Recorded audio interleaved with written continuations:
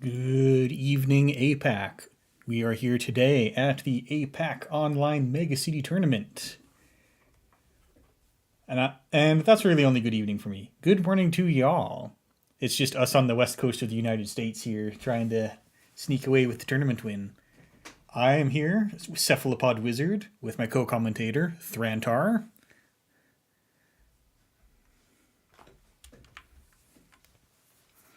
Oh, we'll get Thrantar in soon enough.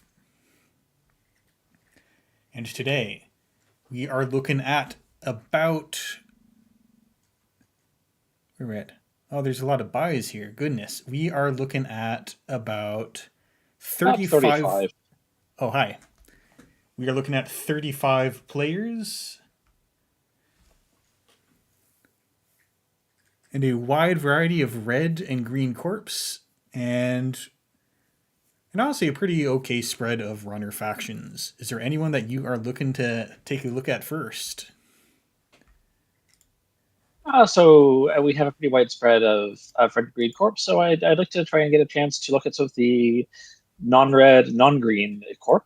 I'm looking at potentially table 2 or table 11. Yeah, Both well, have some HB. table 2, table 11.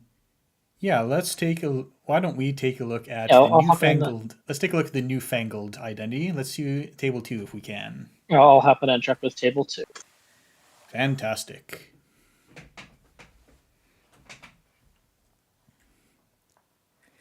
Canada does touch the Pacific, and to be honest, that's my claim to be in here too, so maybe it's legitimate. We'll have to ask Jai.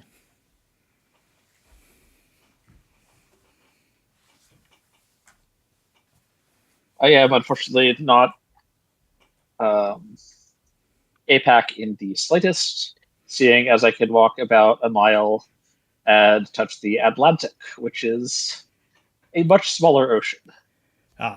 So as I'm sure you understand, this does make you a cyber criminal, being here without even being able to touch the Pacific.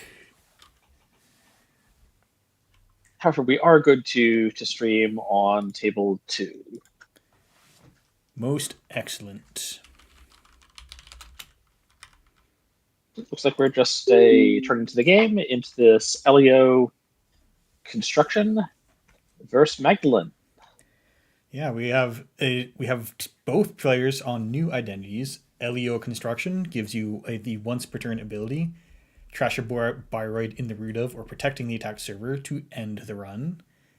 And Magdalene, whenever you discard to reach your hand size, you get to install one program or hardware from those cards.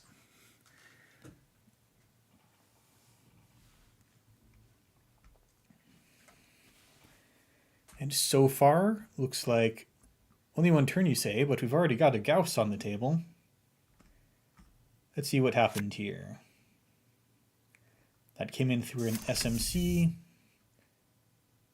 And that was to trash a Mercia Ballard earlier in the game. Also see some interesting card choices here out of Elio. I'm seeing Sprint, which is something I don't necessarily see a ton of. Yeah, sometimes go ahead. Very nice little bit of pan fixing, of pan filtering, but it's not a lot of actual draw, and possibly suggests that there are components in this list that don't want to be in the hand. Yeah, and that might come from, in the past, you might have something like a remote enforcement, which searches for an ice from R&D for free.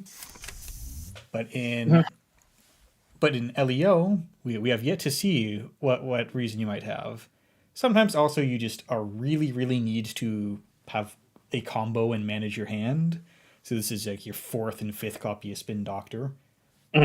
Or maybe you're skimping on the Spin Doctors because you need influence for sinister plans. Well, we've seen at least 2 Spin Doctors at this point, so I suspect the 3rd exists. It does look like the 3rd. This might be just wanting another Spin Doctor in the deck.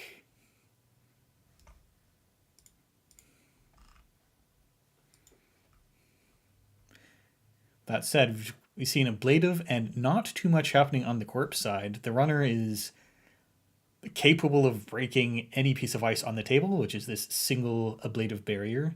So Mhm. you definitely need to install another piece of ice to try to challenge the runner to go find more cards.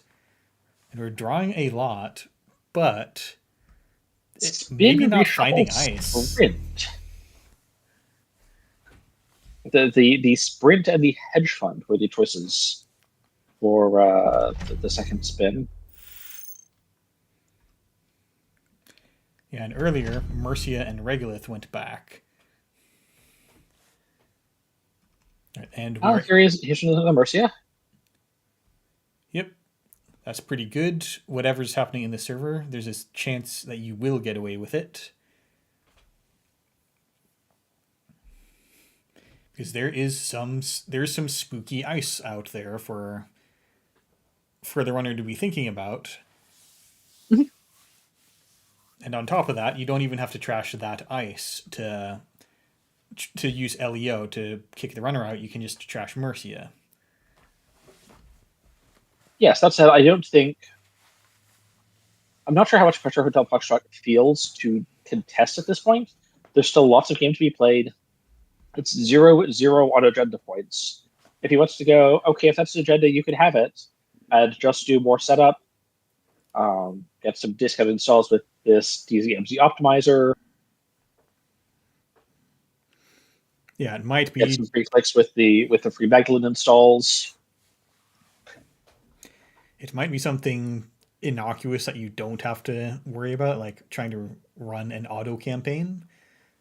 But the open central servers are looking particularly exploitable these days. Though who knows how much Magdalene is really running, as opposed to just set up. I mean, there's potential for setup. There's a potential for like a border coming in here could be really nice. You could deep dive the corp right now, and no one could stop you.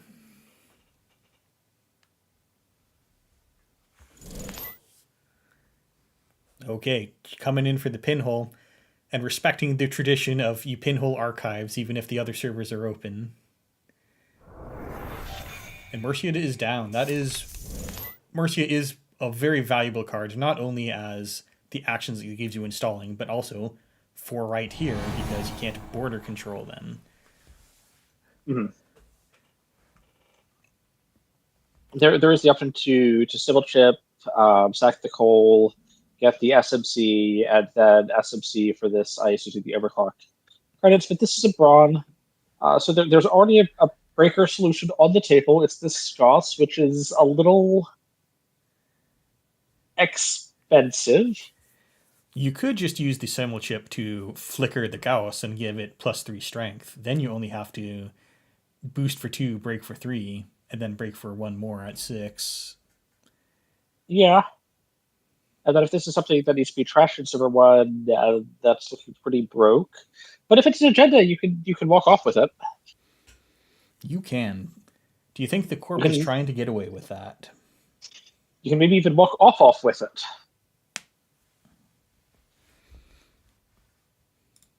And no ice in archives, so Bran is at worst going to get an HQ ice installed behind it, which is a distinct possibility. LEO But seems like the type of corp that would run a lot of ice. there's not a lot of ice that can be installed and then res for one. This is a sort indoor cost on the install, which is good. Otherwise, you couldn't even install it. But there's still the resing it portion, Yeah, which looks I'm a considering the little. possibility that you just bounce and greedily avoid clicking through the first subroutine.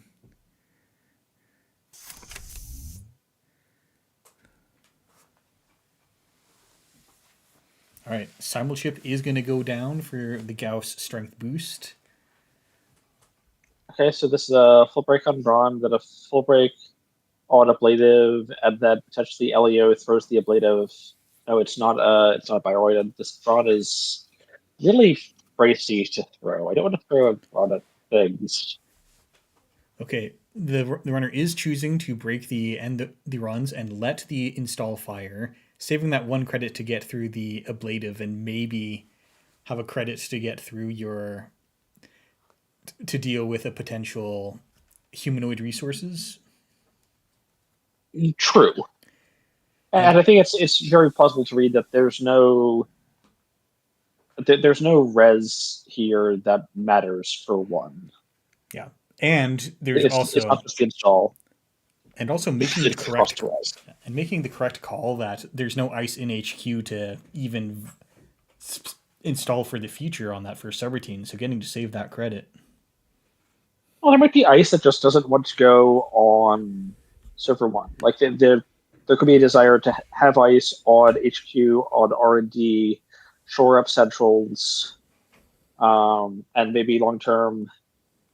Megalin's economy is bad enough right now to not support repeated challenges of this brawn. And we did see credit perfect to stop the humanoid resources from firing, which would have gotten the corp right back into it.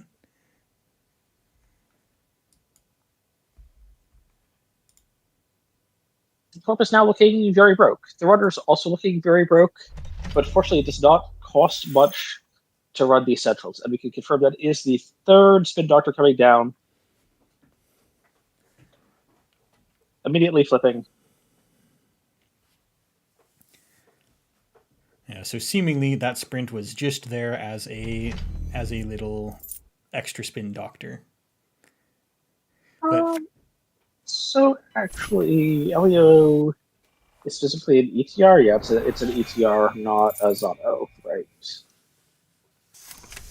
But I was trying to think if there was like some weird setup you could do with like treating it as another city grid and setting up something, but no, it's just an ATR. Although I guess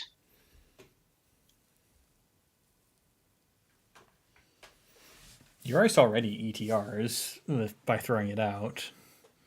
right. So I guess one thing that this does do is like you could predict a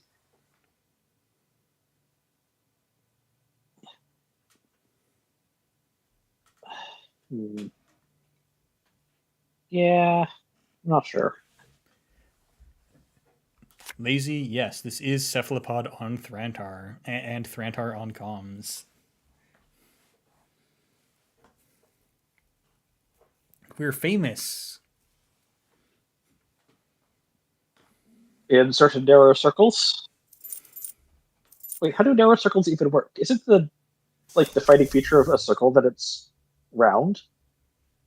What if the Perfectly defining? round? I think it's got to be round and it's got to have the same angle all the way throughout. Ellipses don't count. Right. So how can you possibly have narrow circles? Well, I believe that this makes us very famous in a certain ellipses of people. Okay. All right, corporation finally starting to look at a healthy credit total, ice on the centrals. This is looking more like a Netrunner game with a couple of turns of poverty before we get stuff happening in the remote.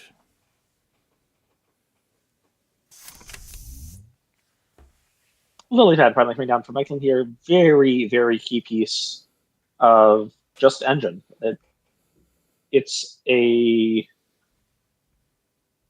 lot of draw. It's also a lot of safety, if I recall correctly, because the Megalyn install is after discard, triggers Lilypad, goes back up to 6 cards in hand. Yep, it just keeps the engine flowing and gives you 2 MU with which to run a lot of programs, because running programs as your economy, it'll eat up your MU really quick. We've got a coalescence waiting to be spec worked, and this fermenter is getting threatening really quick. I mean, the coalescence can also be thrown to the symbol chip if necessary.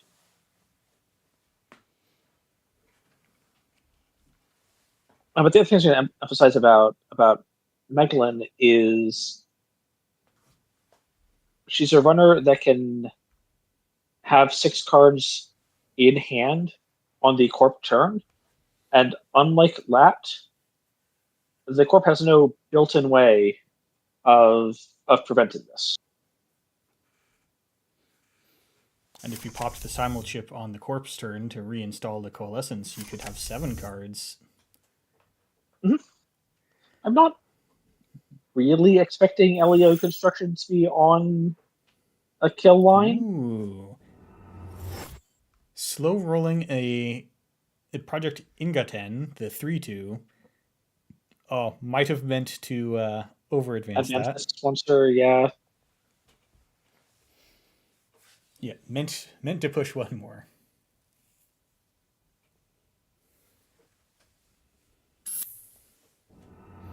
That's more like it. And then you get to put a card in the remote for the final click, ready to use Hollow Man again if the runner doesn't stop you.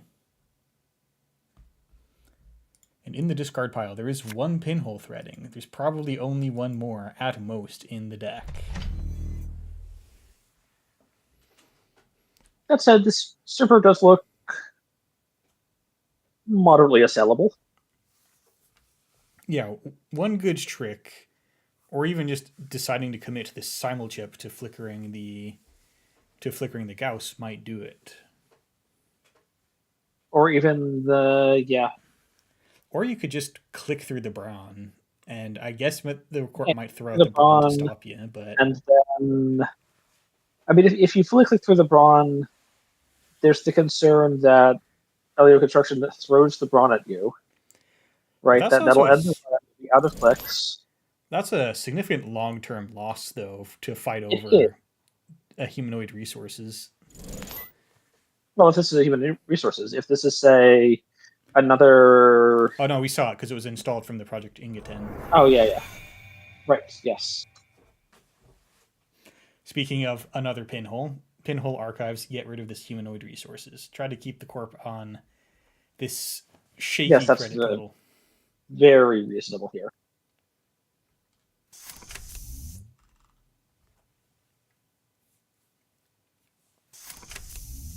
No pressing threats, just coming down. Telework, Prowler, some setup here. Yeah, some econ.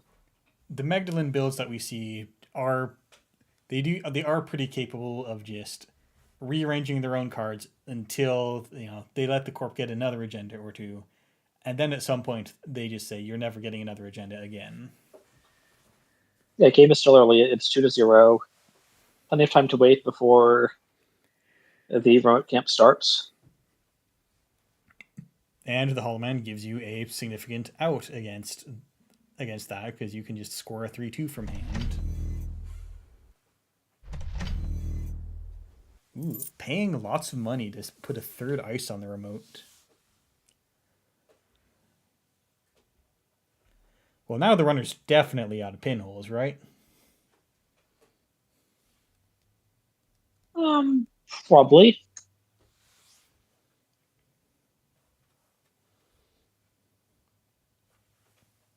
So if this list is on like 1x Ashen,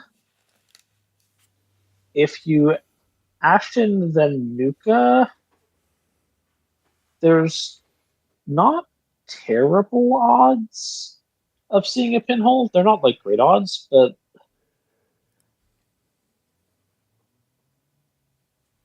I do think sometimes the option, if you have an Ashen, to Ashen before you're at 0 cards in stack is a little underrated sometimes.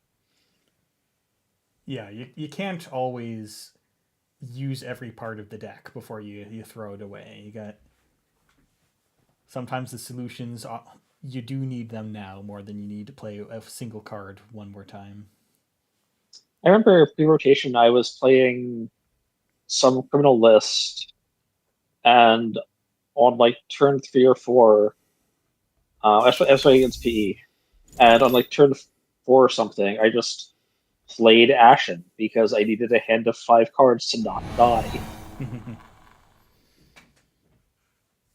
All right, we do see the classic.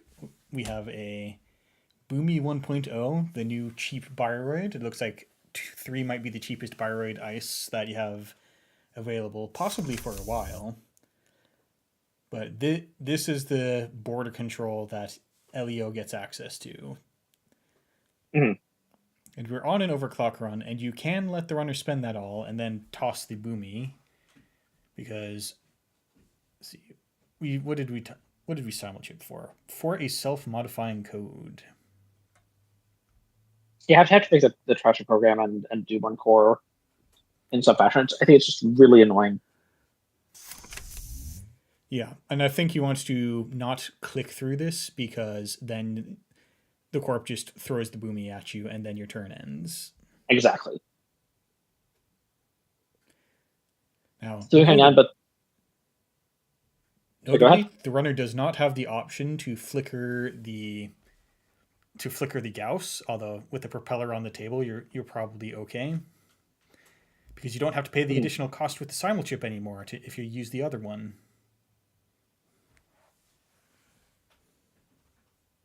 Yes.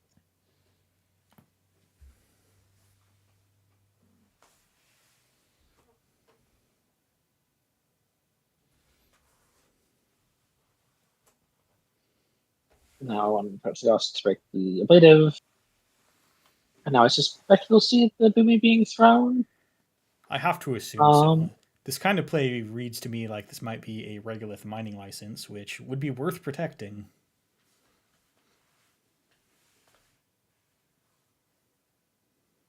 or even like uh, 2 credits. I should say an off. Oh no, no trash. The runner gets in, preserving the ice on the server, losing the Hollow Man. And I don't know if there's anywhere where this list is on seamless lists, but I've seen it like off double seamless as a potential angle that was being shot for here.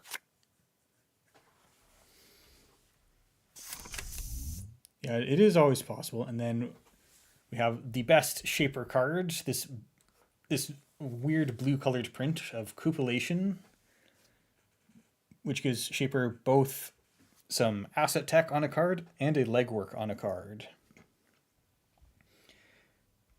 And then installing that for free, or for 1 credit with Magdalene with the spare click you have, just because you might as well. You will need that card eventually.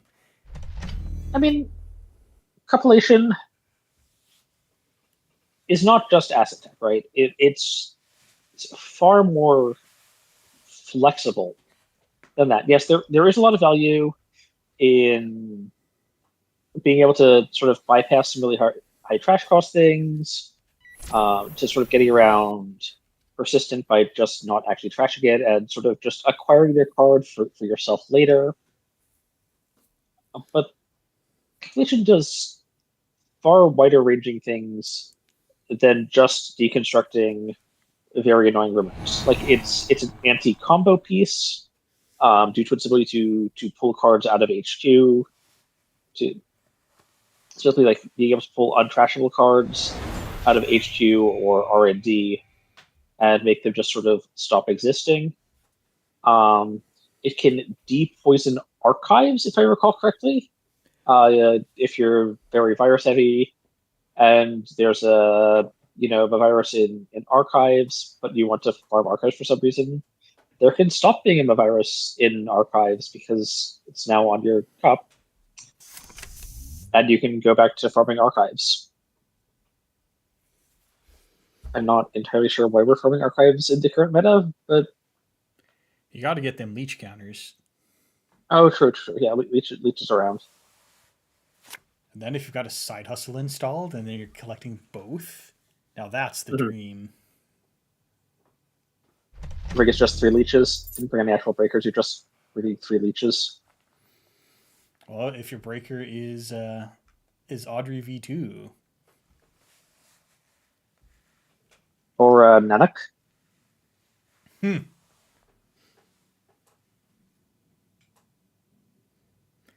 All right. So the corp barely hanging on economically, up to 2 credits, card in the remote.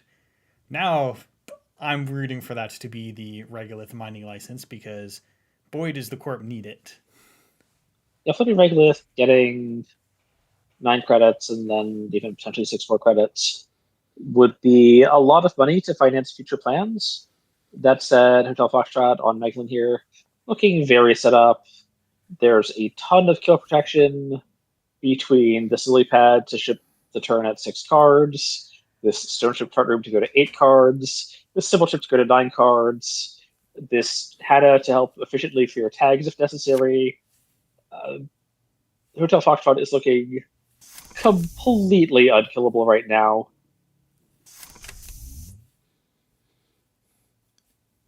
And getting one more SMC on the table, just in case there's code gates to be had. I was looking for ice to put in LEO, and we have no code gate Bioroids at the moment. None at all. I guess Ravana rotated. It did rotate. Fairchild 3 rotated. So long That's a ago. bit further back. Yeah. Yeah, per the article about LEO, testing was instructed to just assume that every single Bioroid except Fairchild 3 was legal to test out how good this ID could get. Okay. All right, into R&D for 2 credits. And it sent a message. The unfortunate curse of playing LEO, the R&D just always has the agendas on top. And in HQ, more send a message and another 3-2. I don't know if this happens to me in my LEO games too, where you're cooked economically, but you have like 4 agendas in play. Mm-hmm. Do you think the shuffler is rigged? Doubt it. Right, we have 13 minutes left in the round. All right, well, let me see what else is out there. There are only 2 tables outstanding right now. See, table 6 and 3. Go check in with table 3. Yeah, let's see if Baz is holding on.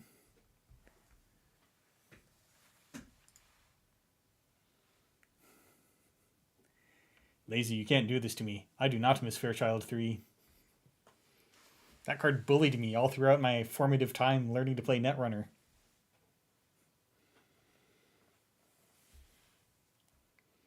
It taught me that you should just never run and just play Shaper because you had Magnum Opus.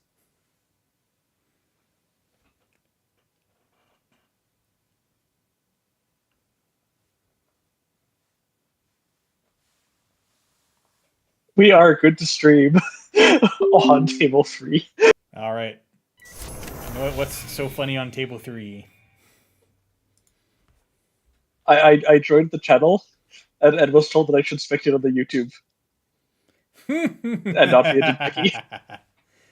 Fair enough. Well, you can watch on YouTube and I'll watch on Twitch.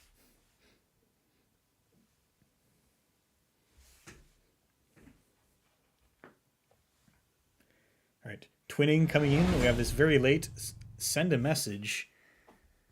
We have here Iswak. Looks like longevity serum in there because you have to put it in there. And I bet the rest of the deck is 3-pointers. Yeah, so Israk does have one counter on Israk, which means that basically this server 2 is incredibly, incredibly threatening, and Branimated is probably trying to win right now because if he ships the turn, it is very, very unclear if he'll get another one with something slow cooking on La Costa, protected by an animatic void, and the Iswak ability. It's going to be double seamless, Oh no, double seamless, double seamless. And then we're finally Fuji, and that's Iswak with 2 5 points counters. 5 points required. 2-point Iswak. Oh, and let's see. And that was a Hermes trigger on the wrong card, it looks like.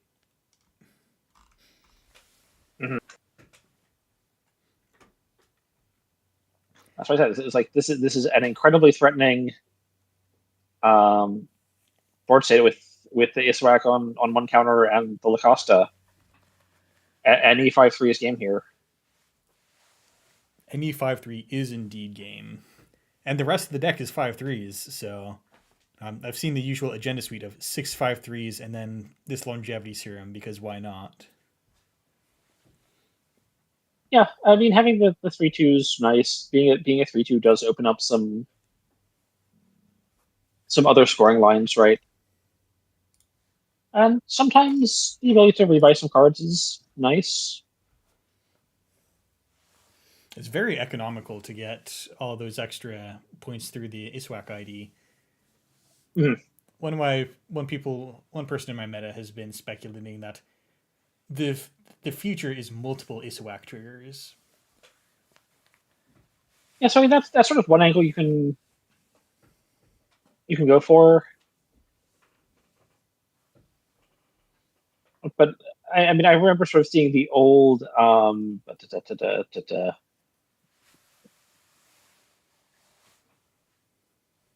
you see the old like NBN decks that would score 3+3 and then like backroom machinations or what was the triple click That like was Echo asset Chamber.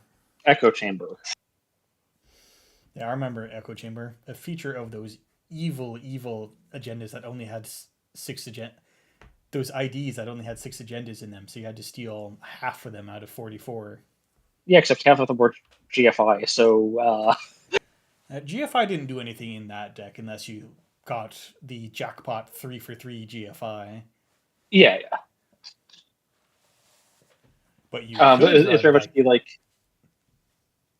you could run at the time Bologna and like Degree Mill. Just every agenda mhm, is also really hard to steal. yep. But it's the same like we're seeing the sort of same thing in the Isvac shells now, where it's you score 2 3-pointers, and instead of materializing the seventh point from Echo Chamber, you materialize the seventh point from having done shenanigans advancing one of those. The Iswac ability. All right, but hear me out. You install advance a card, and then the runner doesn't get to it because it's the early game and life is hard, and they'll let you waste a lot of money Okay, on okay. your 5-3. And then surprise, it was a hybrid release, and you just scored a 2-2. Okay, so turn one, I get a Mitosis 2 hyper releases. Yeah, now we're thinking. Um, I go to And go to 4 points. it's what does list do again? It installs a card from Hybrid release installs on score. It installs a face down card from archives. right. Okay, so turn one, I like console review Mitosis, score my 2 hyper releases.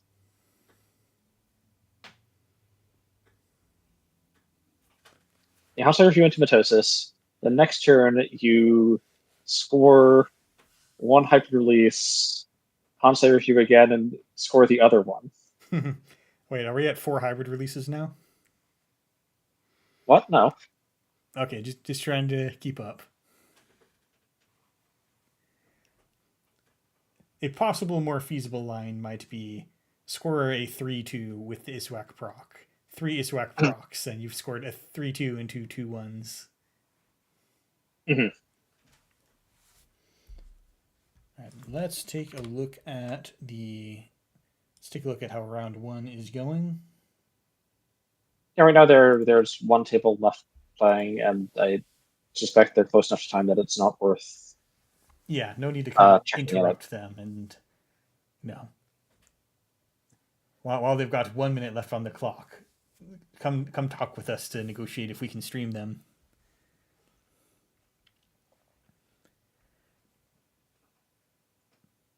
Yeah, so looking at the traditional round one standings. It looks like Seb got a win on table one versus Isuak. Ampere got a win on table 10. Um, 9 of the 15 reporting tables were corp wins. This is turning out a little differently from last weekend. Last weekend was a runner meta.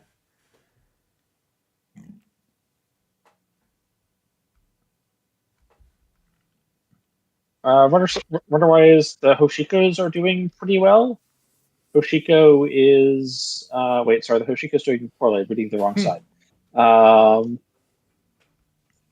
Hoshiko is, I think, 1-4. Yeah, Wayland as a faction, 3-1, not bad. And then if we count the buys, they're actually 6-1. If we count the buys, they're doing extremely well. Yes. All right, I think we found the secret to deck building in Wayland. Come in with a buy. I don't think that's Wayland specific. It sounds like something Wayland would do.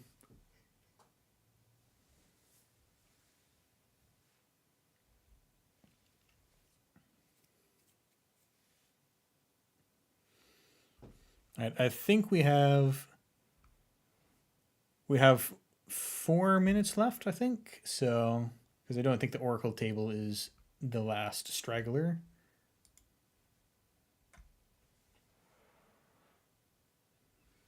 See, how's Alco doing? I see 1 Alco. I see 2 Alco. I see 3, 4, 3, 4. So far, Alco is 2-1, pending this very important table 6 match.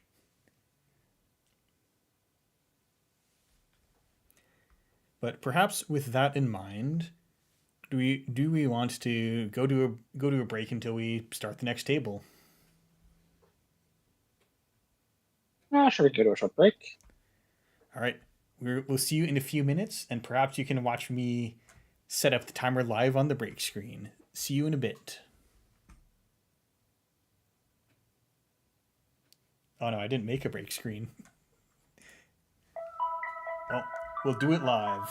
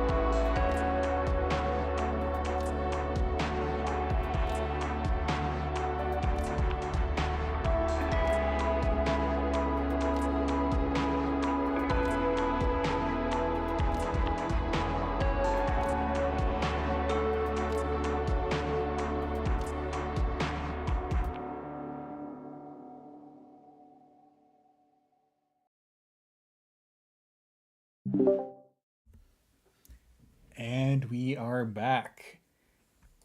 Looking at a fascinating round 2 here. We have some options. We could watch Nebula, we could watch Aoko, or we could watch Wayland. Or we could watch another type of Wayland. What do you think of this round 2 spread? Hmm. You have some options here. Seeing a lot of Hoshiko and Sable among the runners. Well, I'm always interested to see an op game. Do you want to take a look at table 1? Yeah, I can check it on table 1. See what There we the go. Zaya enthusiasts have found.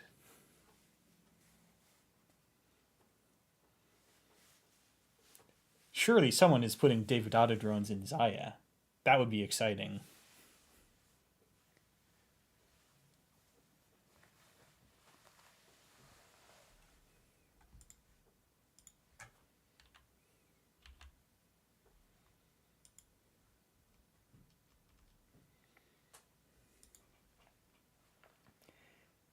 So I asked the general channel, hey y'all, this is a lot of Wayland. Do you know something we don't? And the answer was yes. I still don't know what it is though. But I think All right, we are going to stream on table 1. most excellent. But I think we are about to find out. Why so green, eh?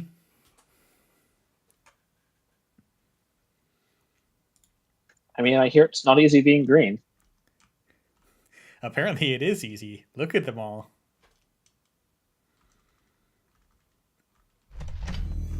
And we are off to the races. Ice HQ, fair play against criminal. Yes, we are off to the races here. SNHQ, and then a new remote, and then a piece of ice on it, leaving R&D exposed. This looks like a pre-rotation play where that remote would be Rashida, and no matter what happens, you can probably resolve it.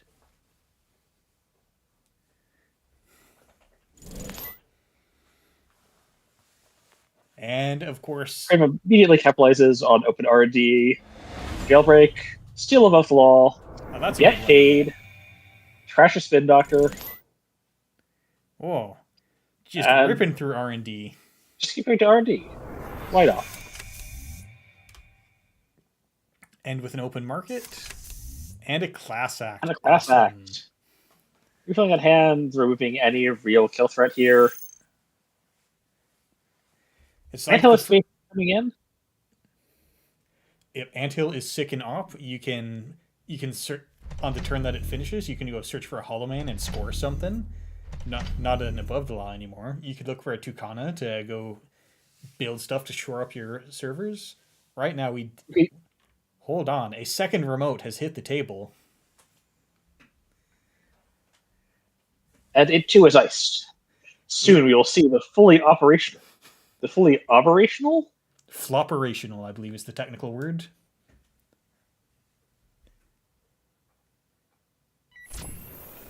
But how can the corp res all of this ice? Whoop. Alright, it has been noted. I did not scroll chat.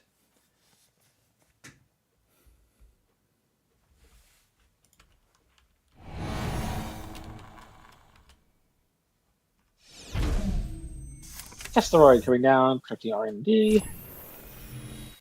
Unfortunate time to put a penny shaver on the table now that all the servers are iced, but the corp can't res all the servers, so we are going to cash in a Zato City Grid.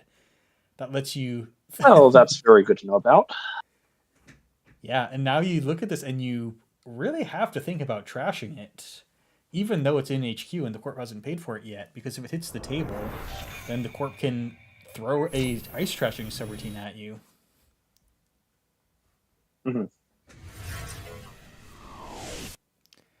Fly Swatter will make sure the corp gets that last hit from the anthill. I mean, dark thing to turn into, but if the corp's feeling poor, this can turn into just even a Regolith. right? If So you want more money, Regolith is a 2. on the runner's turn, the corp pops that Cyber Sand Harvester to go get this humanoid resources. And now we get to the corpse turn, and you've got that op trigger available to you again. So now you can go get something from the anthill trashing, and then we're gonna touch the humanoid resources and draw a bunch of cards. And now there's a Cyber Sand Harvester ready and waiting. Oh, this does mean that the humanoid resources could not in turn be obbed. It does not, but sometimes that's how it is. A fully resolved humanoid is good enough to play in HB. Mm-hmm. And unfortunately, playing the extract, just trashing the fly swatter also for no op value. But I guess its job is done. Job is done. This is a lot of money. And it's not like the reverse going to what? Come and try and touch the Cyber Sand Harvester that's going to explode? I mean, Scarius might feel like he has to, otherwise there's penny sheaver value. You can't and like you can't throw your next 3 turns just to stop the Cyber Sand from firing. Yeah, but I know it's really rough. It's like, okay, you're going to run HQ and server 2 and let them rest the ice, and then they pop the Cyber Sand Harvester anyways? Like, this is also awkward. And through all of that maneuvering, now the Corp has a bunch of money. Very rapidly turning this around from what the finances looked like a minute ago. Mm-hmm. Ooh, Coopulation. Gonna get rid of those Cyber Sand credits, or at least make the Corp pop it right now.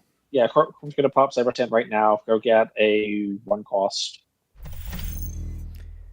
Just on its last click, so the Corp just gets to get away with it.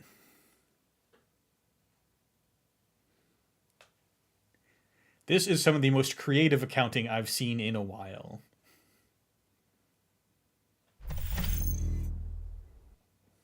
SSJ Speed Racer really living up to their name here. This obelisk is going fast. Yeah, it must be noted.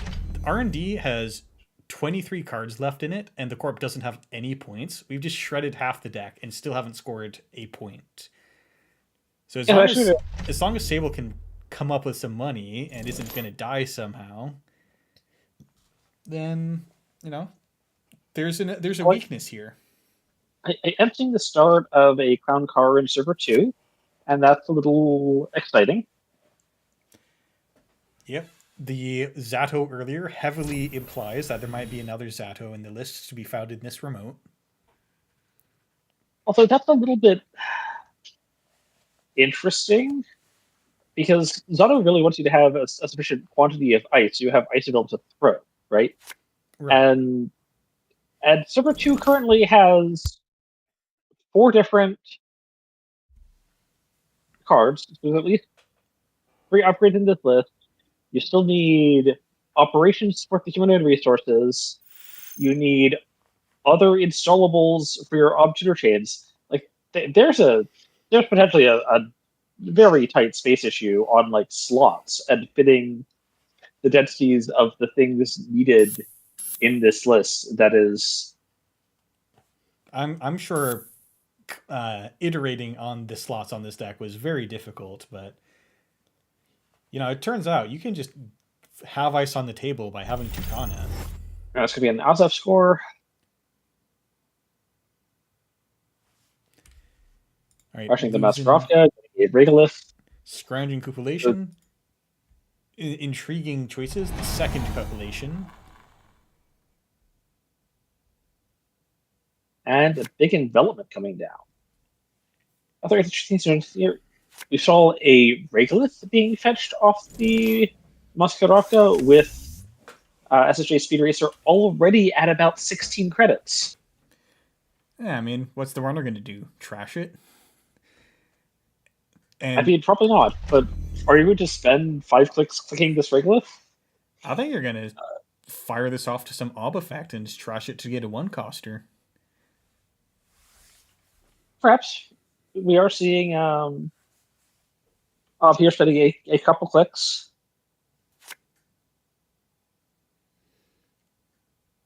Deciding 16 credits, pretty rich. 22 credits, pretty richer.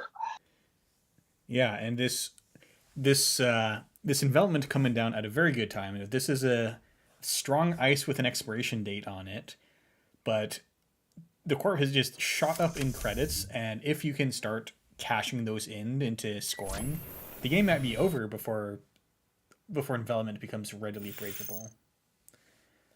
Oh, and we have the newfangled Optech Mitra Aman there to just brick this boomerang because you're going to swap this ice that is targeted by boomerang with something new.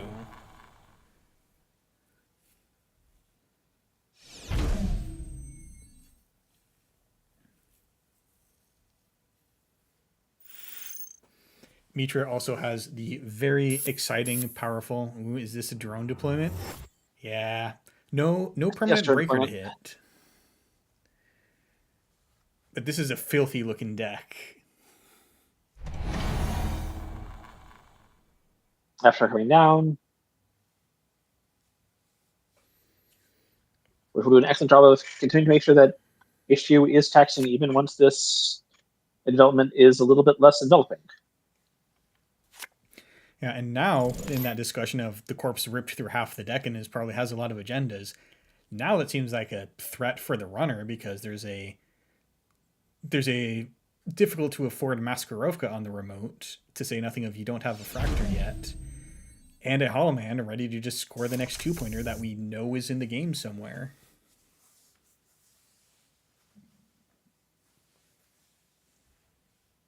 Mm-hmm.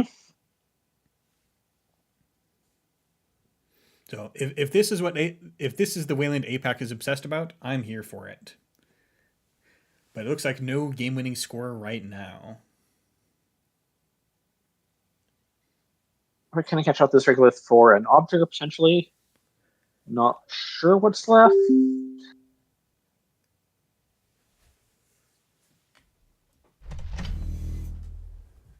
Oh, more ice. We're gonna wait to draw the right card. Now would be a really good time to try to lock R&D for the runner. Mm-hmm. R&D lock looks pretty doable for the moment.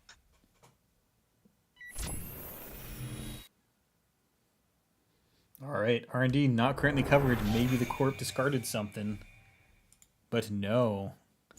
So what's an HQ if it's not an agenda you can score with the Hollow Man?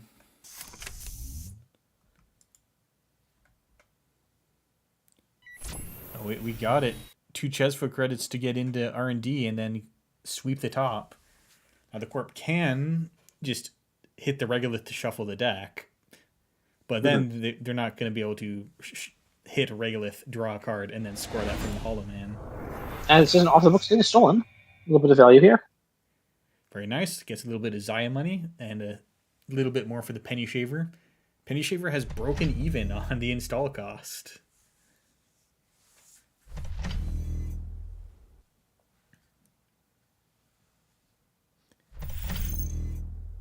Oh, still no. So, still no agenda, and we know that because just put a humanoid resources there.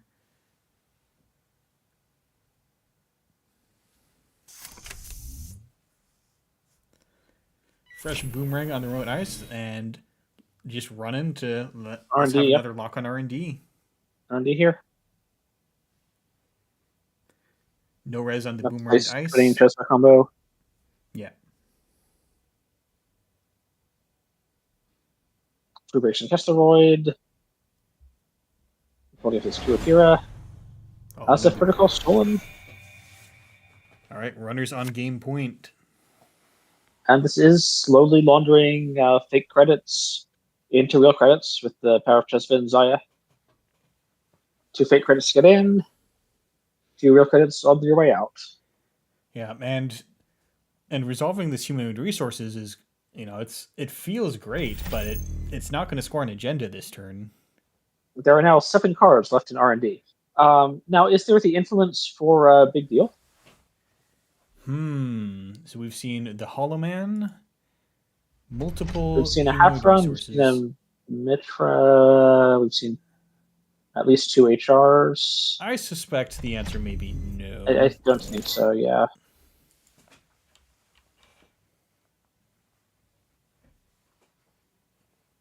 But like this list has generated a ton of money. It is very impressive how fast it has just shredded the deck for short-term stock prices. Scarius, check in the Stavka text. So if you trash one of your other cards when you res it, it has 7 strength, which might be a concern. But if you can get down a revolver, then you don't have to worry so much. Yeah, although the revolvers could presumably be blanked by the Halfren potentially, although there is one in Archives. There's one in Archives, but there's your Spin Doctor on the table right now. So there's a Spin Doctor on the table right now. So that could be an R&D at a moment's notice. Mm-hmm. And now to deal with the possibility of Stavka, we have an Echelon. Not what you want, but maybe it'll be okay.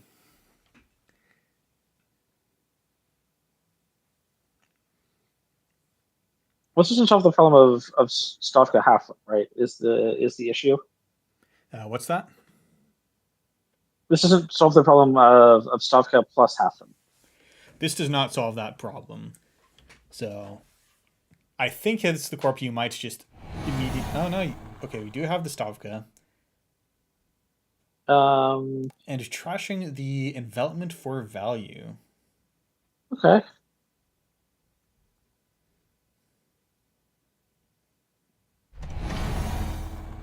Another Stavka on HQ. Interesting. I guess it'll cost a little bit more money. But plus 7 strength that you do have to break, so that'll be 2 boosts. No, that's going to be 3 boosts. That's a lot of money. The runner doesn't have that much money.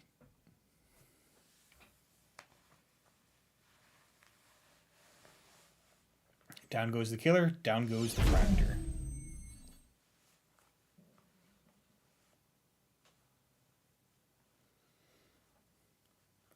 And then, indeed, the win is in the remote with the off the books. Mm-hmm. Blazing fast, and the runner was not able to handle the regular off-the-shelf Stavka without having to call in the half rune.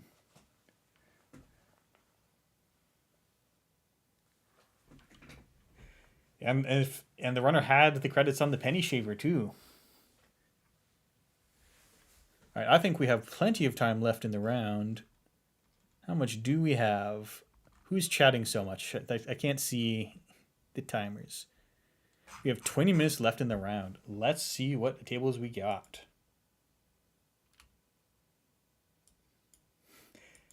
And discussion in the post game that op is nasty, but R&D gets very dense. And oh boy, how dense R&D must be with 7 cards left.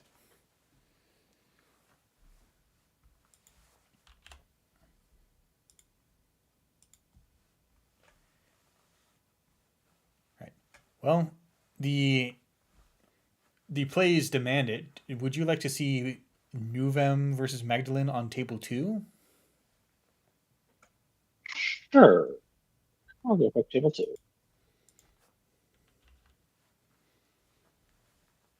I saw a Nuvem list that made a deck list of the week, and it rejected 1-pointers, went for scoring as fast as possible with 2 and 3 pointers, and measured response, because that's a pretty sick card to have if you're trying to ask the runner who can make more money quickly.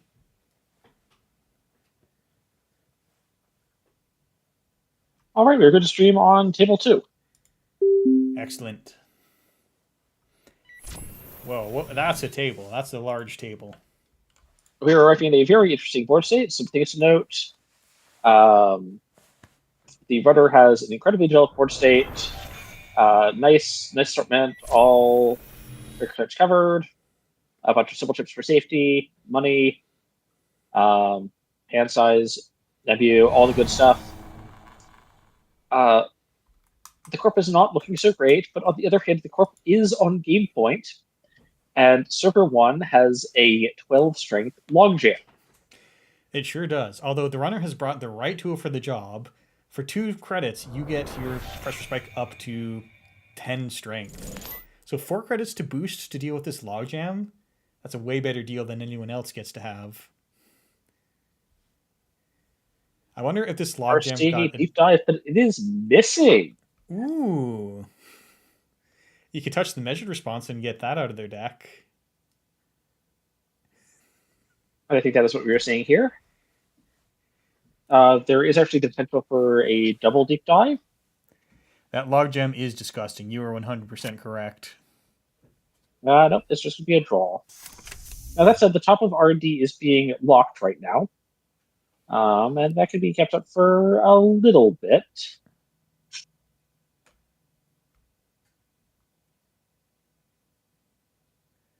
Okay, and then small timing deal here. You do, as the runner, have your end of turn trigger with Magdalene, and you have a paid ability window after that goes off in which you can take your coalescence money because it says use only during your turn, but it's still during your turn. It's your turn.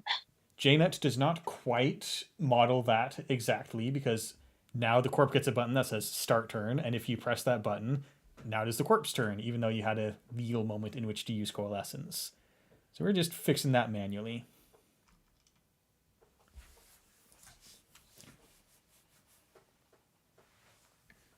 And yep, as demonstrated, JNet is, it will give you all the chances, all the tools you want to fix your board state.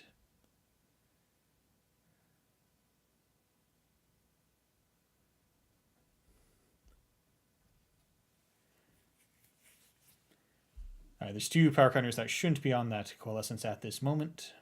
There we go, we got it. If they're working out the syntax, looks like. And we are good.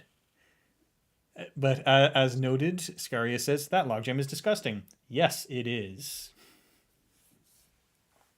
So the special fight can get through it for now. If this logjam goes... Did we have 3 tree lines in the bottom? Okay, I see 2 tree lines in archives, so that means the corp got 6 more advancements from somewhere else. Some probably from the logjam res, but Some probably for logjam, yeah. I've been like experimenting with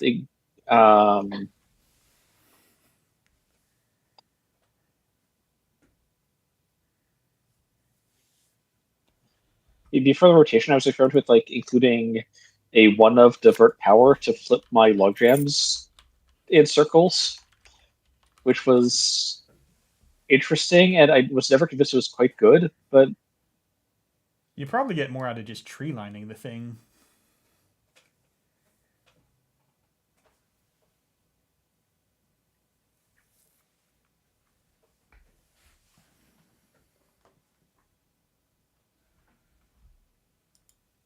all right, corp rolling twice, so breaking R&D lock, and then taking a credit. If this RDS can get res and start taxing the runner out a little bit, that could be big. Although I'm not... What's even all that taxing here? That is tough because the answer at this point is kind of nothing.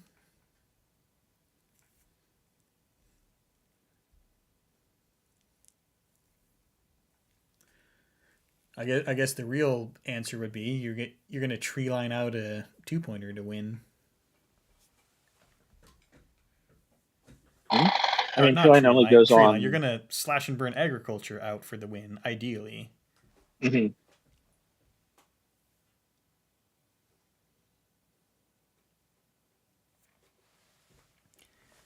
The runner has a lot of credits, but I don't know if they have enough credits to start spending 4 credits per turn for a single, or per run for a single on HQ, which is why Cupulation hits the table.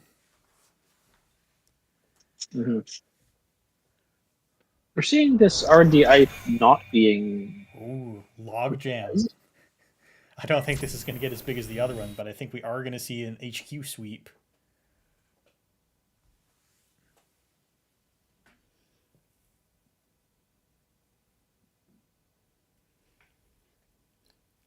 And draining the last of the propeller. What do we see? We see hedge fund. We see pivot.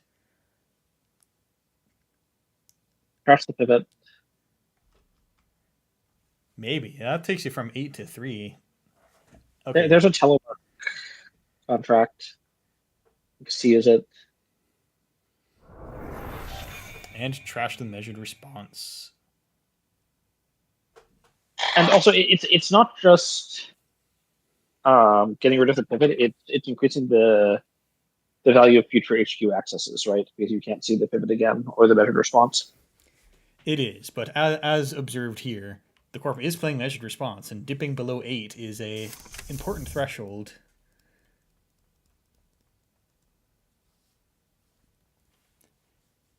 You know, I haven't seen the Magdalene text on JNet before, so I keep thinking install from the heap doesn't sound right when I see it, but of course that is how it works. Right, hedge fund and Nuvem. Not trashing it sounds like a good card.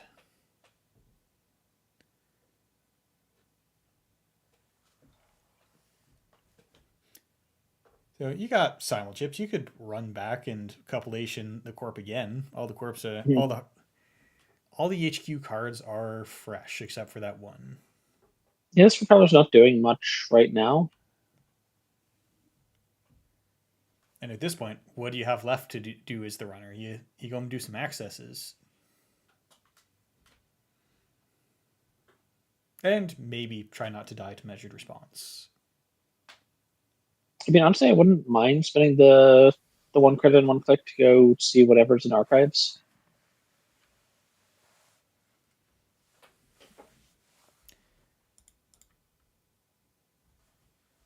Yeah, 2 Hollowmans. I wonder if this suggests that the corp might not be on slash and burn because they're expecting to Hollowman the 3/2s out.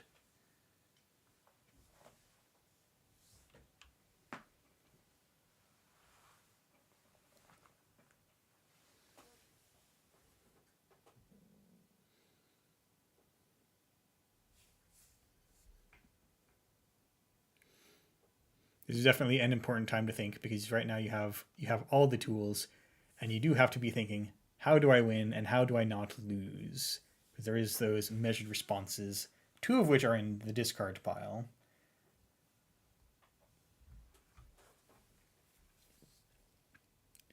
But it's entirely possible that the corp spins them back and then it's back on to worry about dying.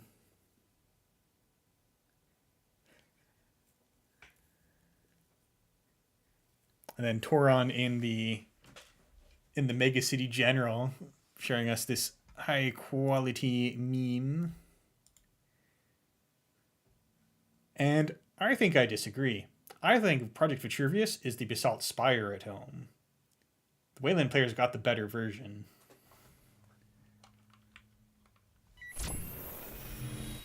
We're into R&D.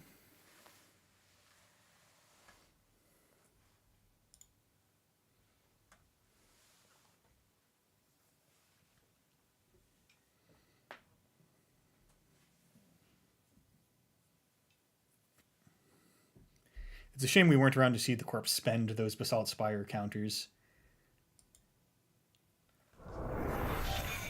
And that is all 3 measured responses in the bin right now.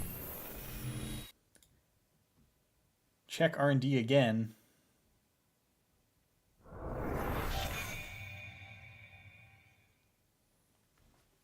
So the E64 here has run through most of his credits. There are still ways to refill them. There's the one to the telework.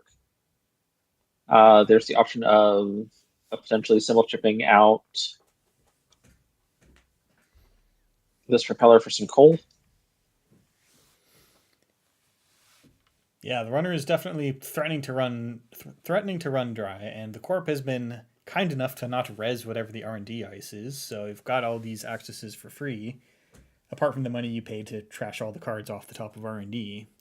But R&D has held out very well for the corporation. That's a lot of cards that we went through, and no extra points for the runner. We have not seen any agendas enter score areas since we started watching. Just wonder if I'm going, maybe check archives. Like if there are two or three agendas hanging out in archives, that's going to really lower the density of agendas in R&D. That could be the case, and there's no spin doctor to whisk those agendas away before you see them.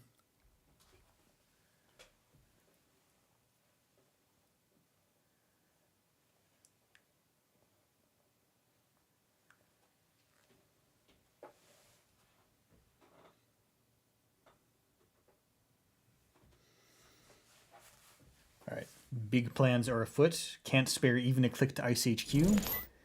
Corp is wait. Oh yes, got to play petty cash first click. You cannot play that second click.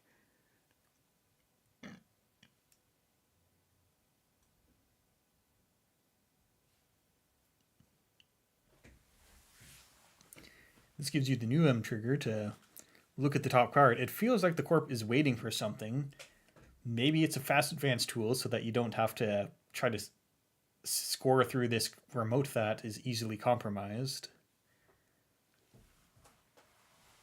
It seems like the corp needs money, but use Nuvem and don't look at the top. Just card and remote. Maybe that's a spin doctor to cover the agendas we're theorizing are in archives.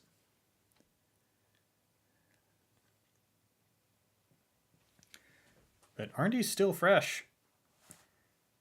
If I had David Dada drones, I'd be so happy right now. But instead, all we have is a deep dive that whiffed. Yeah, I do think King 6 Pro was really expecting that deep dive to just kind of end the game there, and or even not end the game, but certainly do something other than.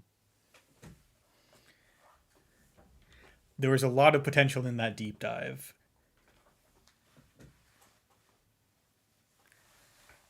And now that you've run as hard as as hard as you could, and then you realize the finish line is still so far away. Now you have to try to strategize for how you're going to finish.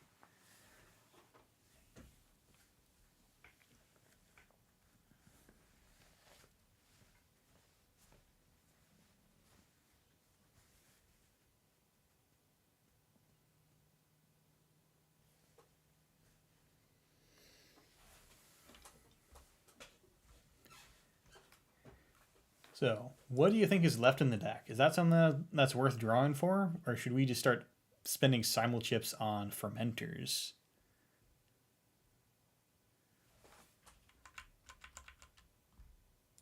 Yeah, I think I'd happily symbol chip a 4-stack fermenter, like just to let the fermenter hit 4, pop it, chip it back. And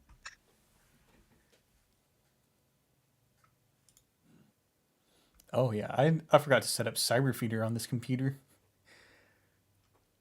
calling that this is a real card in server 1. You go check it. It's pressure spike. Yeah, you might as well, but it also, maybe it's bait. Sure, but there's a finite amount of bait too. Like it's actually possible that you can catch an anthill.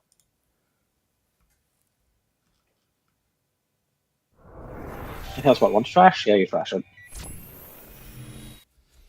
Yeah, Anthill would be a very good card for the corp to resolve if they are fishing for something to end the game with.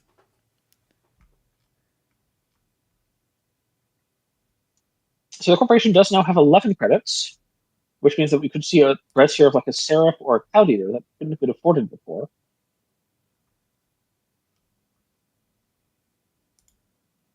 I don't think either of these are likely. And we at A last hammer. see Hammer. That was an expensive ice sitting here waiting. And I could see why you're not looking to res that unless you are capable of continuing on financially, because just a revolver gets through this and you have so many simul chips. This Yeah. will only be costing the runner 2 credits for quite a while to come. Mm. With all these spare cyber chips and the revolver, I was thinking, what's taxing? I thought to myself, well, what about a big sensor? Like, no, there's just too many cyber chips. Like, okay, if we can find a 4 subroutine sentry somewhere, I guess it's taxing, kind of. But I don't even know if there are any 4 subroutine sentries in rotation.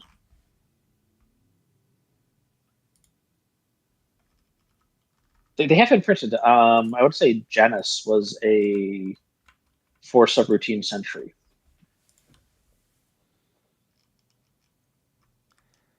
I could have sworn Cyberfeeder had an option for sorting cards in the discard pile. Yes, you hold control. Oh yeah, but it's not currently doing that for me, so I'm trying to find if I need to enable something. Yeah.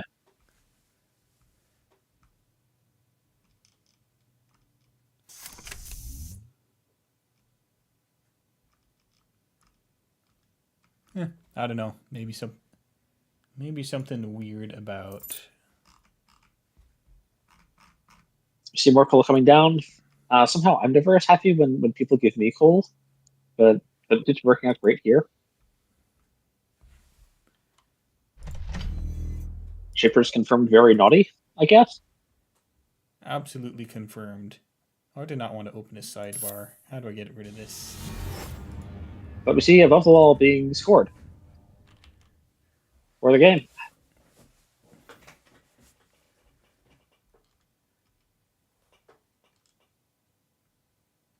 Found the 3-2, found the slash and burn, got the fast advance, and Yeah, that's what we were waiting for. On shoutouts to the 12 advanced logjam there. Hide sidebar. Thank you. I don't want a sidebar.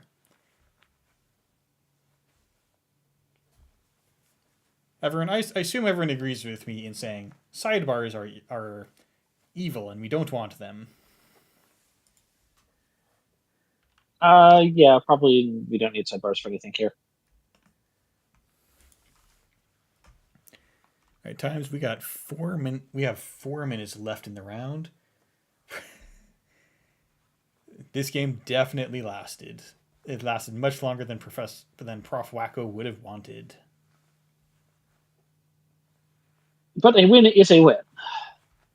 A win is a win. We must admit, a win is a win. All right, off to a quick break while we wait for the round 3 pairings. Sure, we can go to a break. How much time's left on the round right now? What's that? So how much time is on the round right now? Oh, we have like 4 minutes left in the round.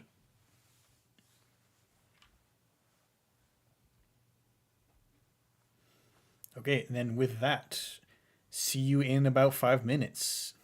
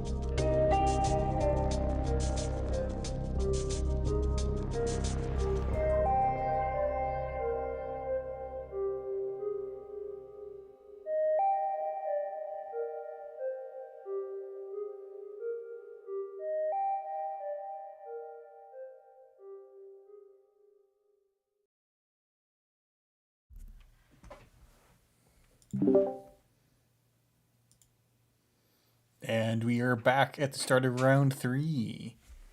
We are here at the APAC Online Megacity Tournament.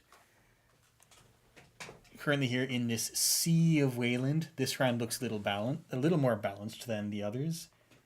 So we're going to take a look at, if we can, see if we can take a look at the table 6, in which there is in which we have everybody, the rogue fan favorite Nebula.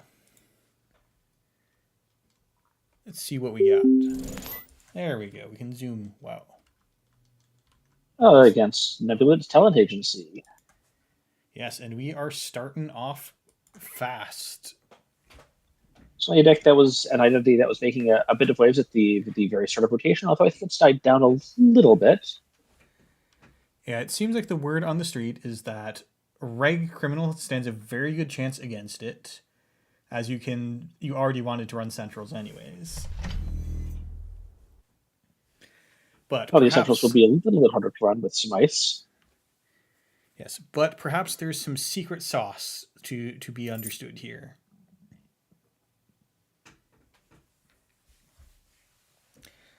And then we click for a credit, discard 1 card. And I sure bet that we discard 2 cards. And then I bet Sable is going to be very happy to run R&D at some point this turn.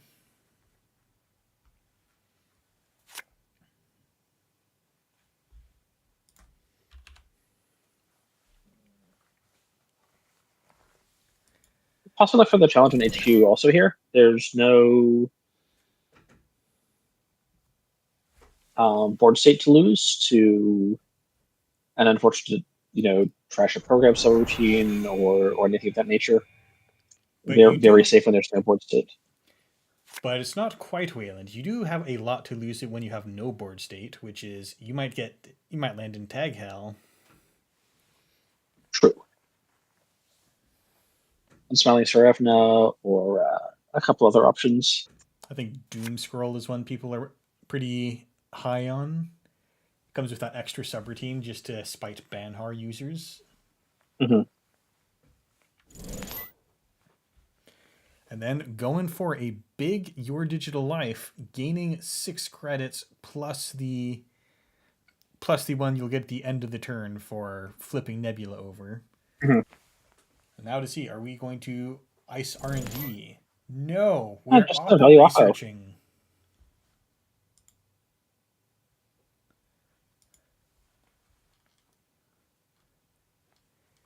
Yeah, because Varric trashed the Spin Doctor out of R&D last turn.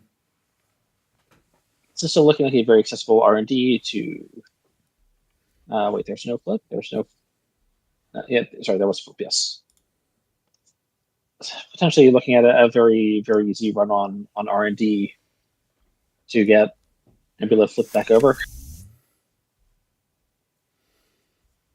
All right, Info Bounty. It pays for itself on this turn, and you get to see what's in archives.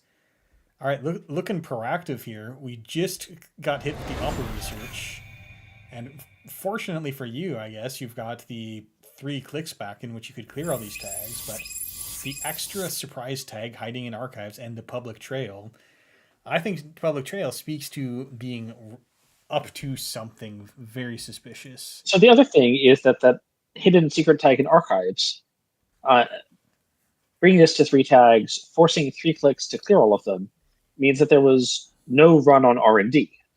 Nebula is currently flipped. That is correct. Nebula is finally going to get to do the thing, and you didn't even have to ice it. You didn't even have to ice R&D to make it happen.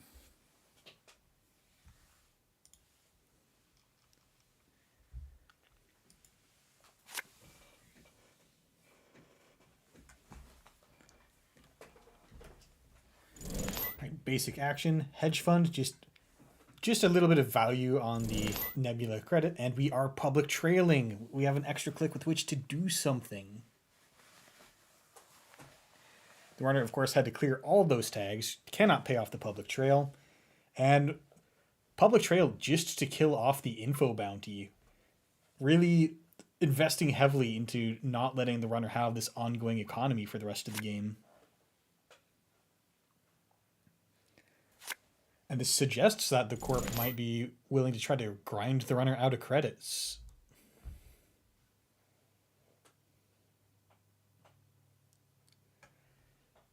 So do you think that we are looking at Nebula as a small version of, or as a once per turn version of building a better world?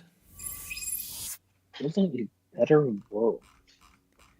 Yeah, Baby W, 1 credit when you play in a transaction. Uh,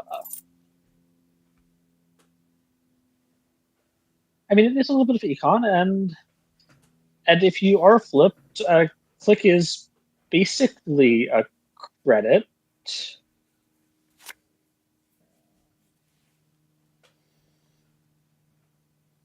But I do think you're looking for a little bit more out of your identity than that. Building a better world was not tearing up the meta.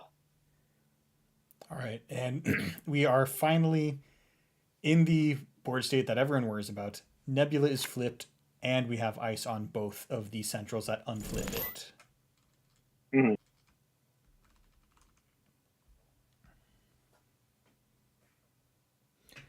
And the runner still has, the credit total is healthy, but there is no breaker in sight A breaker to, that's down. yeah, no breakers are down.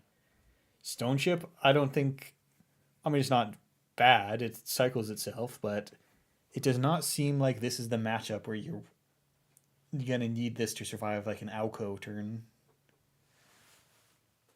I mean, there certainly is the potential for some kill pressure here.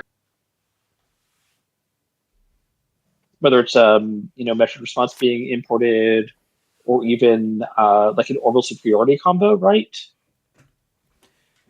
Yeah, I have not seen a lot of agendas here. It's a little suspicious, honestly.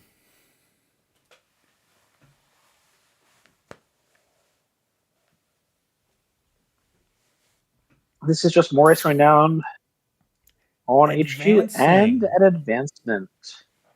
So the obvious thing about right is Massachesto is in faction. Is a pretty good piece of advice, especially when it's advanced. Little It miniature toll booth ish thing. it is, and this also suggests that you might have some other reason that you picked Mesnichestvo. Most people don't pick Mesnichestvo just because you want to advance it manually. You probably might have something like Stoke the Embers to get free advancements. Mm-hmm. Or And you're maybe importing tree line or yeah, even like wall to wall. and I do think Treeline might be an opportunity. I was doing some deck building recently, and I thought in NBN, I want a chunky barrier, and Treeline's only 1 influence. Yeah, it's one influence, it's a 4 strength barrier. It costs 3 if they get the refund on the face check. Yeah, Resigant's pretty reasonable, and like 4's not the end of the world. Like 4, you notice 4, right? But you can Okay, pay for I do full believe sleep. we've. Yes, please sound the alarm. A false lead has entered the score area. And this shouts that we are not here to score 3 pointers from. We're not here to score 3 twos from hand. This means that the runner is like we are trying to murder the runner. Good news. Rudder has 2 stone chip chart rooms. They are now probably just living on the board until someone attempts to kill them, and are not being used for more efficient draw. We're seeing there the click to draw coming down. Yeah, the stonks on those stone chips just went up significantly. In faction, also we have touch ups, which that can help you get activate Nebula while you're scoring a 3 advancement card from hand. And that would also be a significant contributor to the possibility of trying to kill the runner.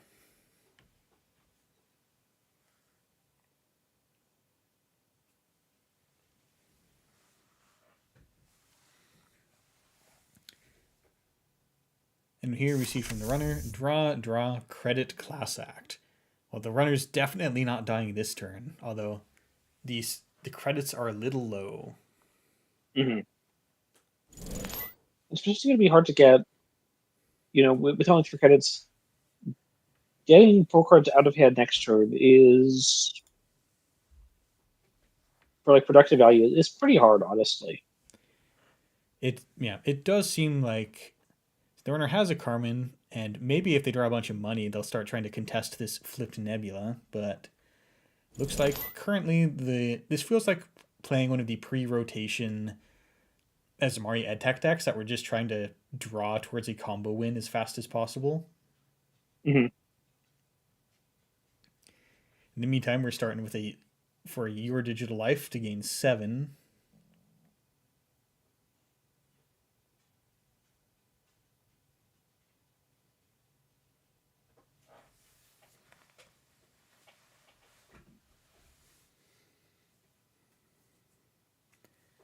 And taking a moment to think, Kelly is of course oracling for the king this tournament, and who's plays with a visual impairment. So someone operates GNet for him to report board state and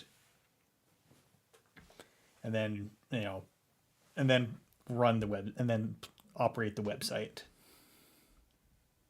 So this table does have an extra 5 minutes on it to account for the communication that you need to do. All right, there's an advanced ice on each of them.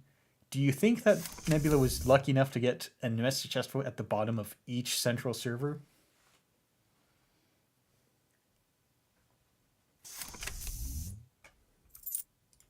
I'm certainly seeing two different pieces of advanced ice is making me wonder if we're just a message house here, or if there's other advanced ice floating around in this list, and if so, what it is.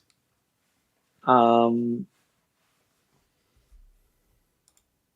One thing I could say that would be sort of interesting, actually, is I could see a one of Colossus, maybe. Possible. Colossus can give the runner a bunch of tags. Gives a bunch of tags. It Ooh, costs. two Um, false leads. The Now I think this screams danger to the runner, and I think at this point you can Oppo research the runner and then just end their turn. So now the runner I think has to be aware of the possibility that you're gonna just have your turn ended and the corp can play two end of the lines on you. Varric, however, did come prepared. Is now showing up with no free lunch. That will get rid of one tag, and that would probably be more than enough to handle a single false lead. Though if you get hit with a big Oppo, which is not online yet, then you've got 4 tags to clear up. I mean, this is in conjunction with still the Stone chart rooms. There's the two Stone chart rooms. There's the no free lunch. If another no free lunch comes down, this is actually looking remarkably safe for being in incredible danger, honestly. Yeah, so what can the runner do if the corp decides to big Oppo end the turn? You can draw up to 9 and clear 1 tag. So I think 3. If you manage to get 3 end of the lines in hand, that still kills you, or maybe you were opted for the lesser influence version in Mindscaping. Mm-hmm.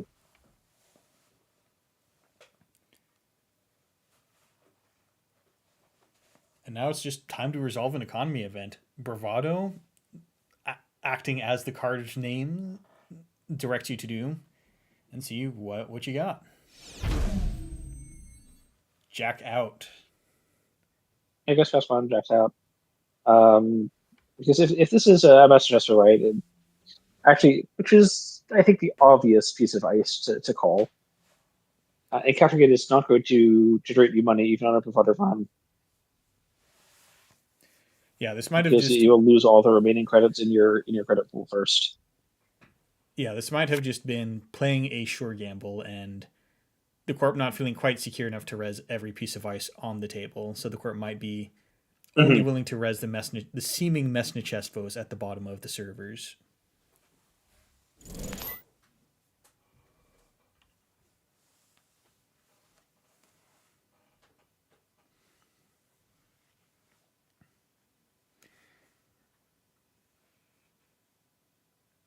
All right, corp's just playing hedge fund. Not so far has The only fast advancing has been to get these false leads on the table. I wonder what we are waiting for.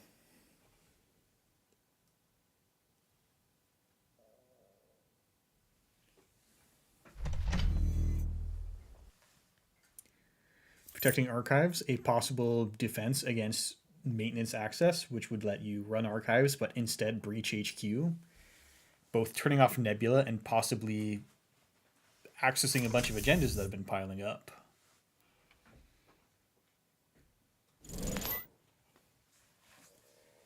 And Bravado again.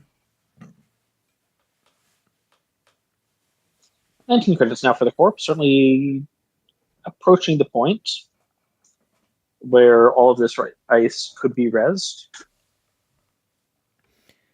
Yeah, maybe you need that for some big Oppo research line, but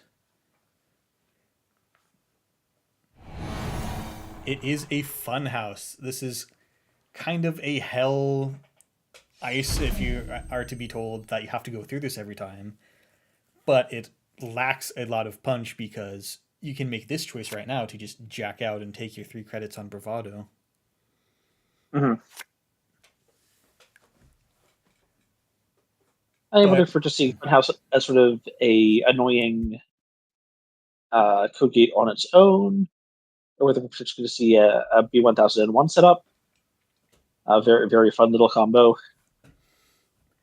Yeah, right now the runner does not have a decoder, so you end up either clearing 2 tags for 4 credits, or you pay 4 and then pay 2 more in a click to clear the Funhouse encounter tag.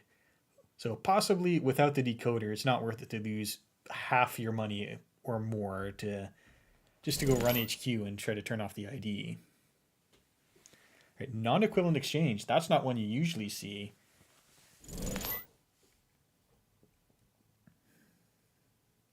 And does not opt to share the money with the runner, and we are playing touch-ups. Off of a pivot.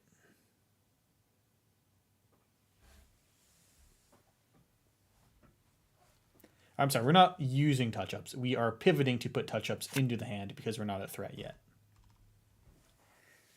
But that is a scary thing. I think I have an idea of what might be the plan for next turn. So actually the other thing, right, that running these message transfers do is they enable touch-ups without you having to install an agenda. They do. Although, is it that exciting to play touch-ups and to just remove a card from the hand if you're not like orbital superioritying the runner? Remove 2 cards from the hand? Yeah, and in this board state, I think if it doesn't contribute to a kill right now, the runner will just redraw the cards. Yeah, but I think the line is right. Is you touch-ups into end of the line. 2 + 4 is 6. Yeah, but then you're not touch-upsing. Well, okay, I guess you do. I guess you can do that if the runner has ended their turn tagged. Right. Right. In this case, we're using touch-ups as a way to launder the Nebula talent management click into something you can use while scoring an agenda. And maybe we are just scoring to 7 at this point. That is some reporting. Shuffling the clean getaways. The runner did not get away with the clean getaway. Servers are looking icy today.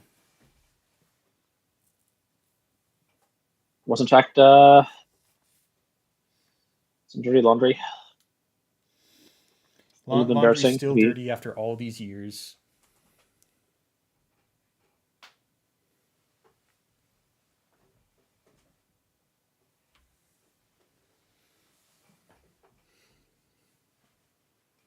And now the runner really needs to get a plan together for how are you going to stop the corp from just continuing to do this. Because as far as ways to launder clicks, we've got 1 touch-ups. The corp could have 2 more. Mm-hmm. We've played 1. We've got 2 petty caches removed from the game, so there could be 1 more of those. 1 more. And then you bet that there's nano managements in this list. A lot of these lists are just playing 3 nano managements. We're forcing the one pivot, but that still leaves space. True. Pivot, in theory, you could be playing 1 pivot and 3 nano managements because you don't have to pay influence for the spin doctor. Right, right.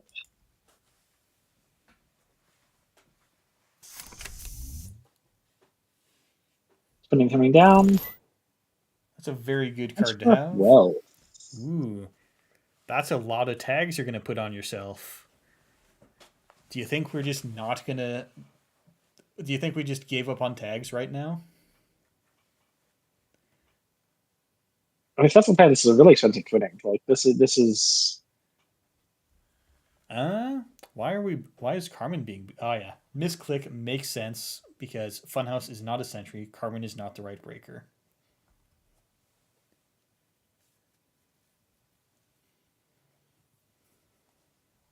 now if these are message Hespers on the base of RDHQ, and even like potentially another funhouse somewhere in archives or in R&D, this Catch Cradle could do a decent chunk of economic work, taxing out those couple It of extra credits.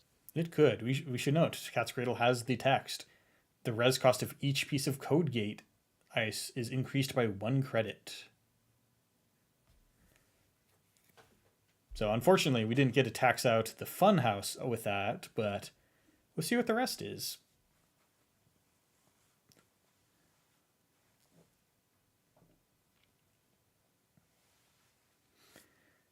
But of course, now you're using Cat's Cradle, so that costs you 3 to boost and 1 to break just to dodge the subroutines tag, and that's not actually cheaper than just paying through the Funhouse.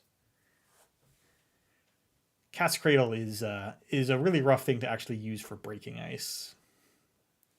Okay, so hear me out. Actually, Uh huh. now that we have Chromatophores, you can install 3 Cat's Cradles, then go on a spree with Chromatophores to build your own Tread Lightly. Hmm. Intriguing. Is this better than playing Tread Lightly? No, Hmm. Is Tread Lightly a card people are playing? I sometimes see one copy floating around, but mostly not. And unfortunately, doing a little bit of napkin math and realizing the credits that you currently have are not going to get you through the mess in the chest vote that we expect to be there. So just jack out and make an unfortunate click that just puts your transfer of wealth into the trash. But at least you didn't take 2 tags to realize this. Although, there's always the option of simply taking 3 tags this run to steal from the corp. Although now that you've got a twinning on the table, you do have to try to not get tagged.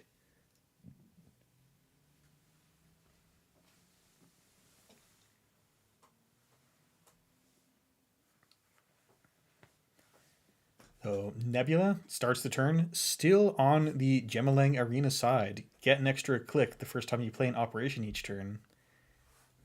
And he had to pivot to grab the last touch-ups that was used for fast advance, so maybe the corp is short on fast advance pieces here. Or maybe not. We have a new remote coming up.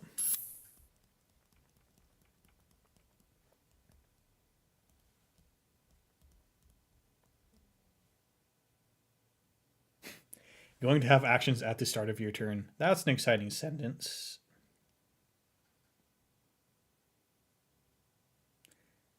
And Varric saying GG. Yeah, not yet. I don't know what double advanced card ends the game. We are false leading twice, possibly just to catch them in and get a 5-3. So in a roundabout way, we are living the Jemison dream. Forfeit 2 false leads to get a 5/3. I have to say, isn't this just Plymouth all over again? Yes, except it costed more. All right, Varric calling the it's late at night over here. And there may not be much time left in the game, especially if the corp is allowed to install a 3/2 from hand. Mm-hmm. I am curious to see what is the influence spent on. Is this end of the line just as the threat to back up the fun houses? And Info Bounty is back after all this time.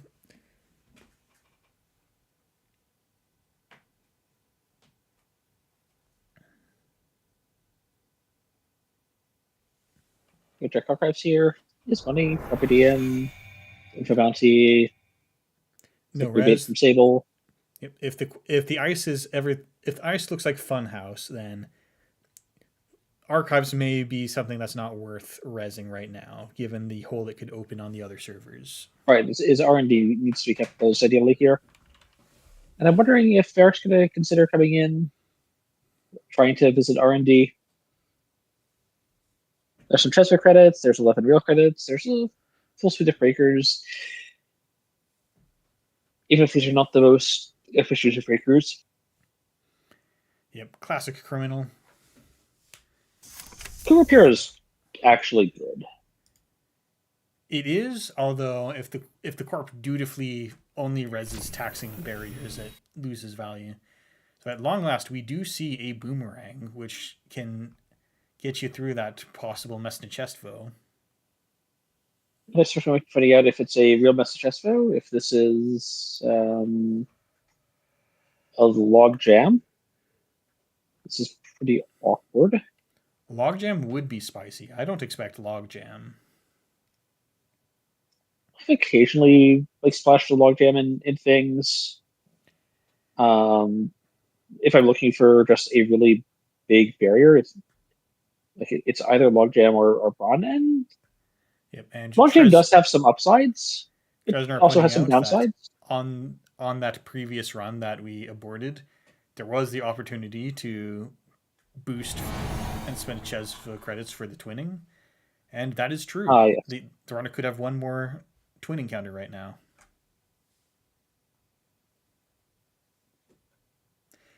And this could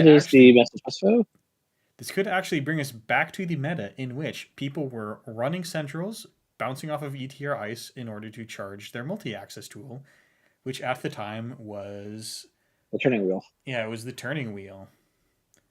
So at the time, you'd see like an ETR on HQ, and the runner might just bonk off of it 4 times to build up multi-access.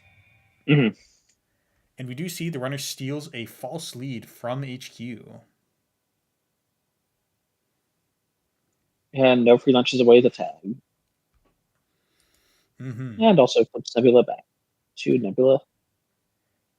Big Oppo is going to be rough this turn, though. Surely the corp has drawn another by now. I mean, 3 credits. Where's the big Oppo?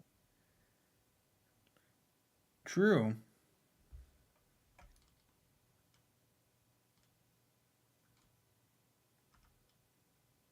Where did the corpse money all go? I guess you did just spend 5 on the next big thing. And 5 resing this message Chesvo.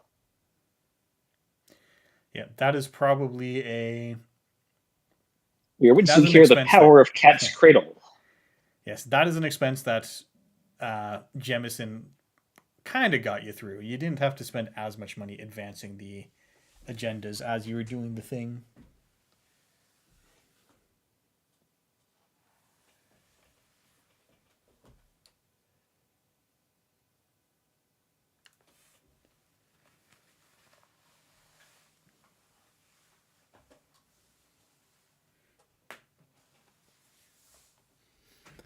Excitingly, Stoneship Chart Room has secret text on it that you can charge a card. So if you wanted, you could get 1 twinning counter normally and then use the Stoneship just to look at 1 additional card.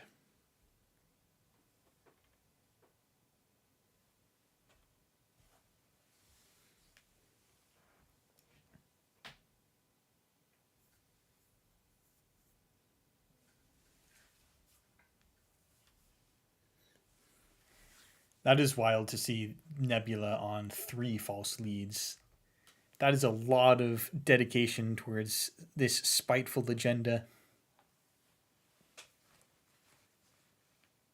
Hmm.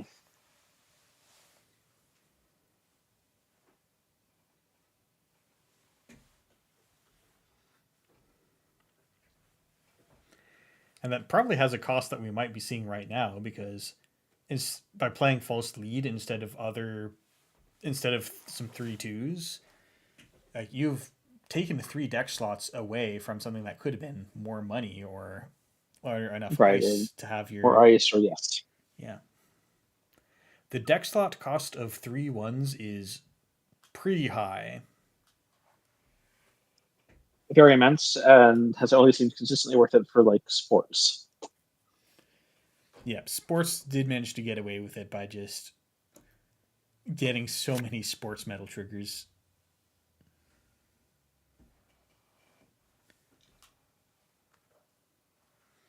Yeah, a slight connection drop. I've had a drop or two.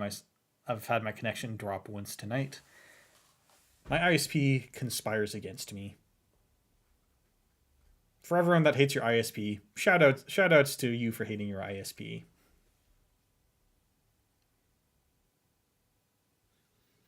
Falsely definitely looks like it's here for a kill line. Hmm. Like touch ups is a spicy card to be playing if you don't have a good reason to need their hands to have fewer cards in it.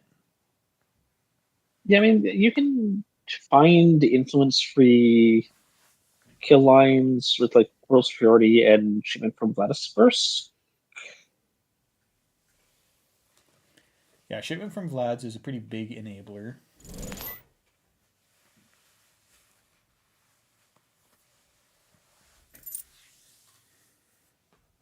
All right, non-equivalent exchange. Once again, never not using the mode to let the runner have credits.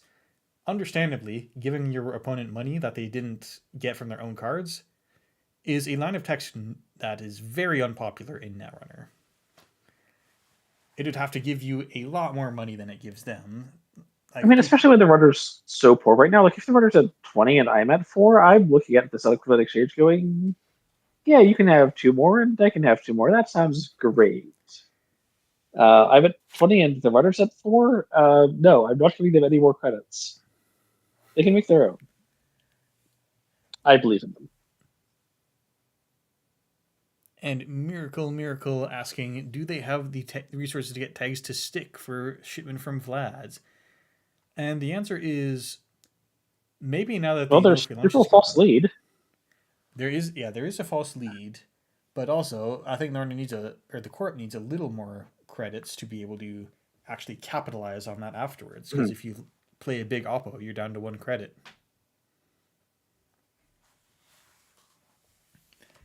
And here we have this secret anti-synergy with oppo research, where now that you're on the flip side, if you play oppo research, the click gain will not do anything because it ends your action phase and you'll just skip straight to the end of your turn. You won't get the 1 credit that the front side baby W could have gotten you. Okay. I can see that you're very convinced by the thought that the front side of Nebula might be the good side. Uh, well, I'm not so much convinced that if the Nebula is the good side, but I am, sort of amused by this quarter case existing. It sort of reminds me of like when Hoshiko slipped right and you have no cards left in your stack, so you fail to draw a card and then just lose a card anyways, because why not? Yeah, I mean, obviously Hoshiko needs her V bucks or whatever the game currency is these days.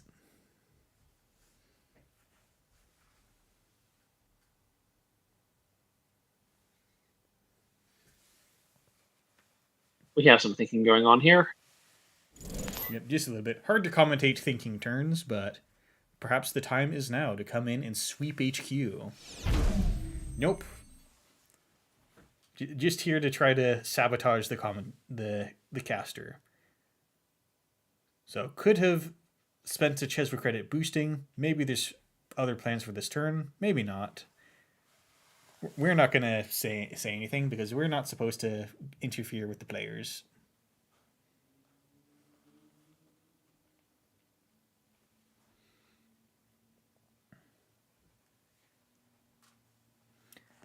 Hosh seems like a zillennial. I've not heard this word before. Somehow it feels like a word that I already know the meaning of, and I'm not sure I like that. All right, Nebula still flipped, and I think this looks like it might be the winning 2-pointer. It It's is looking like it. indeed. Embedded reporting.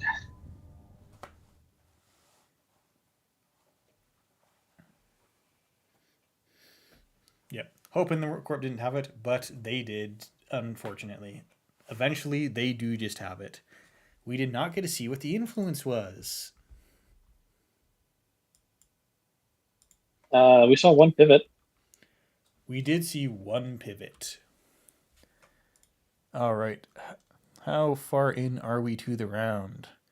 That there are no remaining tables. All tables in round 3 have reported. Sick.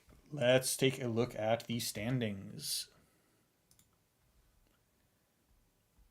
Okay, our standings are up and not broken. Someone's got to push the end round button.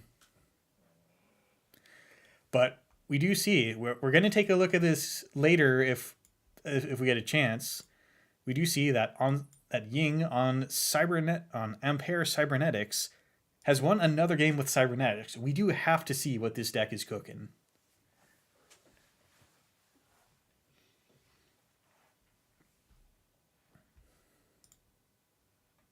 All right, for round 3, it was 9-8 Corp to Runner wins, which is pretty even, I think. Is APAC 9-8 to about gonna? as Will even as you APAC can be? manage. Yeah, go ahead.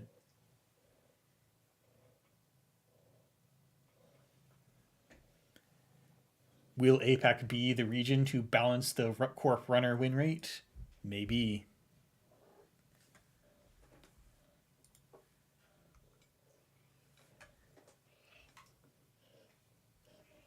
Round 2 was also 9-8.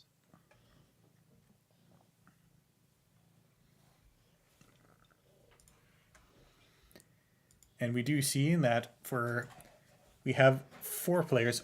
Oliver, please don't do that. My cat is causing cardboard chaos in my room. So we do see that 4 players are undefeated currently. Ting Fen on Nuvem and Hoshigo, Jai on Aoko and Sable, Ibentel on Nuvem and Musliha, and Hotel Foxtrot on Op and Magdalene. Okay. My cat is telling me of an emergency shortage of food in his food bowl. I will be right back. Can you take it from here for a minute or two? Yeah, sure. Well, there's not all that much to talk about right now. We are, of course, waiting for round 4 to be paired and for round 4 to start, and then we'll have a couple minutes before we actually get into game. Right now, we're looking through the current standings. We're at the end of round 3. We have 6 players. We have 4 players undefeated with a score of 9. Looking at our metagame breakdown,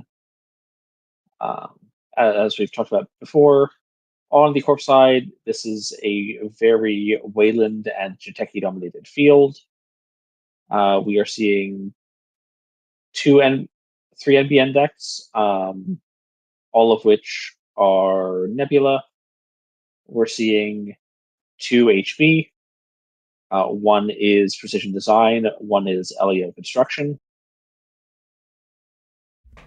Runner side, we're looking at mostly Hoshika, we're looking at Sable, we're looking at Magdalene, a little bit of Sebastiao,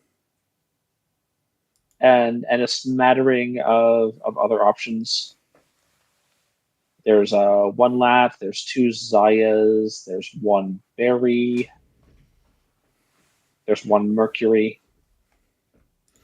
I am back. Welcome back.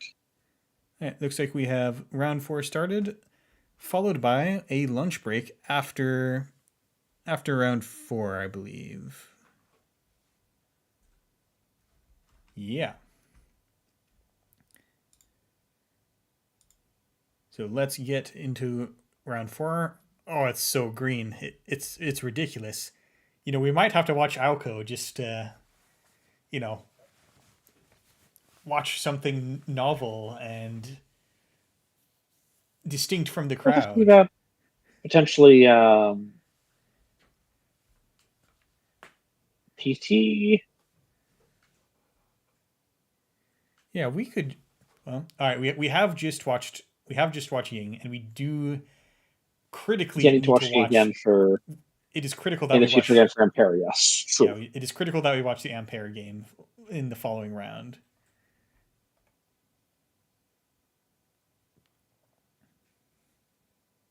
And we did just watch the King Did on. watch Nebula. Yeah, and we haven't watched Zwicky yet. Yeah, maybe Vicky. Vicky could be good. Right, would you like to watch Zwicky on table 10 or? Yeah, table 10. Sure, I can go check table 10.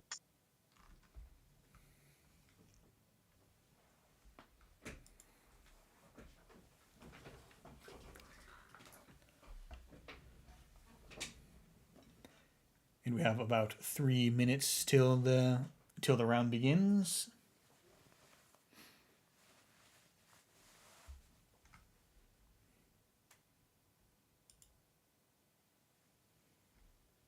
But overall, Wayland doing well. APAC knows what's up. Multiple ties on. Oh no, these are losses, but a heck of a lot of Wayland victories here on the Corp side of the standings. All right, we are good to stream on table 10. Vicky versus Michael. Let's go. If I can scroll to the correct place. There we go. Both players announcing that they are good to be watched and lose. But I have bad news because this will be true for uh, at most one of them.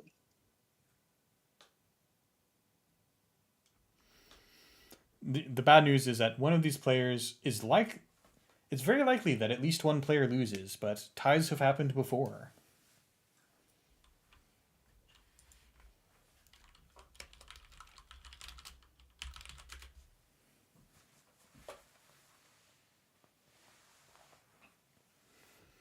And we are back. We are once again watching Magdalene.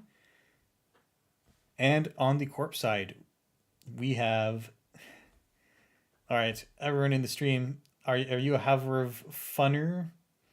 You have been instructed to sound off. On the Zwicky side, the first time the corp play gains credits through an agenda or operation, you may draw one card. So that speaks to a lot of transactions, but we do have cool stuff like Green Mail and Off-World Office, which can draw you cards. Mm-hmm. And then we have the classic powerhouse that is the shockingly powerful Petty Cash. I feel like that is ripe for some alt arts come competitive season once they, decide to make that, because I need more Petty Cashes. It just goes in too many decks. Mm-hmm. We are T minus 10 seconds on the round.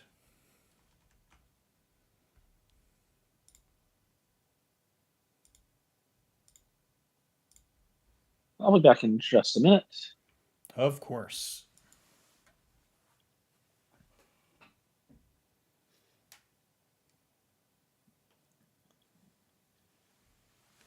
Now, I don't remember if Zwicky has any prominent deck that people are all gravitating towards, So we're just going to have to see what this particular wiki is doing.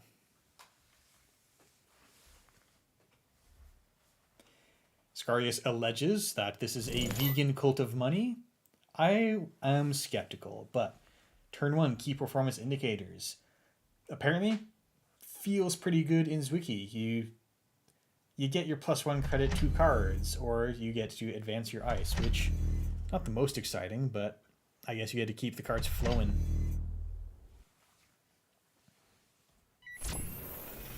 And the runner just, do not respect the corpse that try to get away without playing a big econ operation on turn 1. Make them go below hedge fund levels. And we do see run in, find Kessleroid. At least the corp can't play hedge fund now. And now that that's done, pay to all them anyways.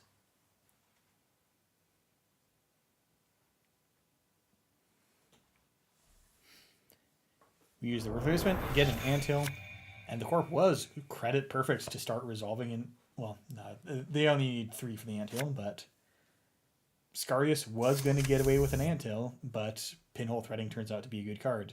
You hate to see it. And the runner gets to draw up, discard the hand size, get a free SMC install.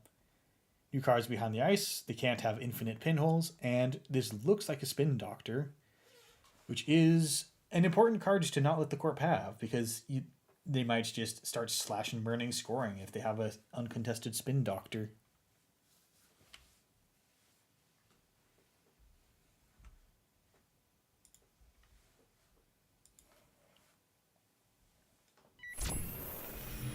And now let's see, what do we got? It is a Spin Doctor.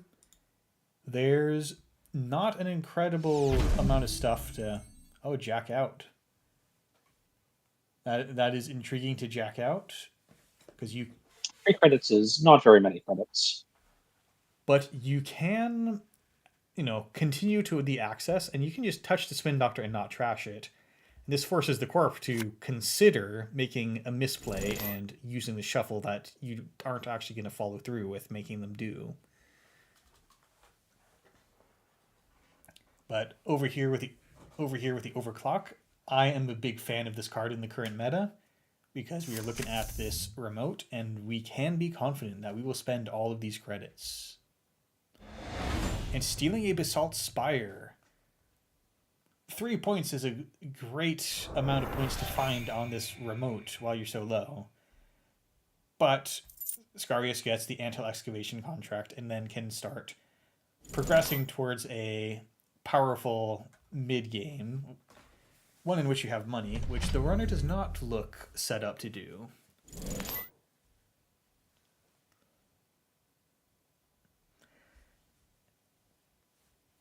And then Scarius is using key performance indicators, and he is choosing to use the install ice mode. It does seem like you've got plenty of credits, and 1 credit is 1 credit on the ice install cost.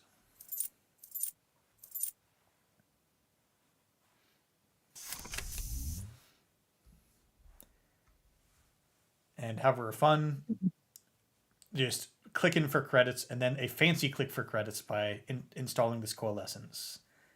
But at least you triggered your ID.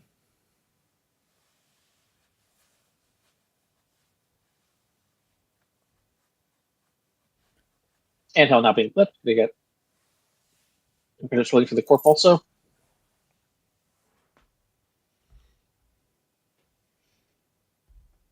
Value rolling. Oh, corp basic action card to gain 1. Okay, I think that was a mistake in the clicking start turn versus starting to take your first click. Mm-hmm.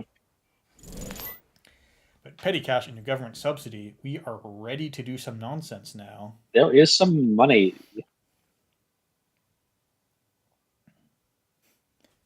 Yep. And we are assured that everything is above board. They are in a voice call.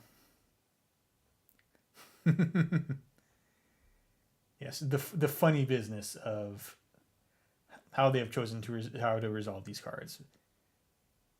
But I'm not a judge today, currently, right now, so sure, seems legit.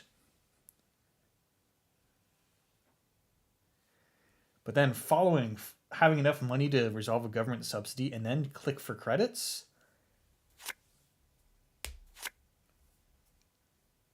That's So just having 17 is a big deal. It is quite literally a big deal, but clicking for credits to 17, it sounds not quite as inspiring as saying I have 17 credits and I can just play gov subs.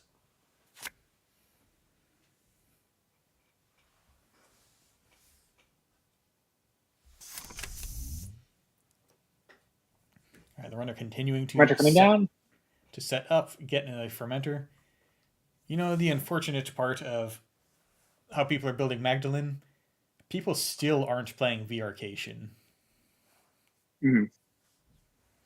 Which feels like a crime.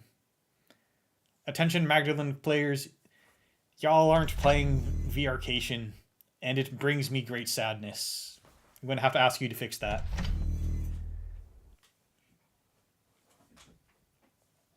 All right, I spent coming down on R&D, closing that off a little bit.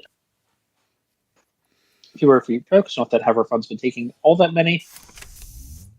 Yep. And now, both players at extensive credit totals. No tools but the Gauss. But Yep, Fly Swatter.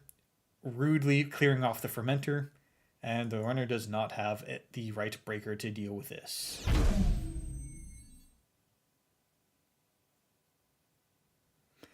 It does. That's forced the res, but it's very cheap res.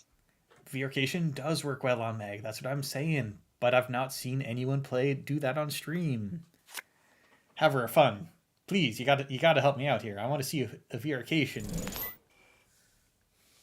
Seamless. Seamless. Is it too seamless? Oh, it's a slash and burn with the spin doctor that didn't get cleared out. So the points are safe. I mean, there's also Basalt Spire, which can help protect archives some. Yep, and now the corpse, because the spin doctor was not taken off the table, gets to rescue those 2 points, as well as one card of their choosing. His choosing.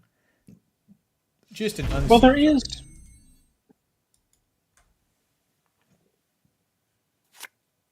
So actually, popping this spin doctor there is interesting to me. But there is the choice to save the slash and burn with a basalt counter. Could have, but gets it back into hand instead of shuffled into R&D. So this says say something about the tempo at which Astarius is potentially looking to score again. Yeah, HQ might already be filled with stuff to do, and this certainly looks like a lot of interesting stuff happening right now. Do you think that's 2 spin doctors, or is there some unexpected dark horse card that just got installed in a naked remote? Yeah, I'm not sure what's going on here.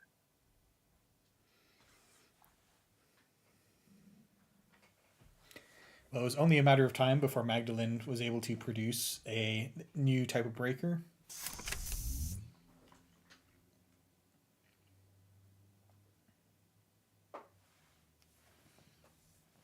And this server is cheap to get through, now that you have the right tools.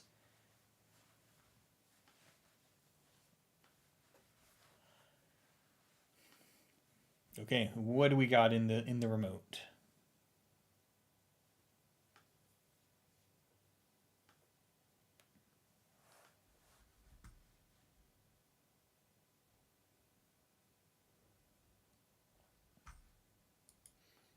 Well, I sure hope I'm not disconnected. Everyone's still here? We are still here. All right. Just One really is continuing. playing up the dramatic suspense for the crowd.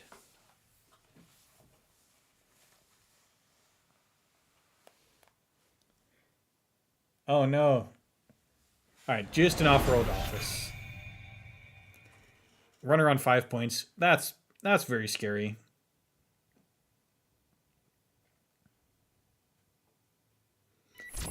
And now on the final click, the dice said too. Oh, it's a spin doctor.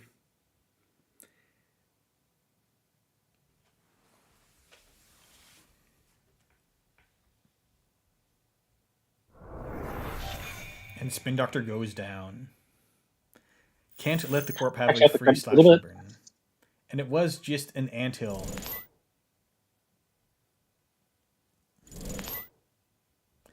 Into another government subsidy. I think we're ready to start playing measured responses now.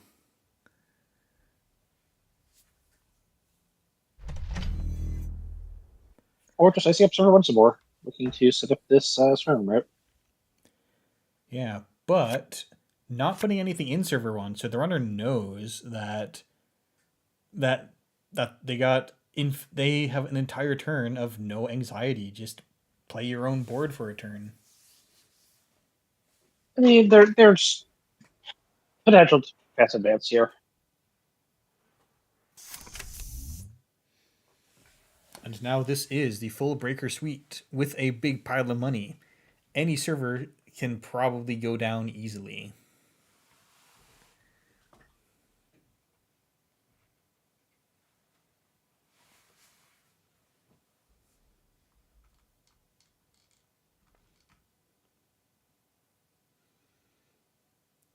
We are currently about 12 minutes into the round. Nano Management starting to score from hand. And with a Basalt Spire, you can just use that Nano Management again. That's threatening. Nothing to hit with above the law. Unfortunate. Magdalene actually tends to play a non-resource based economy. But now it's just time to find the agendas. Into the tree line. Instant snap, pay 5. That's not a very exciting breaker into tree line, but It's not, but the thought of missing an agenda and then the board just nanos it out. You'd hate to be that runner.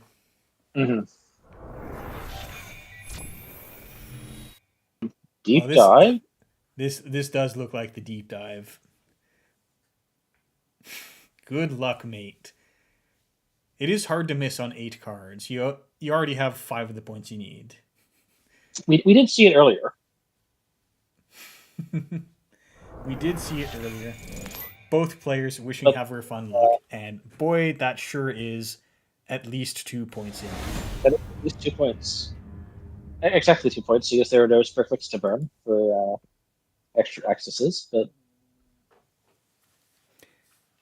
You know, you can have 3 points. You can touch the Basalt Spire this one time. true. All right, well played. Both players trying to get it done quickly, and some key important early runs for the runner to make sure that you don't lose playing solitaire while the corpse is scoring out.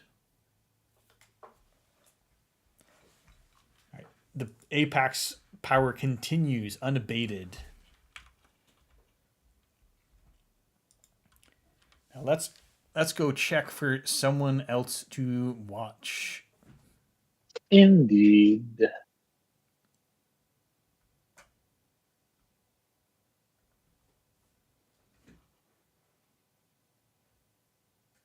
I don't think we've seen the players on table 4 yet. Would you like to check out table 4?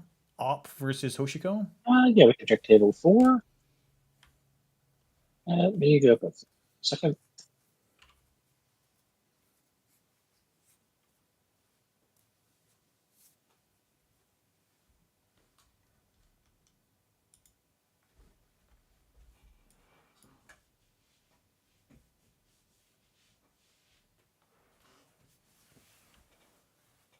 All right, we are good to spectate on table 4.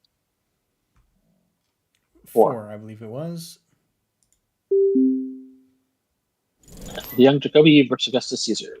We have Ob versus Oshiko. And this is a very tall set of servers here. Against Shaper, you have the U-shaped ice, but I guess wherever else you just have the two towers right next to each other. And advancing to 3, maybe this pause is paying the cost for AZEF protocol. Looks like it. Getting a Hollow Man into this server, that's a powerful way to continue on scoring. It's fresh in a pair of Buzz Souls with the meat damage. which is Well, that's potentially awkward. potentially, there is a lot of ETR code gates that you do see play in op because you're op, you might as well. And also, I'm not entirely sure how much recursion this list is going to be on right now. And Maskarovka, well, there's no code gates on HQ, so now is an excellent time, seeing the Hollow Man enter the remote, to spend all your twin encounters and try to clear out HQ. No agendas found, but Augustus Caesar did manage to trash the assets, and there's too fewer cards to worry about. Right, extract was the last one. Okay, yes.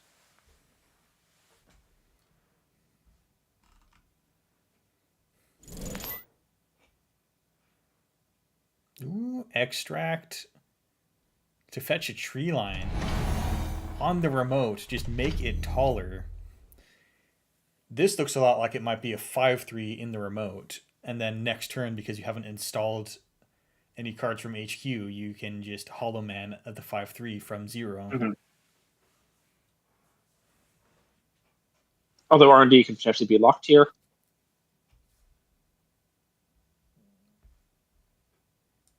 R&D could be what now? It could be an R&D lock here. Ah, yes. Yeah, R&D certainly under threat. And we do have a powerful ongoing economy for the runner to do, but there's ways to break R&D lock. Op's very good at shuffling the deck. Yes. Maskarovka, not going to stop the runner, but you might as well cost them some money. Mm-hmm.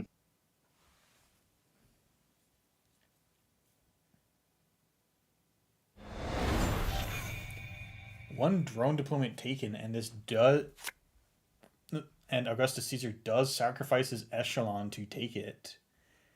Only 1 point off, and you have the right breaker to come check HQ again, or check R&D again, or as the case is. I mean, R&D should be blocked. One was stolen. There's like the other 20 counter, and the other one was no. Yeah. Yeah, I mean, on following turns, you don't currently need a new breaker to keep checking. And Aza from HQ, laser precision, just take 5 points out of the centrals. Yep. Very bailed by accesses. But, touching cards wins games. And apparently some rig shooting did happen. I don't know if this was before we joined in or if this was the 2 buzzsaws that were lost. I think the buzzsaws that were lost, and then also the SDS. Yeah. Yeah, you do have to steal the SDS the moment you see it. And then I guess that another SDS can score like that, trashes the Rising Tide, and it's not good. There's another. Eaten well on this final turn. One of them up to 4. Yes, it seems to be some very unhappy companions and are kind of going to shred Augustus' board a little bit, but since he has 7 points, I think that's fine. All right, we have 20 minutes left in the round. Let's try we can really find something else. Yeah, we can definitely find someone to tune into.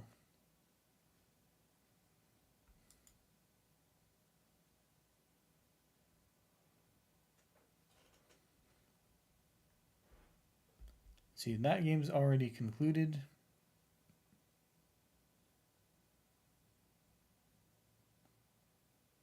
All right. Do you want to tune into Aoko? We have not yet put Jinteki on stream. Yeah, we have not. Table 7. Aoko. Table 7? Yeah. Let me go check.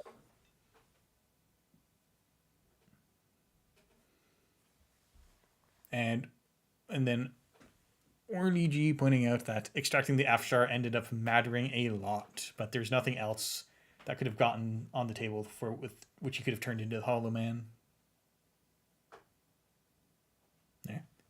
Yeah. Azef extracts. It's close enough. Mm-hmm.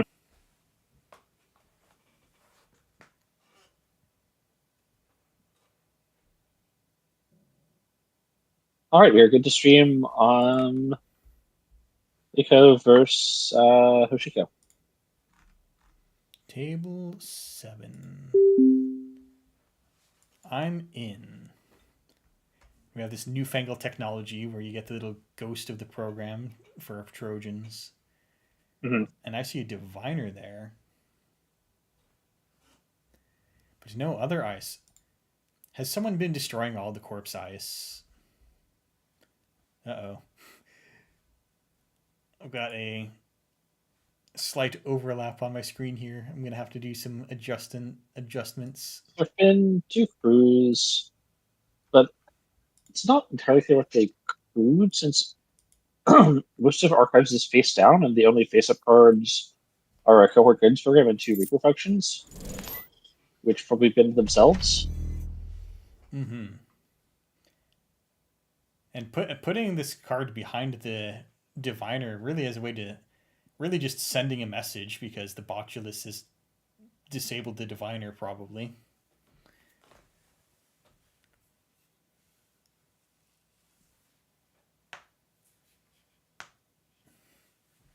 The corporation getting a little bit more financially solvent. Don't know if this is on a Bladderworts. I've heard some people are no longer playing Bladderworts in Alco.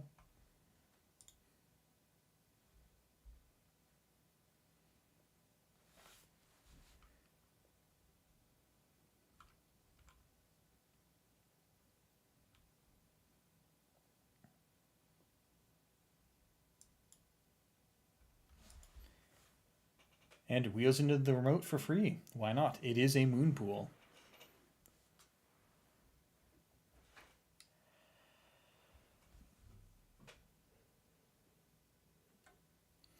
And given the number of face down cards in archives, this does represent a enormous potential fast advance threat. But I don't see a way to make trashing cards cheaper, just that solidarity badge to reward you with cards for doing that. Nice. And apparently I just missed that there was a gourmand on the table.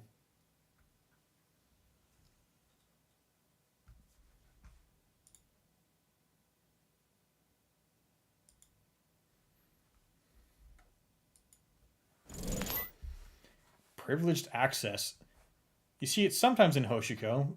Seems to be often it's more of a sub card, but we do have threat, so we have the capability of getting back both an Awasair's crew and a gourmand, all in one click, mind you. And so now you can just clear the tag with that click. So it kind of looks like playing a scrounge plus, getting two cards out of it.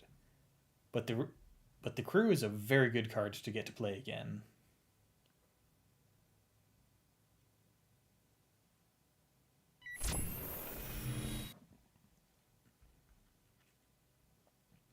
And to check HQ, Gourmand is ready. And we do see the Corp is on Bladderwort. 3 is a very expensive trash cost in today's day and age. And Can't Wake Jake saying this looks an awful lot like Seb, and I cannot disagree with the allegations. This looks like a Seb list.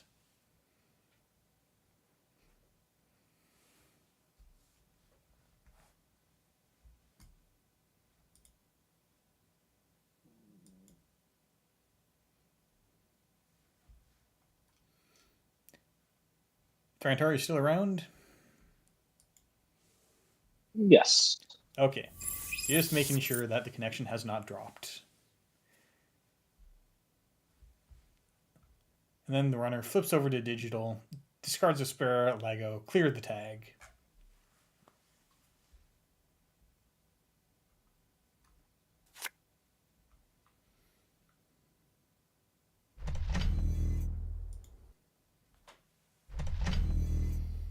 And I do love to see this play where you just, the diviner is basically dead, but you can still hold it there and just ignore it for the rest of the game. And if the runner trashes the botulus to clear up MU, Then now your diviner's back Mhm. online. Otherwise, you're occupying one of their MU forever at no cost to you.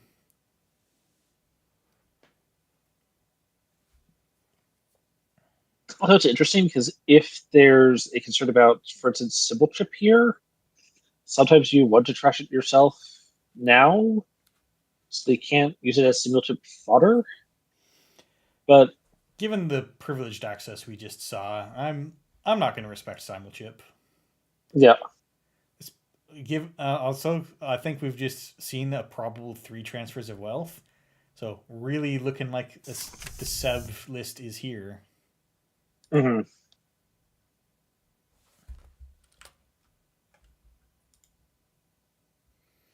Okay, that's the secret. I can't zoom in that much. This card is huge.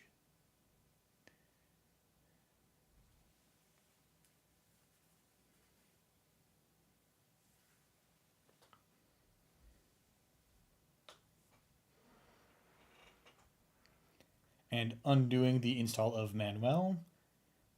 This is yet more proof to the theory that this is just a Seb deck. And making the wheels run on the remote. Devil Charm is on the table, as is an Our Sayer Screw, so no matter what this is, you can just destroy it. indeed. Unless it was a Kessleroid. That is something you could not destroy. And I've heard claims that Kessleroid is a good card. Would hmm you be looking to play Kessleroid in your decks?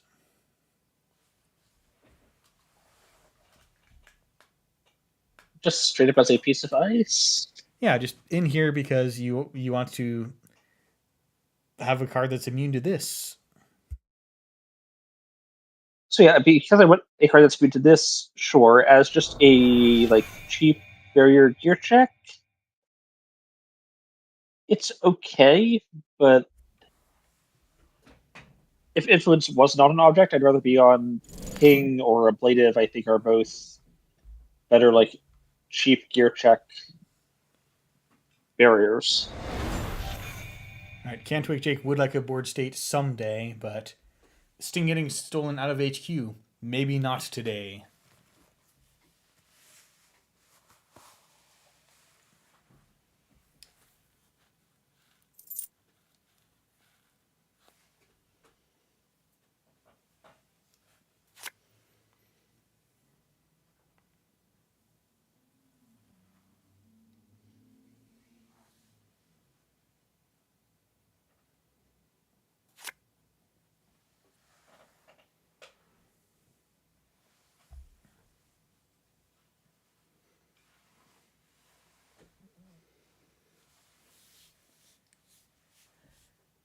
All right, Cantwick Jake in a tough position because it looks like at this point you have the runner has managed to disarm all the threats the corp is so far proposing. Not touching archives yet.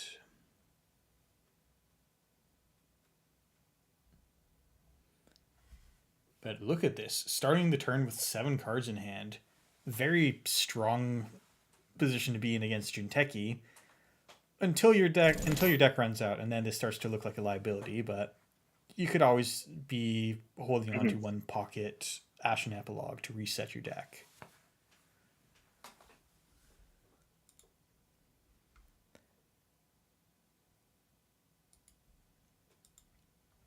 It could fit in. There's 3 influence left after you play a play set of Transfer of Wealths.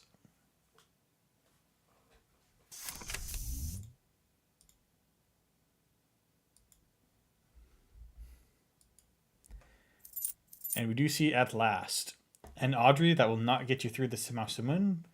Just an attempt to cheat your way through the entire game, never playing an Honest Breaker. And Audrey can Mhm. probably do that.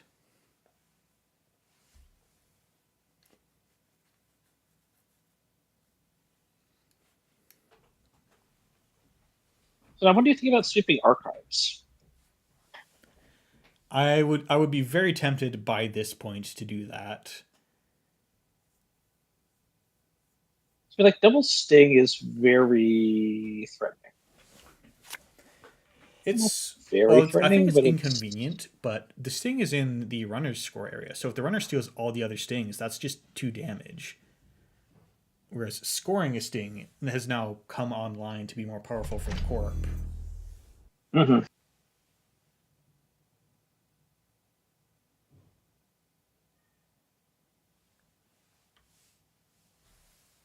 I think that's saying that Fuji would take the Fuji first and win. Yeah. Yeah, and maybe you're looking for just one more nail in the coffin before you make that check on archives. Because there's two Right, spin right. doctors. There's two spin doctors out and a moon pool that you trashed. There's not a lot of ways to rescue cards out of archives. Wheels, wheels the remote.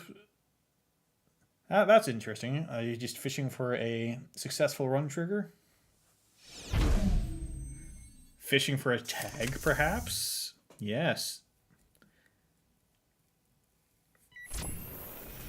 So just using the wheels click free mode to activate Manuel and start accessing HQ. All right, well, now that we're on 5, do you check archives?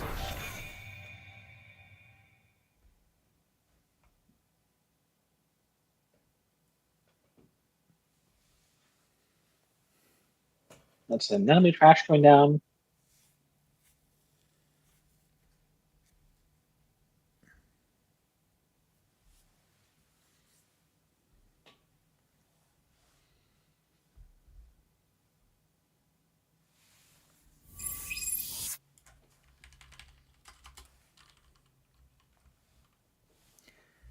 But just making that run, so basically paying to the cost, so clearing a tag, so I click in 2 credits to activate Seb for one, or to activate Manuel for a run. Clearly, we got plans for this boy.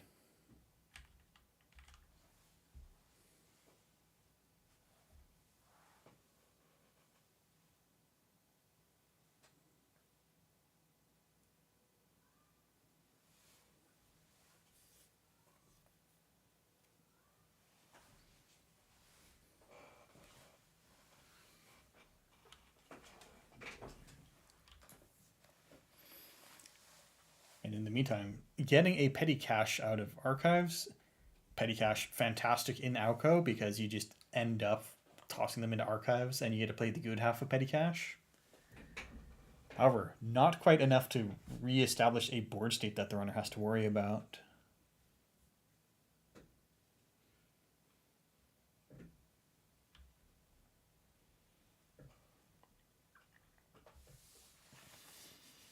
And the runner probably is eyeing some aggressive finishing moves, such as check those 6 cards in archives or run through the R&D ice.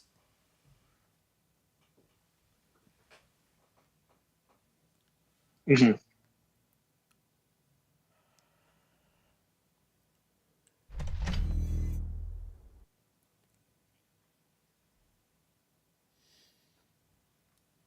All right, new card in server 8. We are going for it.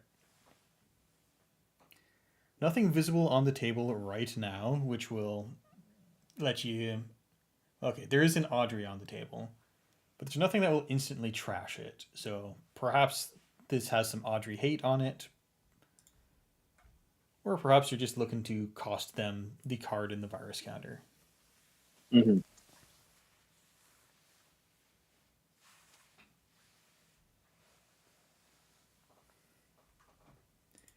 The card the runner did end up trashing was Semaxamoon, which says the runner cannot break this ice except using a Fractor. And where there's one of those, you might as well play more than one because it's in faction. Oh, we do have this crew coming down. Yep, doesn't quite destroy everything, but there's some stuff it destroys. Not that though. So it looks like you're taking 3 damage, or you're just gonna bounce off of this.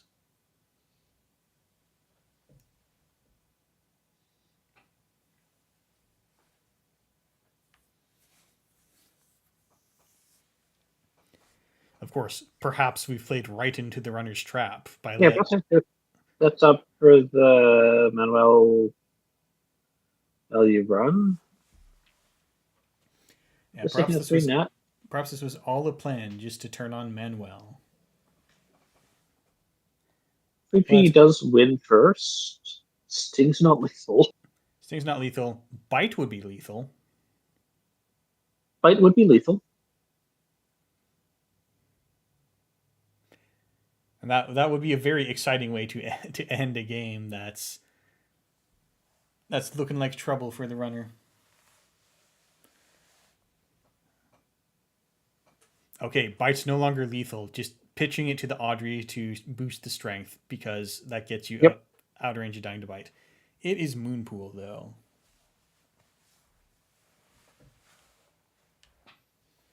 And yeah, that's got to go. And surely this suggests that Archives is loaded by now. Well, if it was, wouldn't Moonpool be used to rescue them? Like there? I mean, if you've gotten away with it so far, you might as well play for the high variance play. True.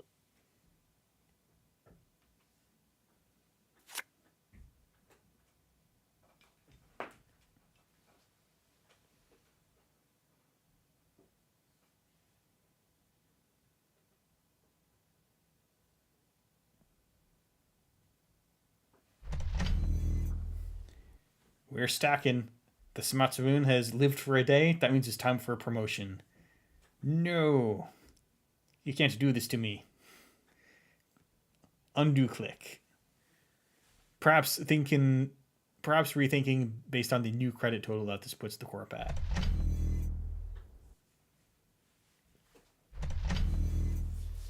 Now, we are going wide, but this is now going behind a piece of ice that I guess you think the runner can't get through that.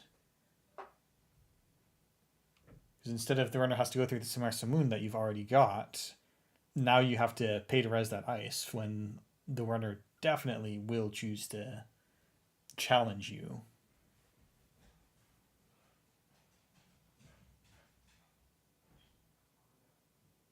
Yeah, it's really interesting.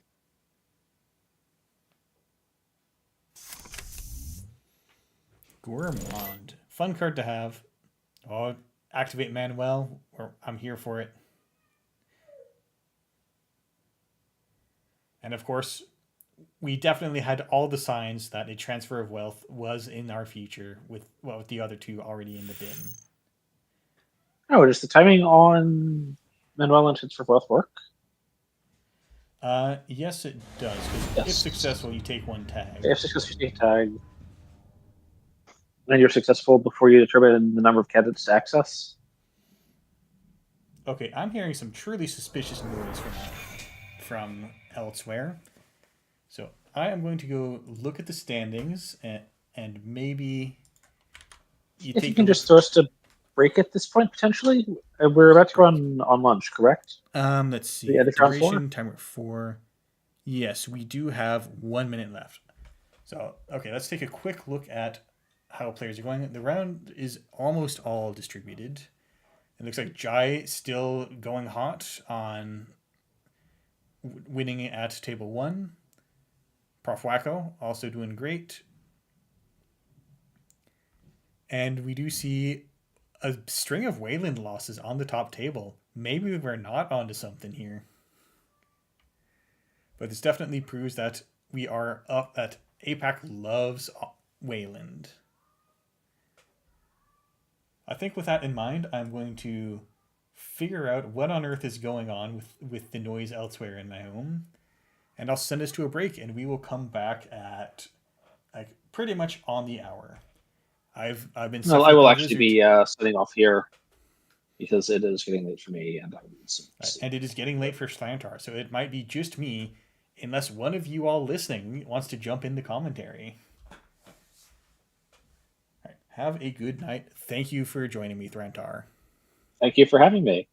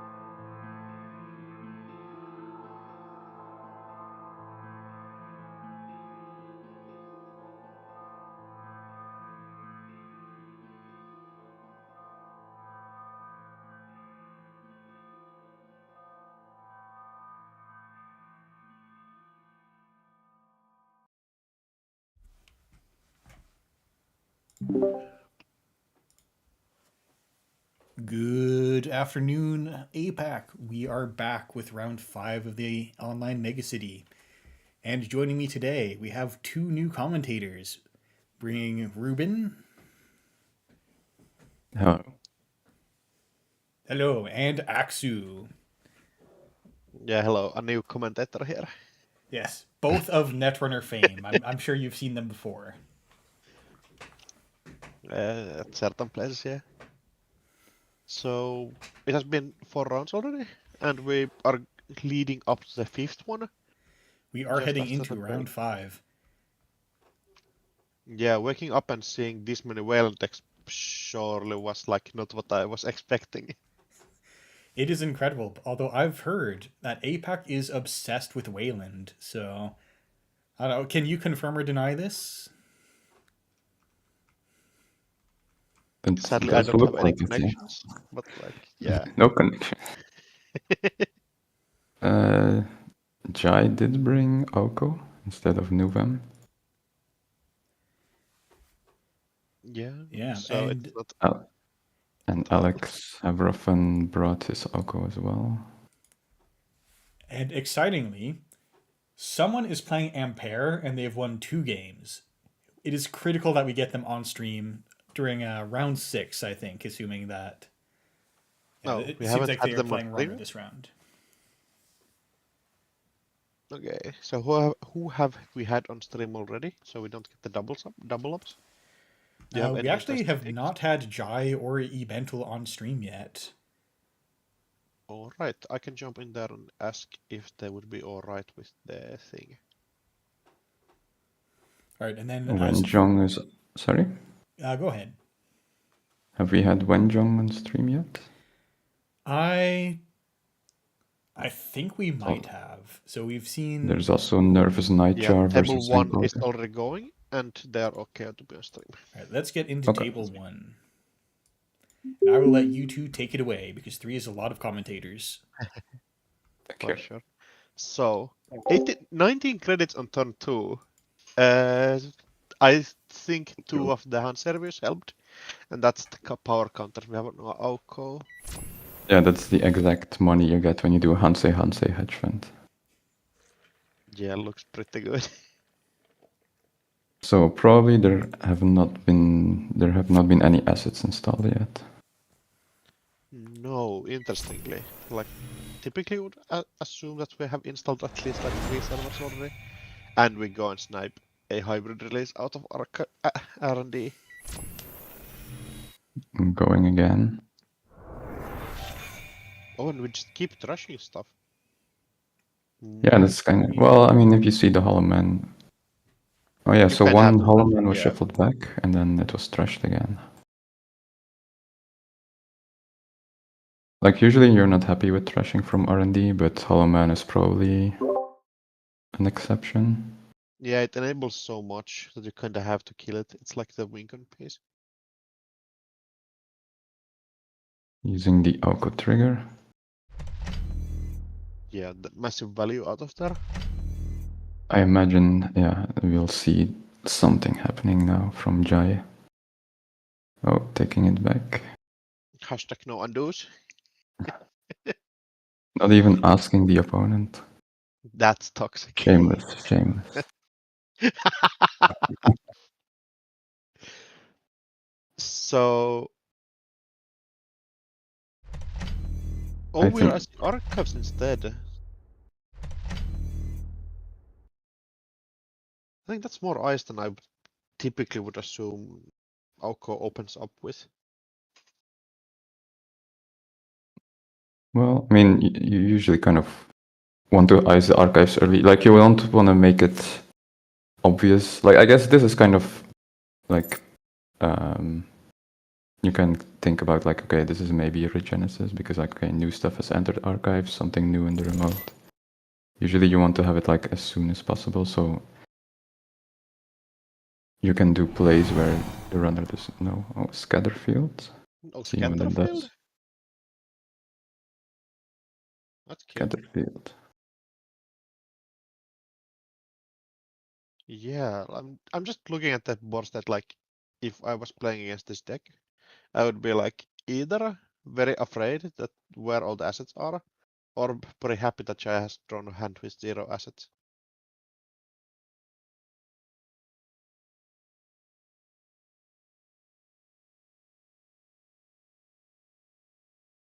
And Scatterfield luckily getting to fire. Yeah. And I was trying to Walker from HQ. look up to see if Ziad's Alco was on and Encoder's Alco was on hedge fund, because hedge fund isn't something that is that common actually. Oh, really? Yeah, that could be. Yeah, running archives and running into server 2 after that, hitting a Bolto, and we lose just a couple of non-key cards, so cannot be that mad. Also getting a discard from hand, which does matter for the Alco trigger. Yeah, we're seeing a bunch of like different eyes than usual. So far this looks to be somewhat similar to like the Ziad encoder Alco, because it was also on Yeah. Boto. It didn't have scatter fields. That was the Alco that was more focused on like scoring, so it played like offload offices and stuff. Just Yeah. more like iced remotes. Kind of like Ace-alike, if you will. And bigger eyes. Boto is doing its best Bran impression. Just wait until it gets stretch 6, then it's the best brand you have ever had. Strength tick. Oh, the Oh, powers that be, scoring with regenerative. So it was actually a regenerative. So it was. Yeah. Jai was There's just, 6 strength Boto. Jai was just banking on the runner not getting through, which was the case. So I mean, they were on like 4 credits, and Scatterfield and Boto are both kind of a big ice that you that's true. it's difficult to break. Well, Boomerang exists, but well, Boomerang It doesn't deal does. with both, I guess. We did see Yeah, we have a lot transfer. schedule. Yeah, transfer getting drawn with the militia T trigger. Kind of a easy thing to miss on Janet, like just look at, oh, there's the transfer getting played with. Yeah, the thing that I always like was confused by is like they instantly draw something and then they play something, and then I look at the thing like, oh, the last revealed box, and it's like, oh, they're playing that, but they are playing something else. Yeah, it's Sometimes a bit confusing. for sure. And just in the meantime, we just keep sending it, and this time with a clean getaway, so it helps a lot. Yeah, and classic draw, trying to find breakers. Let's see what that's. Trying to find econ also, I would assume. Yes, living on 4 credits not the most fun, especially when your breakers into stuff like Boto are kind of bad.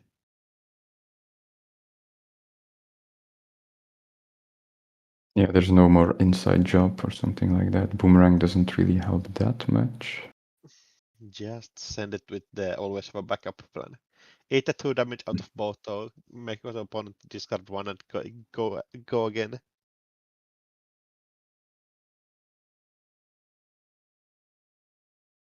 Jai is thinking. What does that mean? So server 2 is not the win yet. And Like, does it mean it's a moon pool or like I what don't could you think be thinking about? There's no alco counters. just how your turn is going to be. Like if you have more threats in hand, do you want to push those? No, Do you want wait, to do Jai something? is using the alco trigger, so he's thinking about that. I missed that. You might like be thinking about the rest of your turn. Yeah. You kind of want to know like what do I trash, what do I want to play. I thought I missed that Jai was resolving the alco trigger. Yeah. I thought he was thinking before the mandatory. Oh yeah. I think the alco trigger might as well be like automatic on Janet that it starts triggering itself. Well, I mean, sometimes you don't want to. If you have 4 cards left in R&D. Yeah, then you're just too scared to do it. I have killed alcos milling them, like basically them milling themselves and then trashing the rest from R&D.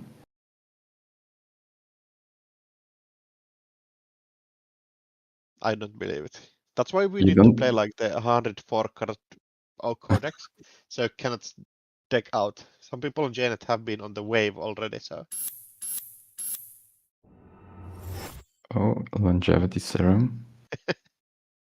Yeah, the powers that be wasn't trashed. Yeah, it wasn't. I mean, the opponent Oh. still had like quite a few credits. So.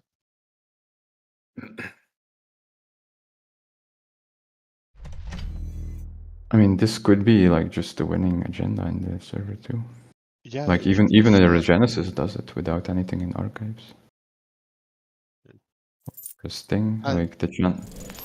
This does feel like a big thing Corps can do nowadays, is they just rush the opponent out before they can install breakers. Bit scared Yeah, of that. it would Against be turn opponents where 6. they have like boomerangs.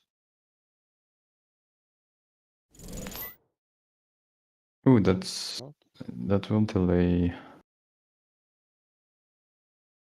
the end of the game at least, if that's an agenda in server 2. No res. Oh, it's a hollow man. Just a hollow man. And Wait, still... Access is fully operational. What the fuck is that?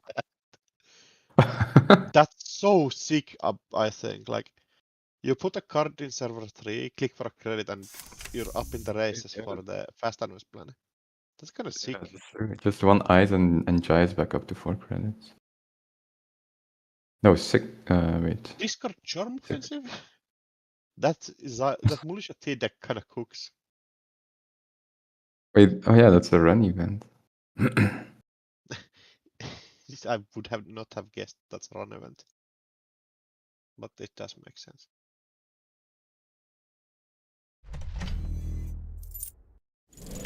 Yep, ice credit and just bounced back up to 6 credits, I believe. Classic Ace material after rotation. Oh, we also have a prize in here. That could turn out to be pretty key. The juicy event.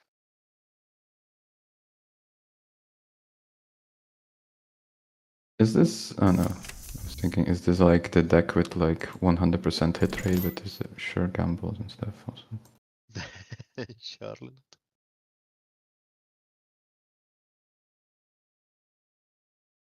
Bravado server 3, no res. Yeah, I think Yeah, this is like just 4 credits here. probably, yeah. You don't really want to trash this anymore.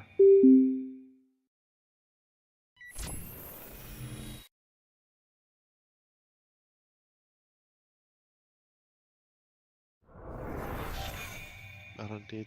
Just to make sure. And Jai might be winning this turn with fast advance. Yeah. I'm surprised no HQ run, because like surely the agenda, yeah, is in hand, so Oh, and there it I'll is. just type You it don't through even need these. hollow man, eh?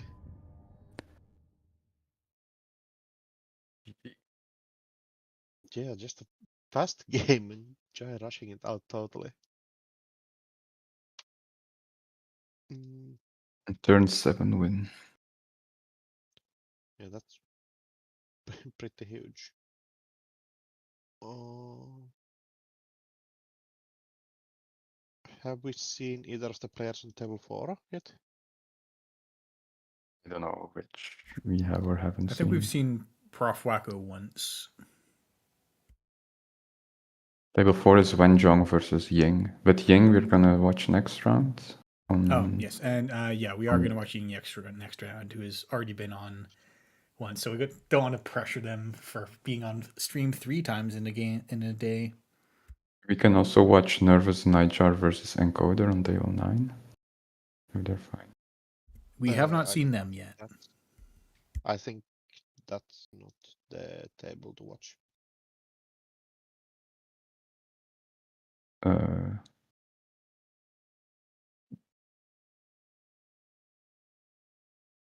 What games are still going? We have the King versus Augustus also. I can go jump in table 6 and ask.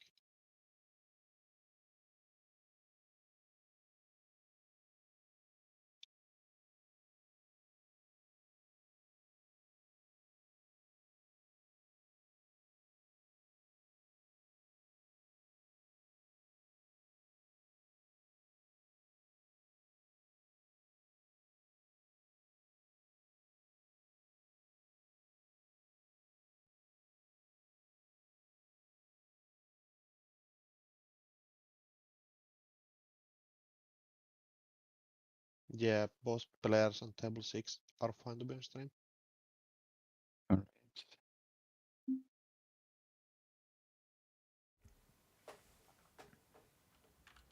And looking like we have almost set up already. Augustus, Are we in on a game? table 6. Game. King versus Augustus. It's turn.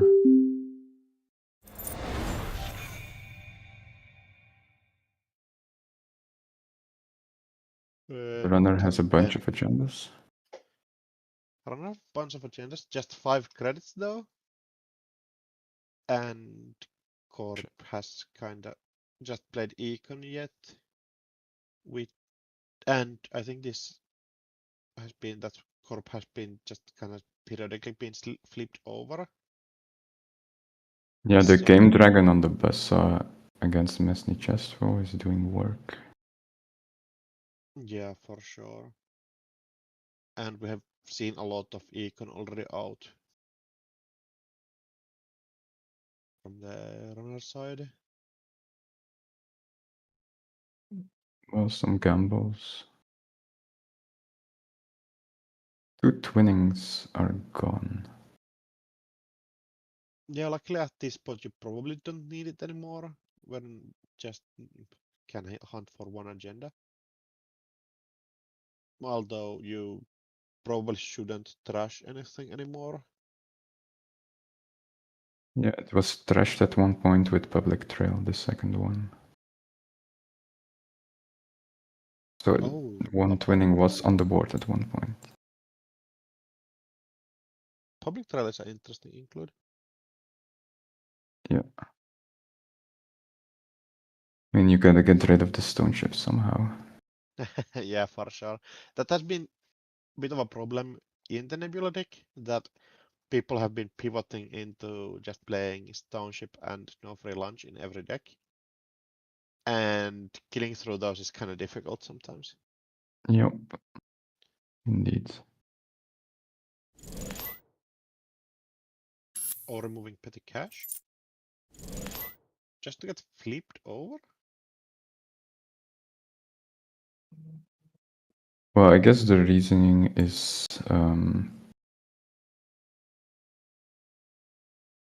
that Augustus just will always flip Nebula, I think. Like, I think they're saying, like, okay, I'm probably never gonna be on my flip side.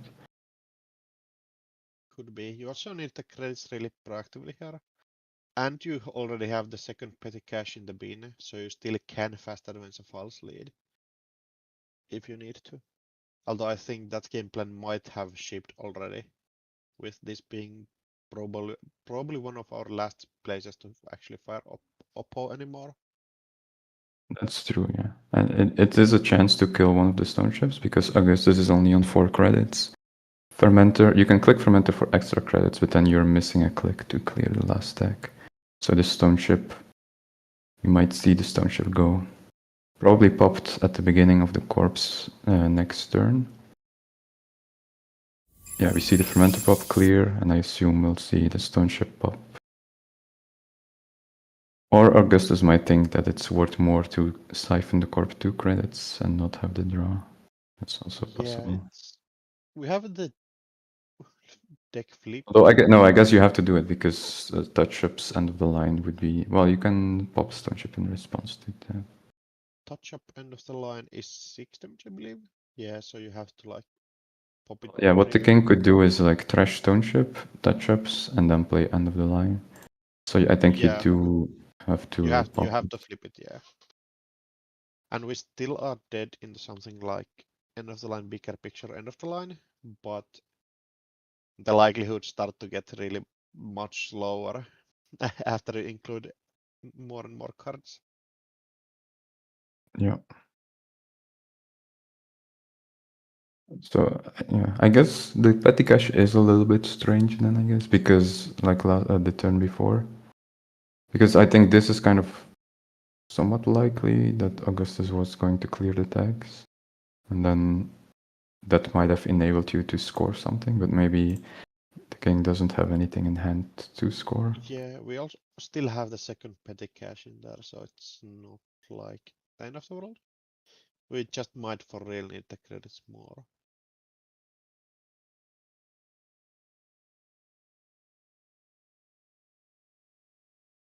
Even here, just like icing up centrals a bit more could be an effective line just to keep Augustus out from the servers. While, oh, using the second one? Scoring tomorrow's headline and adding Yeah. another tag onto the pile.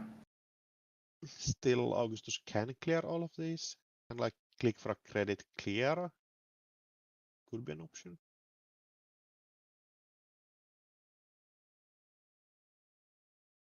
I think you make. Well, Yeah, draws the hedge fund in the correct timing. well, yeah, Nebula stays flipped though, so we'll see if there's like touch-up score or something. Trashing Paladin. Does. Now we are just very light on petty caches anymore, so scoring out is going to be difficult at least.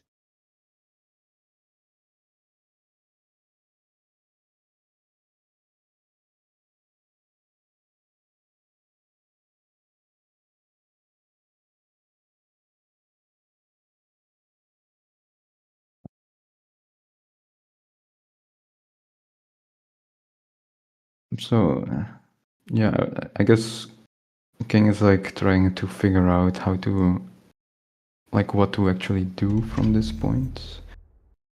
Icing up centrals apparently, because like the agendas will be coming in, like any access can Yeah, this is a end the really game. difficult position where I didn't manage to early game set up a false lead for the kill turns because you needed to take care of stuff like Stoneship or Twinning and everything. And Augustus just sending it in. Yeah, I think it's like that's very possible that there's some agendas in hand. Like by the way, the like the corp isn't drawing that much. Like if there were a bunch of operations in hand, for example, I would expect the corp to draw a bit, play some operations, but we don't see that happening. Yeah. So I think the call to run HQ makes sense. This could also be like, sorry? We still have ways to faster and stuff. We have touch-ups in the deck and one petty cash. So we might be still on the fast advanced game plan for a bit. Augustus could also have like raindrops R&D because, well, I guess you only lose one credit and like the Mesne Chesto ability doesn't really do much. Yeah, Well, I think it's about do you actually want to get in there? yeah. Because I think HQ we just can eat the subs and get in. But R&D you just kind of bounce. So Oh, you don't need. Oh, yeah, you use the Mesne Chesto ability. Well, that I think that would be fine, and then you get 2 cards and your money back. yeah, a lot of it depends on what the ice on HQ is. Do we have if we have seen enough like I think this is fine for Augustus. You just bounce out of here and you don't bounce. I think you want the HQ access, like it. Then I hmm. Like you can clear the I tag guess that's afterwards. fair. You get the flip, can clear the tag with these credits. I would assume like the chance to win at this point is like at least 20%. So like this is That's end of the line. fair enough. I just feel like our key priority here is starting to actually gather credits.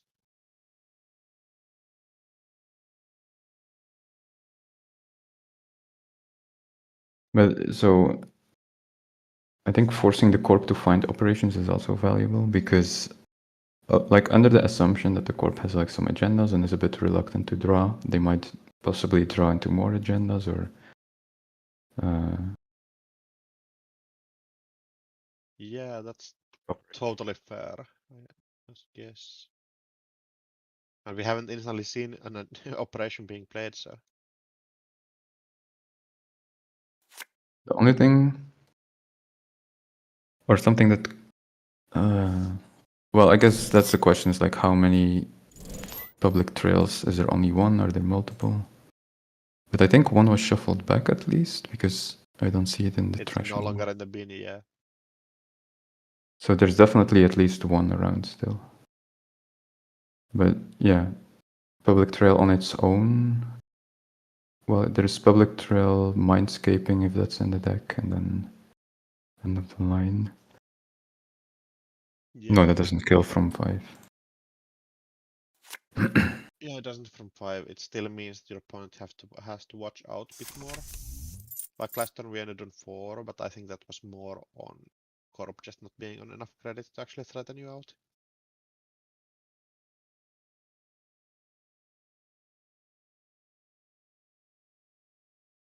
You see a bank card install, which is interesting.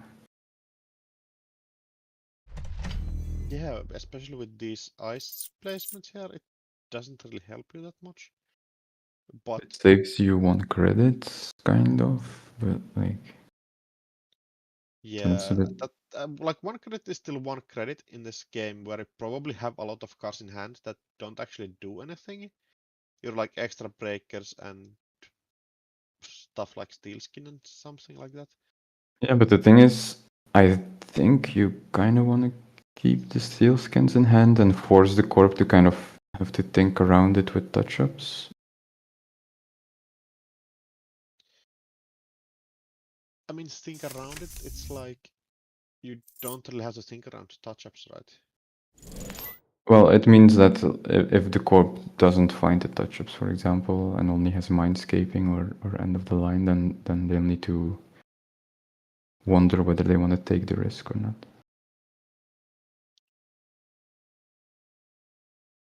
They're hitting one of them. So yeah, the steel skin was trashed. Okay, so I guess Augustus kind of more agrees with you. Getting another HQ access, seeing the end of the line again, or there might be multiple in there. That's also possible. There are multiple. Yeah, this feels like we're in a scary position here for the public trail stuff. Yeah, public trail, mindscaping, and end of the line. end of the line actually kills you, yeah. Or public trail. Oh yeah, we're not flipped, so cannot be like public trail into touch-ups into end of the line. No, that's kind of the. When I was like also looking at this deck, is like, public trail is interesting, and then you realize like, okay, but I'll never get a click from it because when it's turned on, they will probably have flipped you. But yeah. Yeah, that's true. Shiko didn't like lost the companions or like usually Keiko is like a good way to make money in the end game, but both paladins are gone, Mystic is gone. Agenda on a turn paladin poem went to 3 credits, and we had 0 things we actually could trash at that point. Okay. Well, there's probably a trickster somewhere, but that hasn't been installed. Like, having to click for credits can't feel too good here. That's clicking for credits is a king special. He does that a lot. That usually means that he has in his hand what he thinks he needs. So Okay, that if you have that kind of a read on the player, that could be good then. but the thing is, well, but maybe in this case it isn't, because I think what the king wants is probably public trail and some kill operations, and the fact that we didn't see a kill last turn mean that at least, well, either there is no public trail or mindscaping in the hand.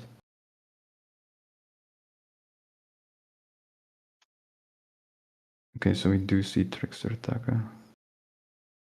Well, that's probably the one you actually want the most, with it being econ that you can actively use every time. Yeah.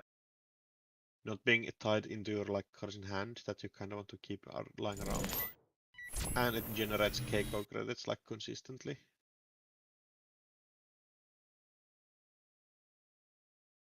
Let's see what this ice is. Another fun house. Okay. Yeah, makes sense. Yeah, So the there's Vasco Game Dragon being a massive boost here would yeah, be this run is effectively a totally free different game. besides attack. Well, and the Mesni Chesso counter. So it's not really free at all. No, don't worry, it's totally free.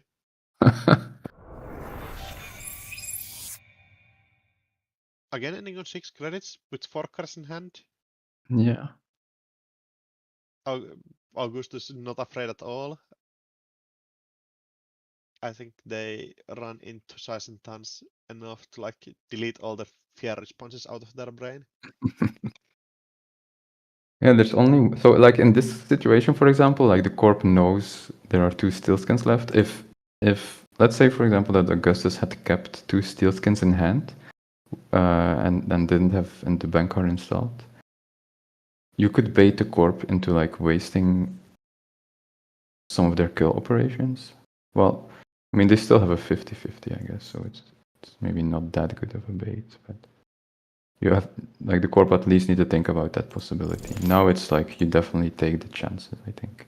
Oh, touch-ups on the Mesni chess war. It's interesting.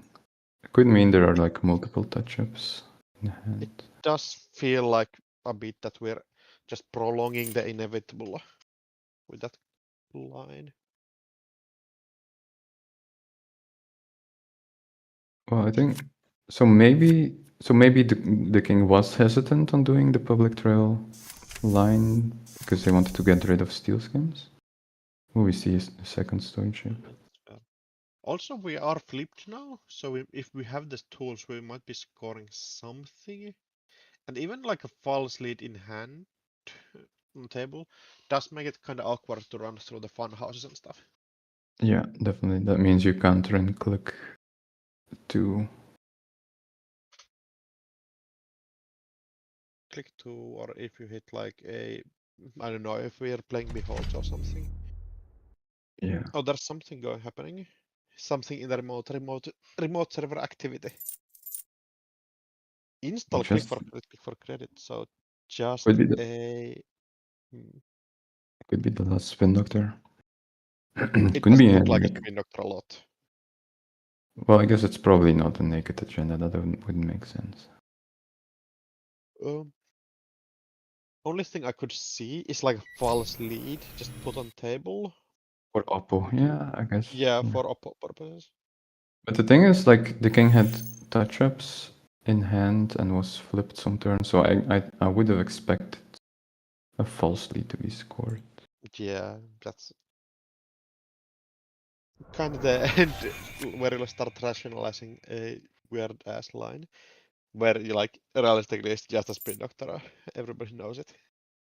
Being left on table, August is not choosing to trash it, just respecting the Oppo. Yeah, you don't want to. Well, this would be able to clear the Oppo. I guess there's no reason. Like, there will be no more thrashes this game. There will likely, unless the king puts out like a false lead. Yeah, I think the window we had previously for the Oppo was the last Oppo window of the game. Augustus does probably see the line that where the corp winning is like just getting like multiple oppos in a row, taxing Augustus's credits completely out, and then doing some sort of a kill setup. So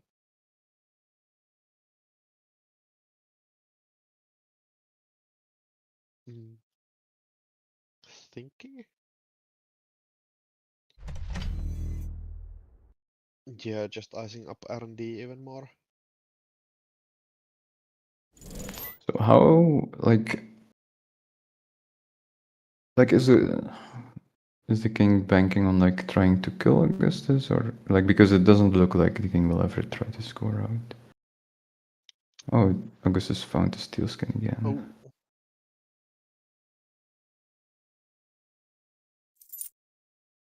But like if Augustus just does nothing and sits back. yeah, it feels like a difficult spot for the corp for sure.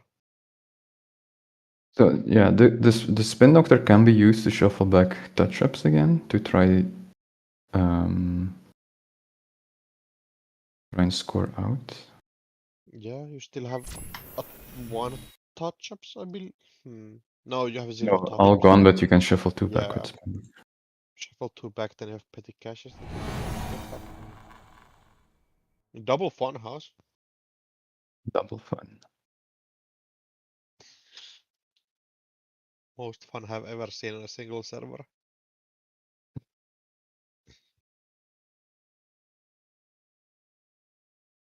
And just eating tags here, you kind of have to do it. Yeah, And this is if gonna, you had even with the game dragon. if you had a 20% win chance like last time we ran here, I think it's even bigger this time. Oh, minescaping? Agenda. So we know there is minescaping end of the line. Yeah, minescaping end of the line. Yeah, as a threat at least. These fermenters have been doing so much though. One got popped on 4, one is getting popped on 4 next turn.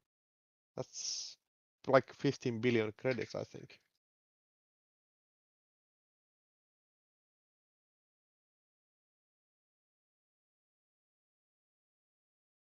And King having to readjust here, I believe. Like every time you do anything, the runner is just running your servers again, getting you flipped back over, not letting you actually do your game plan here. I That's think there is a very mean chance for the runner. we see a purge, but Yeah, that could make the king sense. probably wants to flip also. Okay, we do see the purge. You think Nebula would play the old zero cost operation that purges virus counters? Business as usual. Oh No, no, the that old reverse infection. or reverse infection would kind of cook. I was talking about like the really Cyberdex trial or something like that.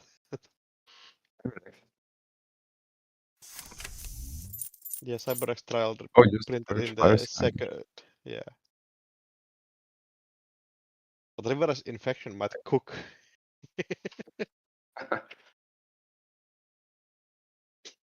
Well, Cyberdex trial is at least like no influence, but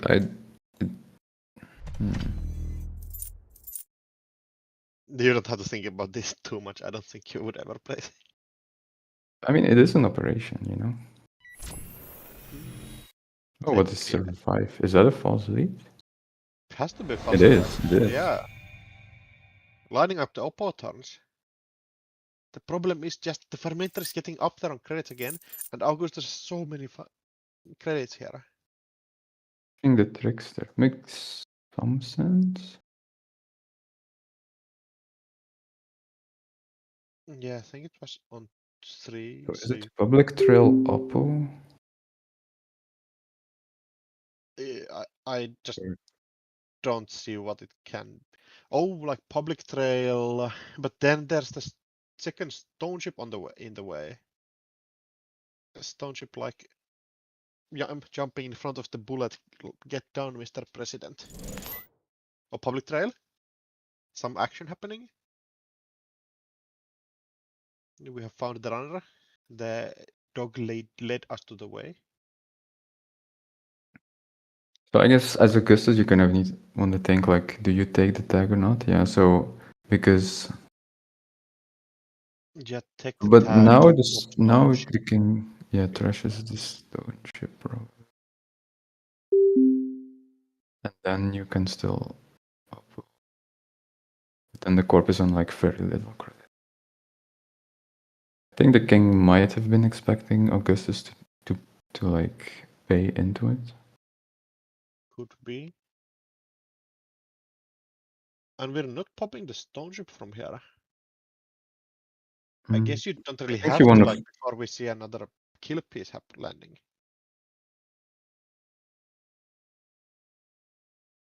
yeah, you're still safe. I think you kind of want to. Augustus wants to kind of force the corp to spend some credits, because if the king now trashes the stone ship and then does Apo, they're like On zero credits. Yeah. Well, on one because of the flip, but yeah. Because now even like the corp can't. We're getting the runner floating tags, but I think those will just be cleared anyways. Corp on zero or one credit does mean that we're not really threatened, I think. Yeah, Augustus playing it safe. Clearing every single tag except one. And the king's window is closing bit by bit again.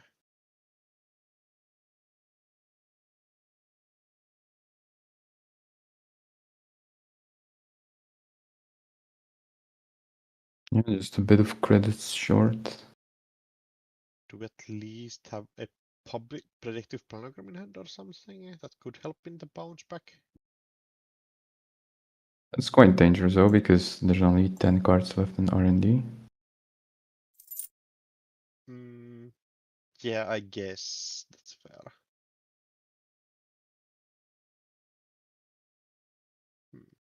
Imagine if we weren't playing 4-cost Codegate Tribal. If the runner had to actually spend some credits getting it through the ice. I mean, this is expensive, right? Like, what would be more Yeah, expensive? Funhouse for sure is kind of expensive. Like, I'm just thinking about if we had like brands or something, but you cannot have everything. If brand didn't cost influence, it would be in this deck.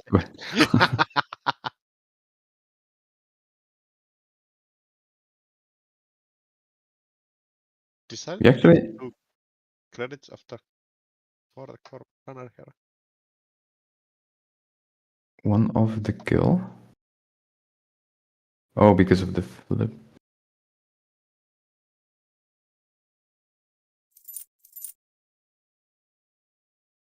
Wait. Oh no. Yeah, I had to click for I a don't know credit. what kill. I don't know what kill we're talking about. No, like if the corp had one extra credit, you could do non-equivalent into touch-ups into end of the line. Oh, But for sure, yeah. so, that's interesting. So actually, if the king had waited one more turn, it might have worked out. Yeah, could be. It's maybe a very tiny miscalculation then. But like Augustus would have been on extra credits. I don't think Augustus credits matter in that position too much. Yeah, that's true. Because Augustus took the tag, so I think the king was banking on Augustus paying into it. It does look like that, yeah. Augustus just designed like, what is the worst thing you can do to me with the public trail tag? And it's not much. Like, stone ship being on the table gives you so much protection against this kill stuff.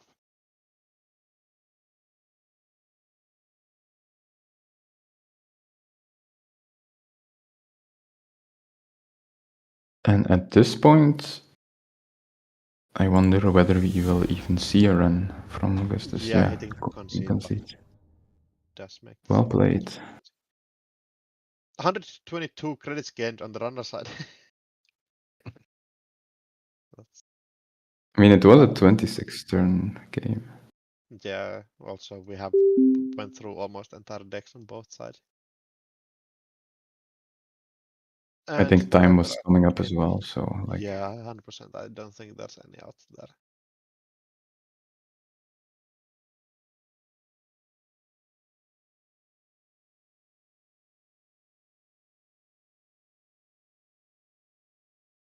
Looking at other results, we had Jai winning.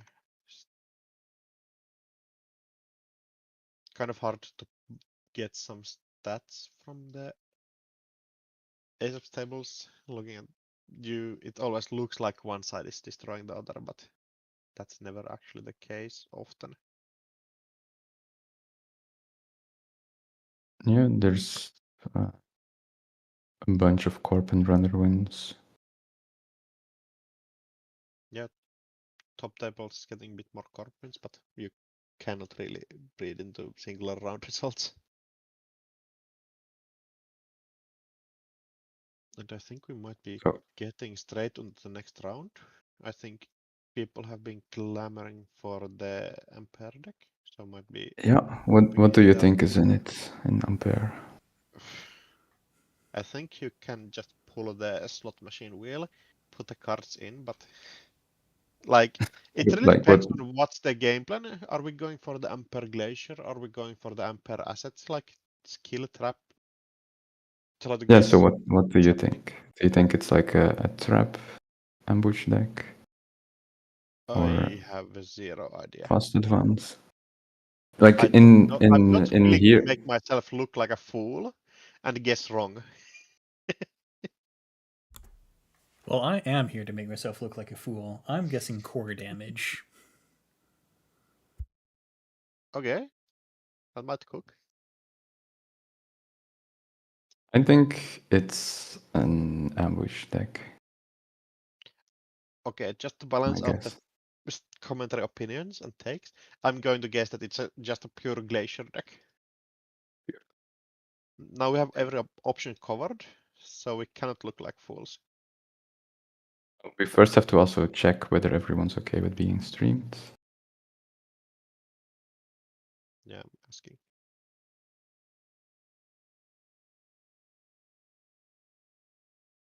Yeah, both players are all right with it.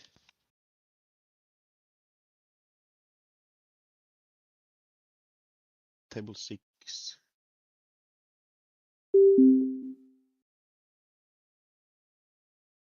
So I organized an Ampere versus Nova GNK, I think somewhere last year. And a lot of people were on like fast advance, but the thing that won had won the most games was like an ambush there. And it also had some core damage stuff. I think it ran at least one cerebral. I mean, if there are more, I think I'm calling a judge. Well, yeah, I mean, it had one cerebral. Yeah, like I think trap Ampere kind of does make sense on just like an instinctive level, where you can put every single trap in the deck, and you're limited to one of every trap. It does make it kind of difficult to know what your opponent is doing as the runner. Yeah, And but there's also some like, cool synergies with like you can play Moonpool. Like there's all kind of just wacky stuff going on. That you're like you know that the card exists, but then it's like you see it happening, and like, oh, I forgot about that possibility.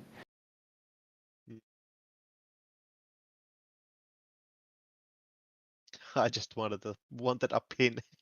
That's true. Does Ampere has it on pin on the ABR? Or does it just get to the mini faction one? There's a neutral pin, right? I don't know. I have not played Ampere in tournaments.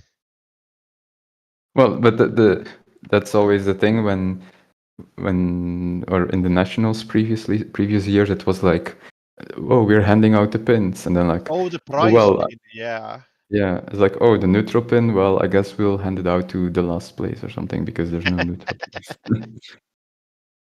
Yeah, I think we just gave it out to the like top of Swiss or something.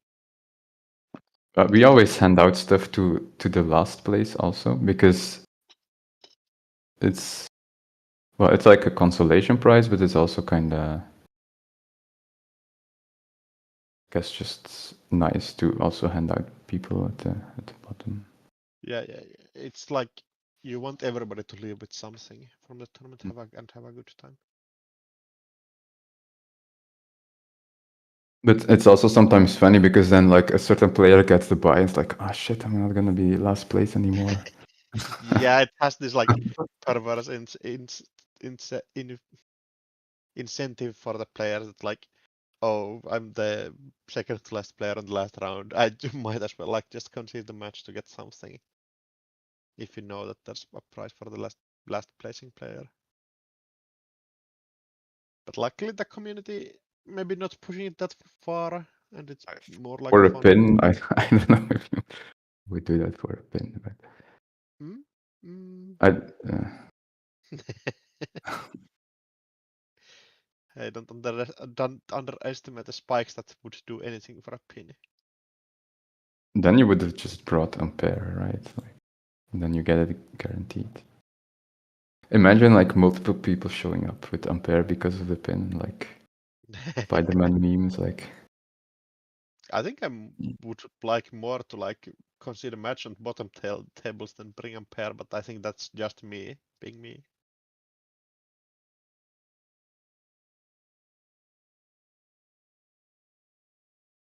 What is the timer looking like?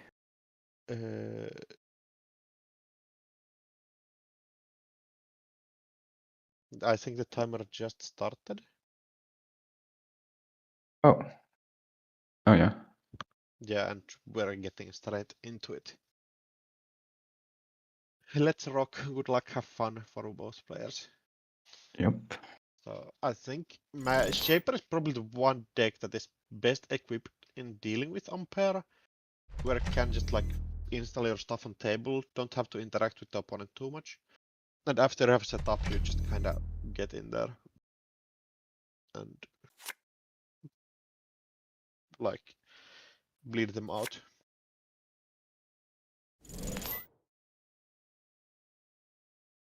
And Corp opening up with the fake 2014 strategy of like hedge fund ice, but A modern Corp ice baby. And Runner kind of doing the similar stuff. You just like play gamble, draw for the Magdalene trigger to be able to install the fermenters and stuff. Yeah. We are seeing an advance.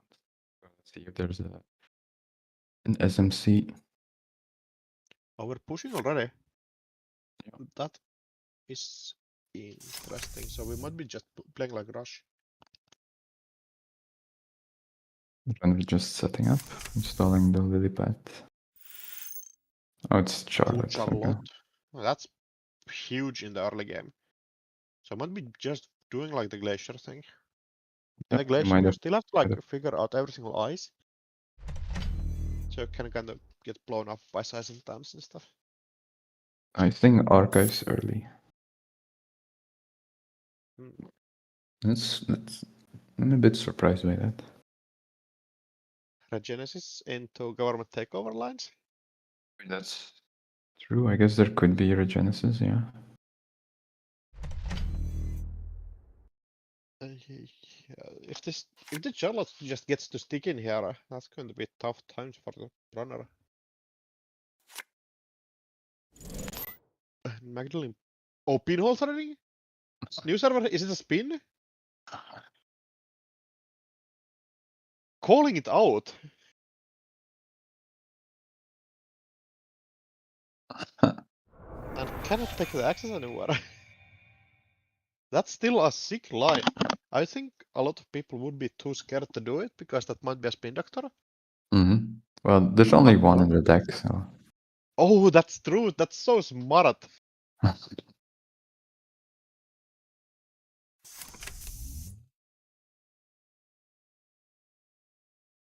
Draw.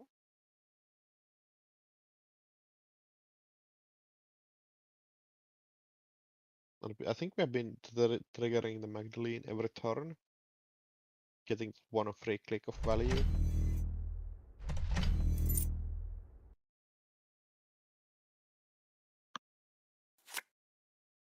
And maybe it's not this kind of corp, like Glacier, more like Asa-like.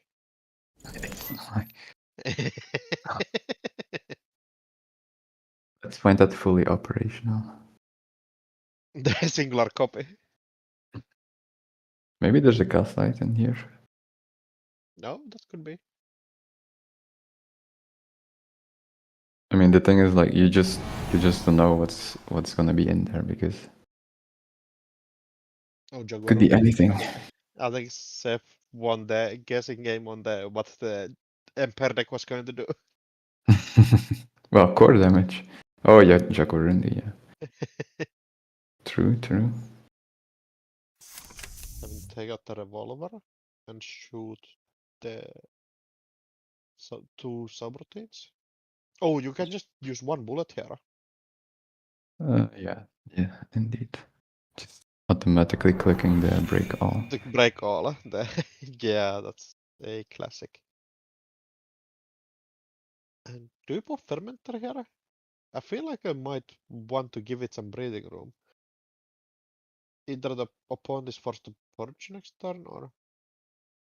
It depends on if you have another one. Yeah. Like, if Okay, you yeah, have never another one. mind.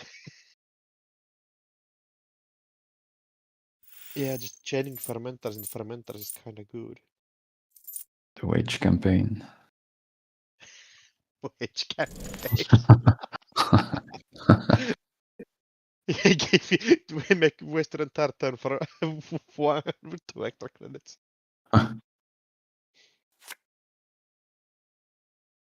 That's the sauce right there.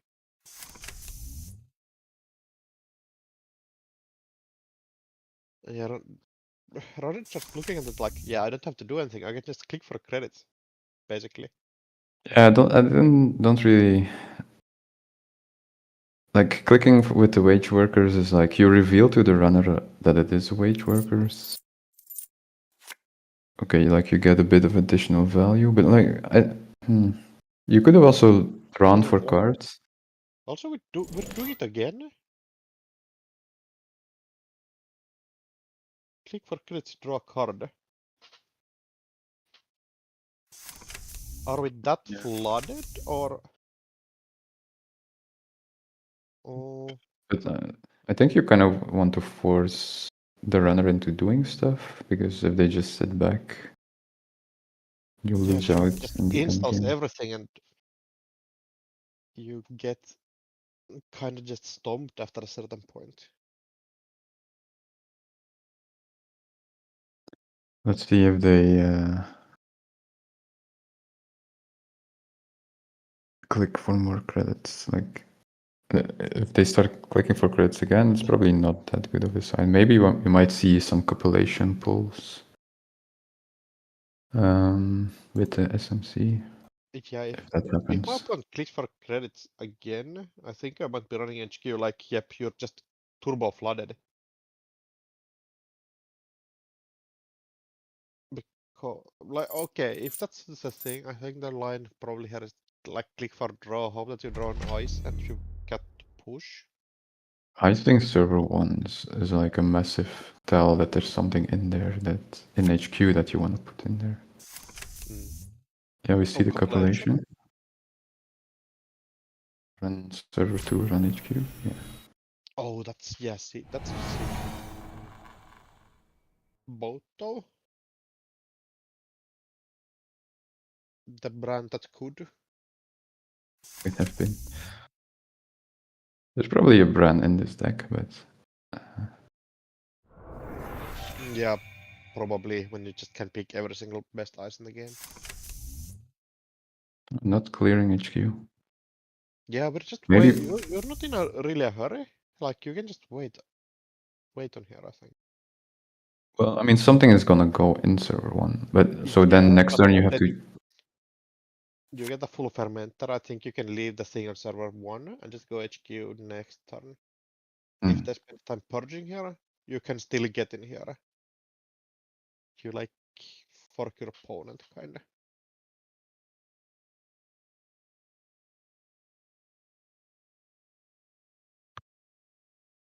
And if I was playing on table, I would definitely be counting the runner's memory units here.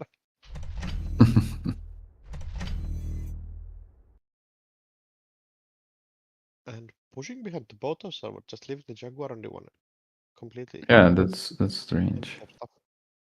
That's the classic, like, why you typically don't want multiple remote servers, is that you can have to spend resources of putting eyes on both, and that can be a problem. But I think we have enough assets to probably make it work out. Oh, it's not an agenda, but still maybe. The refugee campaign, let's go. Clearing that is so many credits that I think we might kind of let it stick in 2025 Netrunner.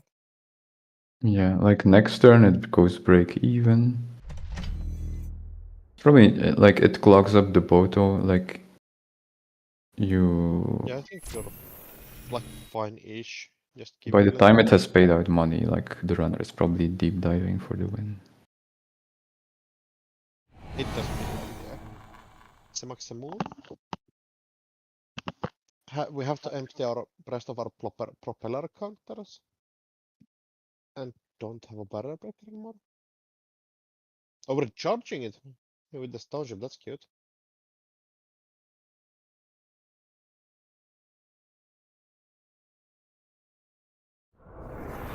Getting in there. Nothing is to be seen. And I think this might be a dive turn on its own here.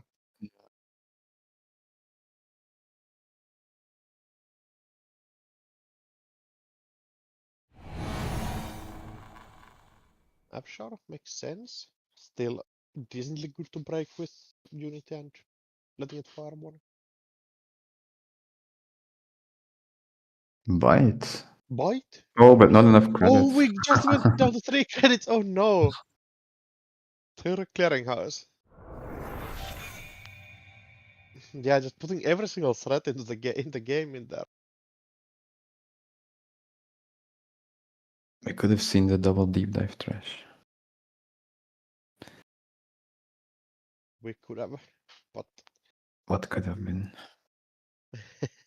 yeah, just 1 credit off here. And I think you're really happy to see that bite here because you know that there can be a second one in.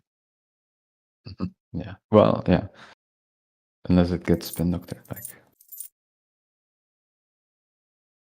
Unless, yeah. Again, clicking for credits. This time you kind of have to do it because you're on quite a few.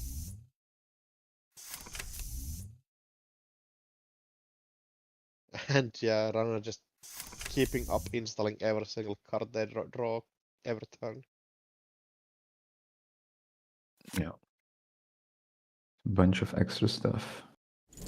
I'm still digging for the barrier breaker. Well, you have the simul chip to reset propeller, but Oh, you can also like simul chip. I think you're looking for wheels. Yeah, wheels for the actual bigger dives. And the HQ access didn't actually pick up an agenda, so we'll have to find Yeah, something. currently I think we just keep on the remote control game plan. Ping, that's not fun. It could be like a tomorrow's headline, that could be an issue for you.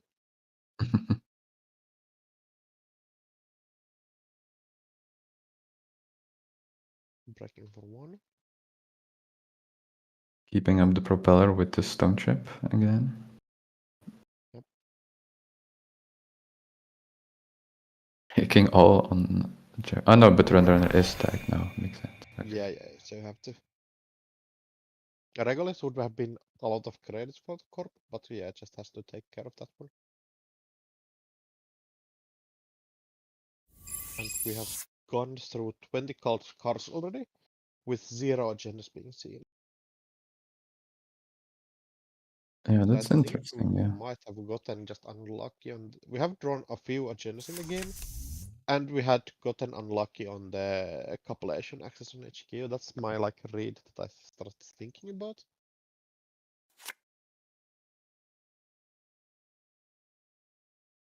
But I mean, the runner isn't really in any rush to do stuff. Like the remote that isn't taken up by the refuge campaign is quite cheap. It's actually only 2 credits yeah. if they find like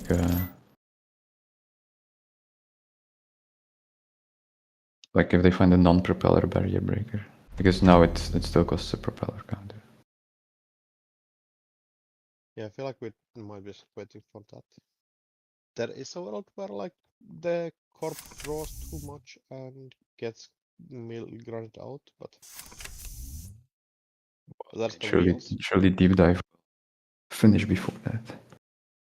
Mm, you like hit the snare that we somehow sneaked in there, Angelique or something? Hit out boss deep dives? Maybe. Like there's always outs here somewhere if you like want to get into the weeds enough. Maybe the runner forgot to put deep dive in the deck. Round one, like, oh, I'm playing a wrong deck, can I switch? And yeah, then it's too late already. Just charging the propeller again. I think we might not have extra barrier breakers here.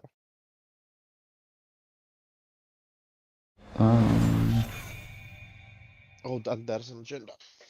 Yeah, that's the steal. So I think probably see a fermenter pop and then go for a deep dive next turn. It does look like that, yeah. And there's the barrier breaker. Choosing not to install it, probably because you want to. You want to see much of it back, I would assume. Yeah, but like you might as well have it installed then, I guess. So, You, but yeah, I mean, you. Oh, you have no. Did we install a program this time already? Not sure. no, I don't think so. Yeah, so technically you can install it, but you want it to look more cool.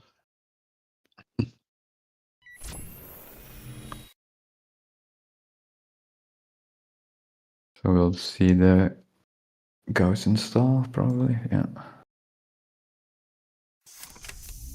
Cheap breaks on the barriers, cheap breaks on sentries.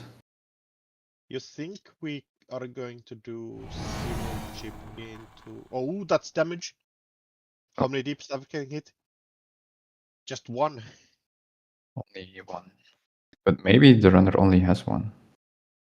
Could be, yeah. So that anemone has been there for so long. A long It's time. nice. It's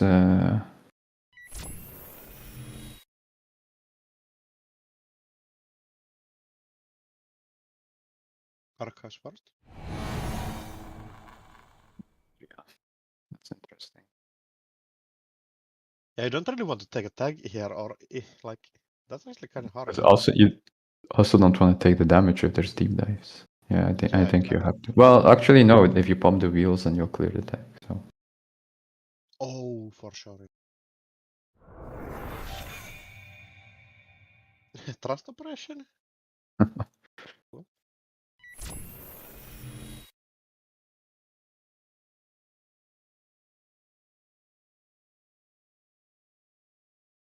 And what's the last ice here? Didn't get a race on Archives ice? That could have been. here. Surprising. Is that the tier maybe? Oh But yeah, that then was installed somewhere. I guess your opponent still breaks his board cheap enough.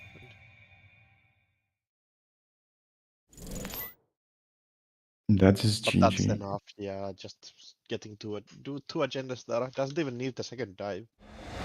Maybe this deck is only on 3-pointer. Oh yeah, there is score damage though. There's Hypoxia, there is Public Trail.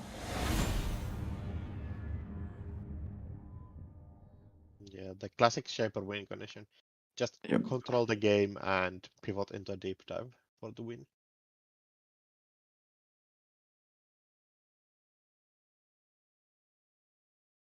Alright, I think on table 1 we have seen AID already.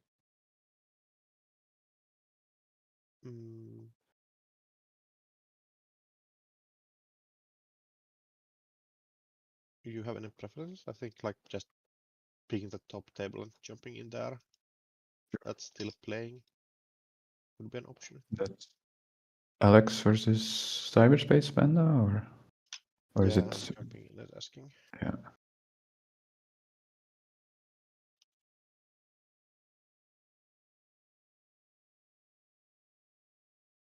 Alright, that one. Table 7. Is already over.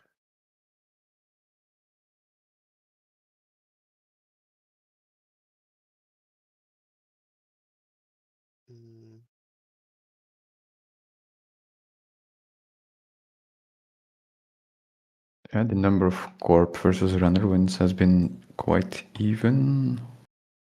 Just by unlike the round so far. Just glancing on what Yeah, has been that's going always on. good to see. Okay, table 7 is fine to be honest. Table 7. That's Provaco versus Lunari. No, sorry, no. Table 8, the encoder versus Can't Wake Jake. Okay.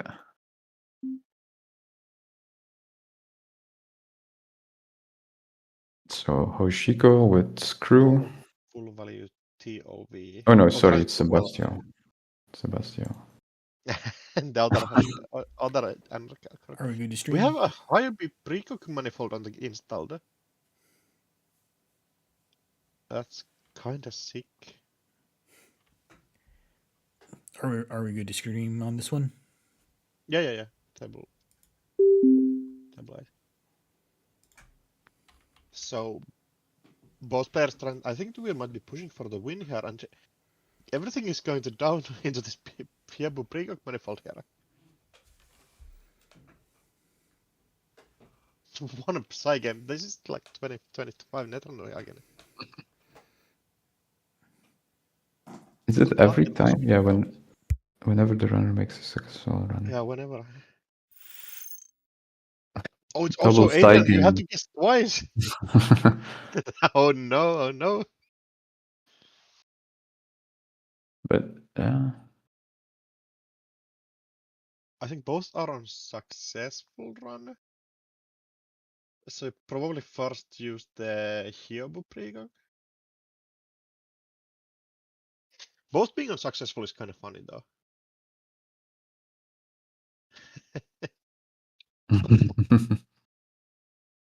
But I think You the have to guess corp can't. twice. That's so tough. Sorry? You have to guess twice. That's so tough. But I think the corp can't really spend 2 credits. Although. You have 7. You probably need just 3 to win the game here. Oh, when Hyobu uses the enter run.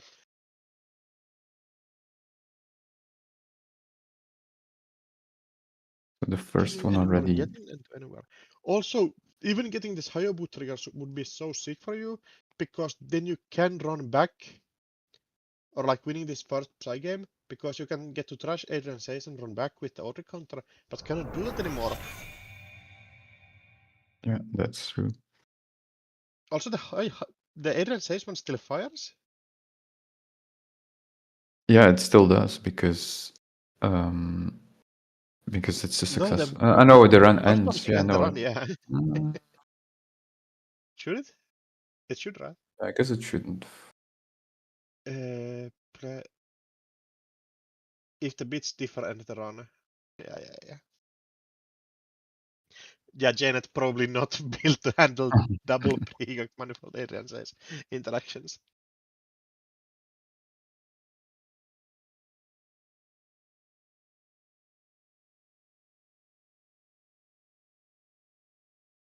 So if that's a 3-point agenda, which it kind of looks like, then the runner will have to figure out if there's a way to get in, but I don't know if that's possible. I feel like your only option right now is just to go HQ. Even server, even R&D, probably a bit too tough. Well, R&D, you also can't get through. Yeah, just one botchless counter.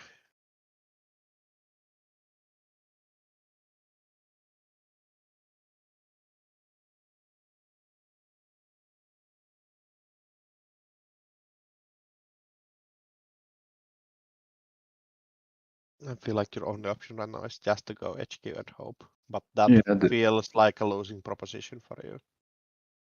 that's true. The runner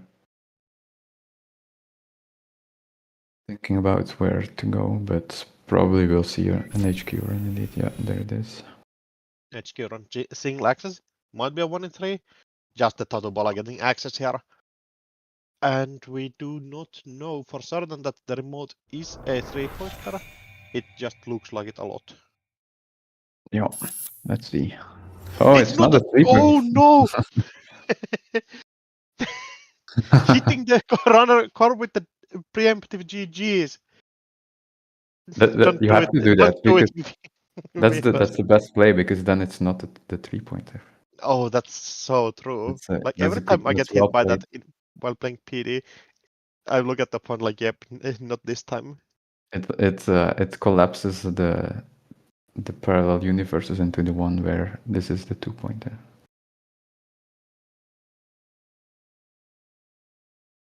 So well played by Jake to call the preemptive GG. The meta game. Oh, look at that. So okay.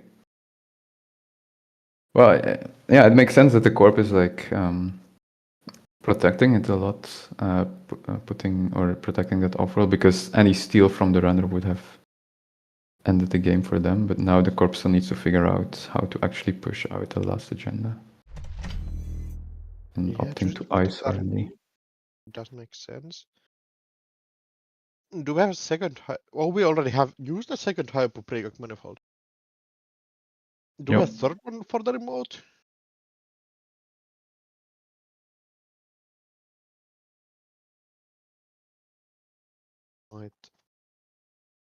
Might need the third one to cook really hard.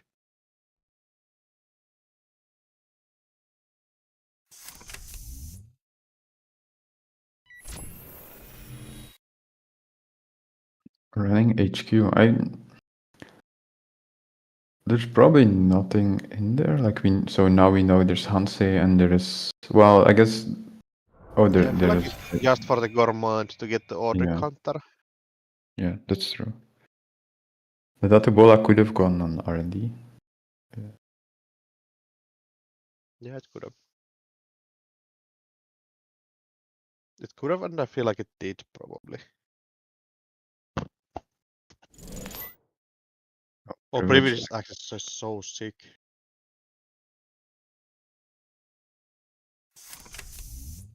Getting a gourmand for free. And crew. Yeah, crew does make sense. And backyard. Yeah, so many installs.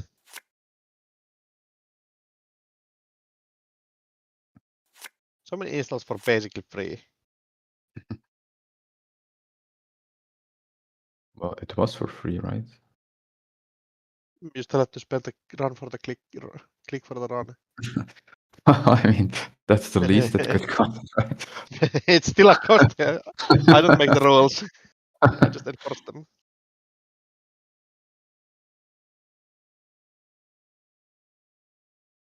Having to draw 3 times doesn't feel good here, though. Well, I mean, you need to get your card somehow. Yeah, but I think I would much rather like draw once, get the correct card I need, and play that way. Yeah, that's But like, what can you do if you don't draw the correct cards? Like, it's tough. but I guess the thing is like if encoder draws an agenda, do you just put it in the remote? Like I would think the answer No, is you maybe just not. So. can't. I think like I think you have 2 more sericultures in the deck, I would assume. 2 more what? Sericulture expansions. The Oh, the agenda, yeah. yeah. Yeah, Oh, probably. Ivern die? Multihis by itself? Kind of sick. And a PD Gordon? Yeah, not the agenda that some boomers might think it is. Just a second lockdown. Playing like lockdown tribal does seem kind of cool like, from PT. Yeah, it's interesting. Like you can play a bit lower on ice and clear your hand more easily by rushing out agendas. Yeah, you can do like even turns where you do an APC Gordon and Hayabu Brigox on the same turn. And can you?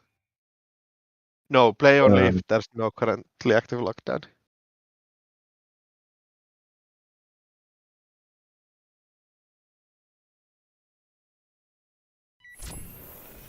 Going HQ again. Finding a spin doctor. I mean, That's you kind of don't have to go anywhere else. You get these trashes out of there, and your opponent is like, you cannot push in the remote because breaking the remote is too easy, probably. yeah, we might And see you Purge just need next to get time. 2 runs. Yeah, you definitely have to purge before you can actually push in there. And that gives more time for the runner to just ride HQ. Oh, decide to go R&D first. Tolbola. Do we have a second ice in the hand?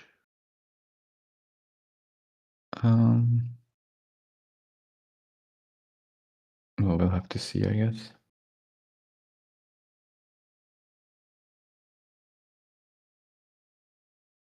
Oh, just decide to bounce instead. Oh, That we have was bunker, never mind. Bunker I think doing the work run there. makes sense, I guess, because I would assume that a purge is somewhat likely, so just using Yeah, the you have botch. to spend your counters right now, and you get your into free with Botulus and everything. Access 1. Not the win yet. Let's see if encoder will draw up again. Like, Also, the are you looking purge for? is Or yeah, or tough. purge. Yeah, purge is tough when Gormad is on the table. Okay, we have an ice on HQ, and then maybe next turn we'll see purge. Oh, advancement with PTU. I think this one was made so you can only advanceable cards, yes. So that's possibly Finally, 3-line message as well. yeah, I think those 2 would come to mind first. Yet, I don't think there's any Jinteki advanceable ices. I don't think so. Yeah, for a long time that was just a Wayland thing, and then Pravda was getting on that action in the rotation before this one. Space ice could be cool in PT.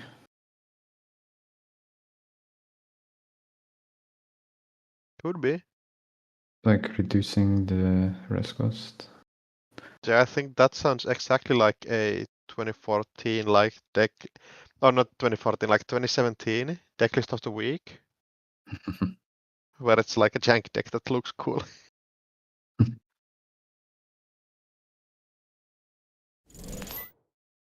Another privileged access. That card is kind of cheap though, right? Yeah, it costs 0 credit. It's Yeah, ridiculous. exactly what I meant. Yes.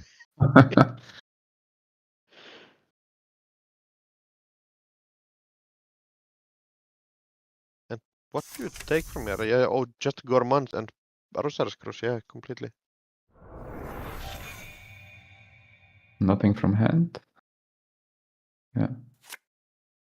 Is there even Yeah, anything it's left? Like drawing afterwards? There's still one crew, no? Or am I? Yeah, probably. There's still one friend. And 2-click for gamble. Mm. Just click for the draw first. People are loose with the undo clicks. It's not the end of the world. Yeah, just design the draw up. I think we might be hunting for the Ashen Epilogue. We have seen already a buffer drive in the bin, so like I think it's definitely Ashen in the deck. And Corp forced to draw up again. So Ice probably not as tough as you would love to see. Yeah, Especially with double Arceras crew, like your Totobola is not holding up, your like anything is not holding up. no purge though, so the Audrey will be able to break some ice. And you cannot even purge next turn with like you purge upon just bust a new hole on HQ and trashes your stuff again and like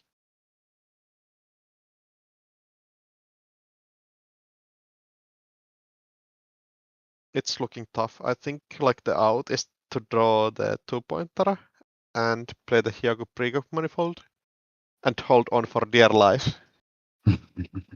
Just win side games 3 times in a row. Like one you can at least get double chances with Adrian.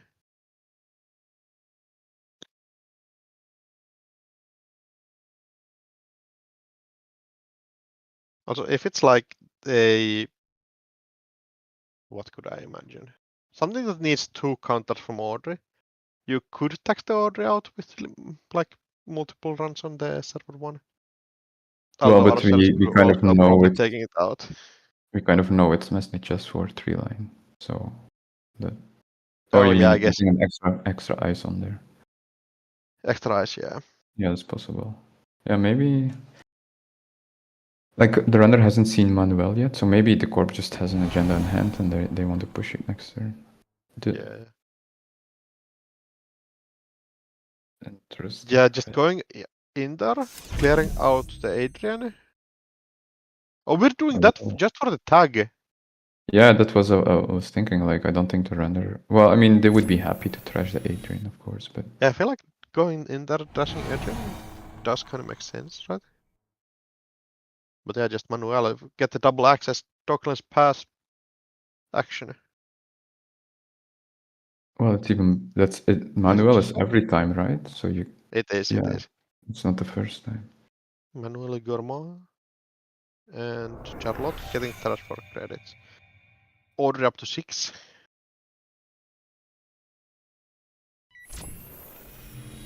And runner hand, corp hand getting bled out again. Saisentan, Gourmand. Send a message, yeah, there it is.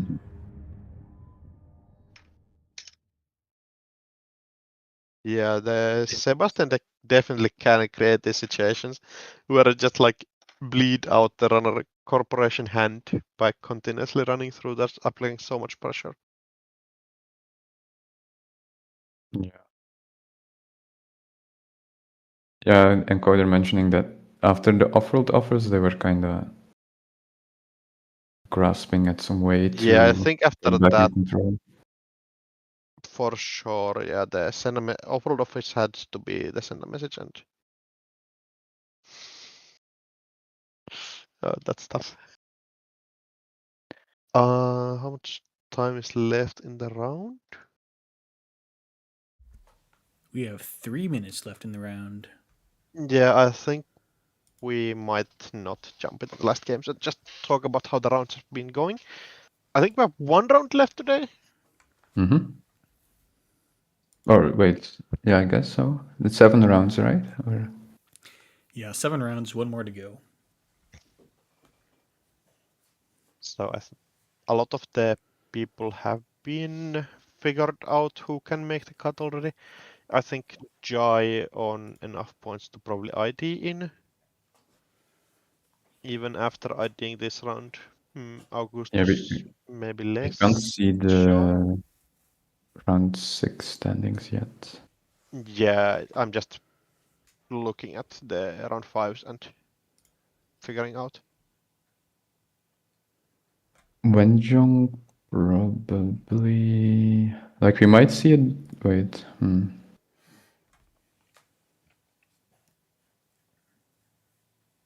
So who's on? Jung is on 15. Cyberspace Panda is on 15. Yeah, a couple of players on 15. And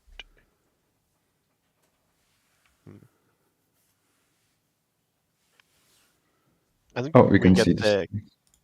we get the better standings now. So, Augustus 13. Do you have to play on 13? There's how many players is the top cut? Anybody know? Top 4. Top 4. Oh, Wait. that's But wait, half. actually, Kror mentioned we expect approximately 6 rounds and a top 4 cut. I guess maybe that has been changed. No, wait, I'm looking at the wrong thing. My apologies. Top 8. So that's a lot more Oh yeah, top 8. happy to Oh yeah, get that's into. then like there's still a bunch of players that have a Top good chance of 8. getting in. Yeah, does mean 13 players. I think So I almost think, everyone that's on 12 now can still make it in. yeah, I think everybody on 12 has to play, and the winner should make it into the cut. And the top 4 is probably already in. I think we are seeing IDs come in. Yeah, I think the top 4 players will just ID. Oh, players on 12 points also shooting IDs. That's well, maybe with high SOS. Yeah, I mean, it depends a lot on how many people ID and how many people play.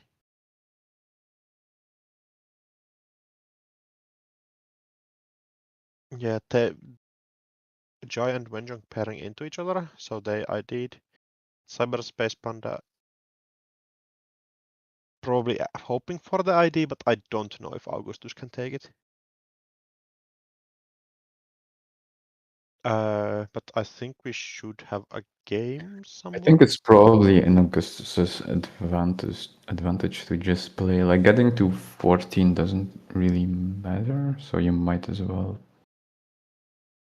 Yeah, you beat all the other ideas, which is Oh yeah, important. that's true. That's true. Just looking for a table to actually that's not taking the easy way out. Yes, Well, I it's hard because suspect. everyone on the U.S. West Coast that's getting in on this is it's getting towards late at night. Mm.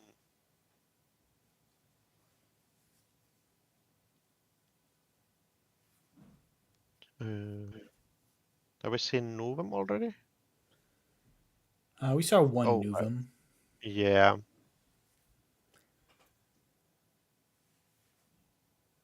Just trying to dig for a game that's a game for the cut. I'll jump in table 3 and ask.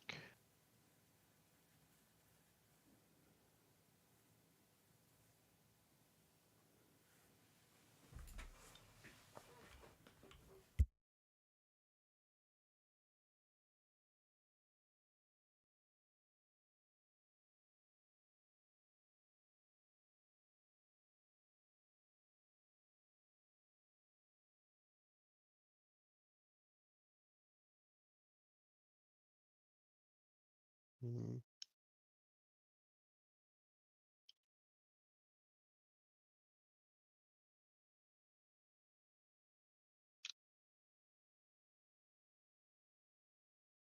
Okay, I don't think that works out. Mm.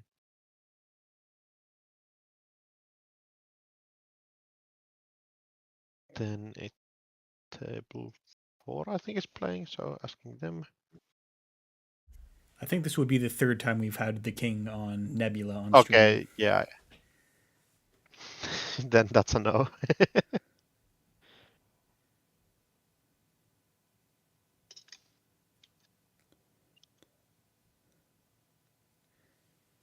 I think table 6 we've only had Prof Wacko on once, and I don't remember if we've had Yeah, on. I think we saw eBental or something on stream, but we get a good go ahead on table 6, getting some Sable into Novem action. Yep. That's going to be interesting. How do you feel about this matchup?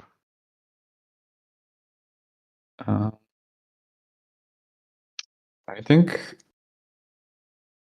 well, I guess it's kind of the same as otherwise. Like Nuvem can kind of high roll, get some early ice on the remote, score Basalt, and then it kind of propels the corp into like a bunch of plays, like cool plays, depending on what has been trashed. But Sable will be putting a lot of early pressure on centrals, getting down Chesvis. So it depends a bit on like how the start of the game goes, I think. But And that's exactly the start you want. Click one petty cash into the Nebula trigger KPI. and just piling in the cash. Looking forward to seeing if we can beat the 12 advancement logjam from earlier this tournament. Maybe. That sounds tough. I don't think so. You never know. Maybe like it only takes 3 tree lines, you know.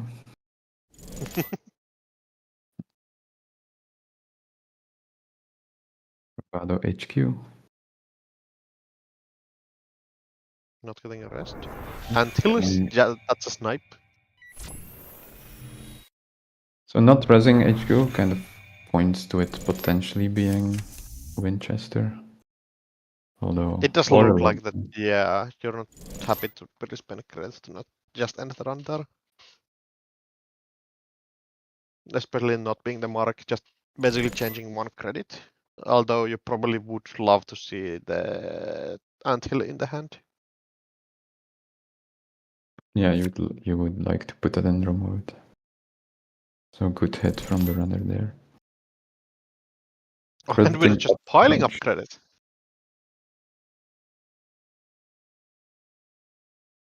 Spending a bunch of operations in one turn. So let's see if there's still more for the next turn. Players setting up, info bounty comes down. See? It's usually the one card that I keep. Yeah, seamless launch is strong. pretty important for your strategy, I feel like. And just piling in the class acts. Getting those cards. I think if you have the open market, it's nice because you kind of get the credits early, kind of, and you load up on cards to get money. It's... I don't think I like it because it's tough. You do need the draws, but open market is still credits, and I think this game is going to go down on you just not having enough credits at some point. But... Oh, logjam on the HQ. It was a logjam. Yeah, just 3 counters, not the happiest for you, I guess. It's fine. I mean, it costs 5 with Kurupira, so... It's totally fine. It's just not the Oh, best you can hope. Oh, it's 4 counters now. I think like a spot I'm really happy with Logjam is like 4 to 5, or like 5. I guess 5 to 6. 3 to 4 is like but I think I might be still living there with Cleaver in my mind. Cleaver turbine. Oh, I wish. Ooh. Oh, installing Bunch of- 3. What is this? And exactly the Wait. correct reaction coming out in chat. There's not that many assets in the Nubam deck, so maybe a spin doctor. Are we getting ice screwed here, or? I think so, because you would have liked to ice the water wall. Another water wall. Wall to wall? Not thrashing it. You would have to need to trash both, which kinda adds up. Above Just the law? an above the law. That's spicy. Are we going to check the last one? No, bounce it. Wait, huh? And then bounce the wall to wall back to hand. And this is the last one, I think. Oh, the wall to wall was bounced. Okay, I see. I thought the other one was. Assault fire? What is that? What? Huh? What? Very Do we have like triple bold. of the measure response? Oh yeah, that's possible. Well, my Hail Mary didn't spend. Oh, right, all right. Just Yup. just find agendas. I think we probably just drew one ice. Extremely agenda flooded, yeah. What can you do? It's sad when that happens on the last round. Yeah, it was I mean, you could still kind of play it a bit safer by not putting that much stuff on the board. Like, it was a very bold play to put those agendas on the board. It was, but like, I guess it's a spot where you like kinda have to send it. And I think a lot of I mean, these like, games. the runner still needs to find a way to get into HQ, but yeah. I mean, yeah, but like if you just pile genders into that, you're losing at some point. I'm Well, jumping into table 8 to ask. that's Alco versus Magdalene. Yeah, okay, they're alright with it. Yeah, I'll cover Magdalene. We have Toron, probably one of the better Eternal players. Cannot bring Eternal decks this time though, sadly.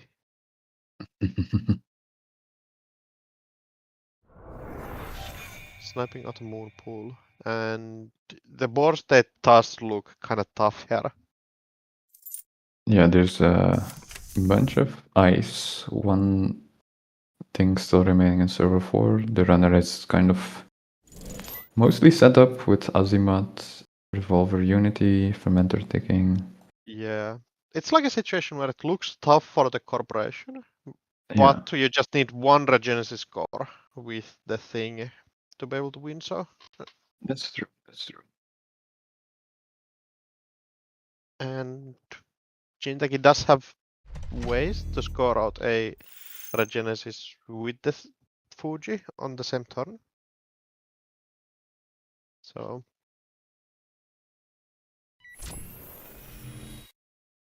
But gets rest and gets run immediately. So, Yeah, it's one of those must trash assets that Jinteki got from the new set.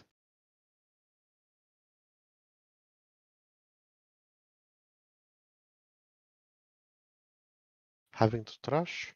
Still has a decently high trash cost, but Azimuth taking care of a lot of that cash out. yeah. Also a cohort, and the corp not being able to rest any of the ice here is kind of sketchy. Yeah, not well, or not wanting to, which No, I guess it's probably not wanting to. Realistically, like depending what on ice what would the that ice be then? is. Yeah, exactly. Anemones you probably want to keep around, and I mean, there's not it's much it. ice that I can think of that you wouldn't want to rest. Yeah, like it still taxes the corp runner somewhat, and I think corporation currently may be in a better economic spot. Although the fermenter Maybe is it was coming in both. there. This also looks like the more score heavy version with hedge fund. So maybe it was Boto. You don't want to rest it into a Gauss that was pumped from the install. Yeah, could totally be. No Spinny D. Didn't the corp didn't res it or? The Anemone, it was installed last turn with the Totoball, I believe. No, with the spin doctor. It didn't draw from spin doctor, I think. Didn't we? I don't see it. Oh, that's interesting. Maybe. Well, Just Yep, don't think Spin the Doctor was not corp. rezzed. I would love to hear the reasoning for that for the corp. And at this point, it does feel like a mandatory purge turn. but that's so rough though. Like if you purge. But like if you let the corporate runner gain 10 credits of this fermenter and get it back online, just ticking, I feel like that's even worse for you. Yeah. Yeah, plus 10 credits on a single click, letting you instantly go and contest the next thing. Although that's breaking that for 4 is kind of sick. So it wasn't a teeny. Yeah, I think that makes sense. We were all on a lot fewer credits when that thing was run last time. Natini definitely a breaker that is trying to tax out Basso more than Unity here. Well, it's like for just Bassa it's 5, and for just Unity in this configuration it's 4. In other configurations Just also Basso? 5. Just Basso is like, Oh yeah, it's not okay. Sorry, it's yeah, not. it's I was 8. thinking about Vampirunasa. That's true. Yeah, That's true. Vampirunasa definitely is like the one that is more for dealing with Unity. Installing ice, taking that back, thinking again, I think the same ice putting the there. exactly same ice back in there. That's a classic, but I'll probably just like needing a bit more time to think. Totally fine to figure stuff out. And overclocking in, that saves credits for you.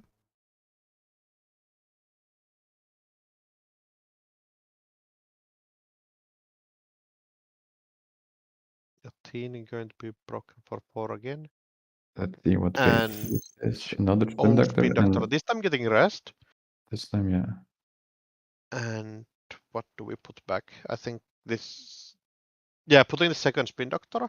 So we still have some recursion. And a cohort guidance.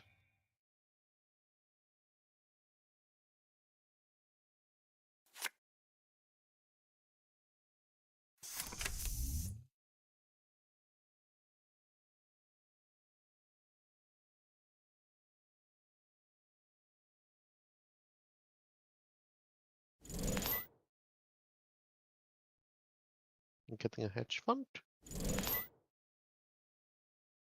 Another one. That's double hedge. Yeah, 21 credits. I don't think Auko is equipped into like leveraging these credits too much into the W. Maybe there's still a bunch of like expensive ice in HQ. But just to the Genesis in archives. Yeah, I think that probably gotten there from an AUKO trigger. That kind of makes me think HQ has more Regenesis in there because, like, I That's very- don't see what else you're putting in. Like, Regenesis is the way the corp wins the game currently, so might be like for real 2 Fujis in the hand or something. Yeah, and the runner has been like running everything, so I think the corp is a bit reluctant to put stuff in, like put agendas in the remote. Yeah, Overclocking it and- again, yeah, this is just mean at this point. Double ants. Costs runner for real 3 credits. Regenesis getting hit, yeah.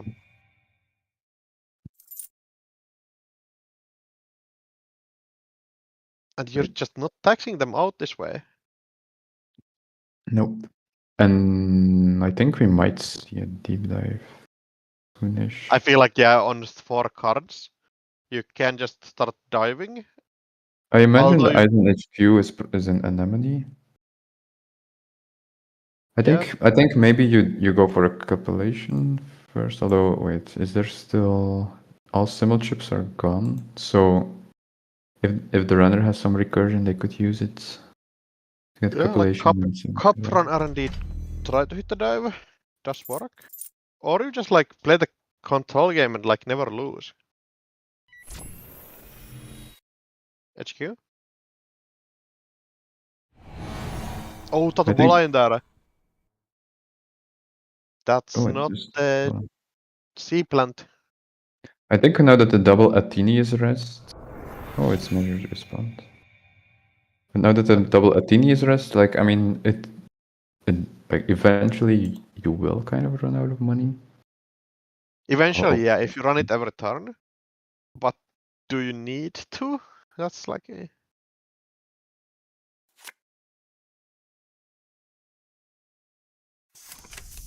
Double fermenter. Okay, I guess we're not running out of money anytime soon.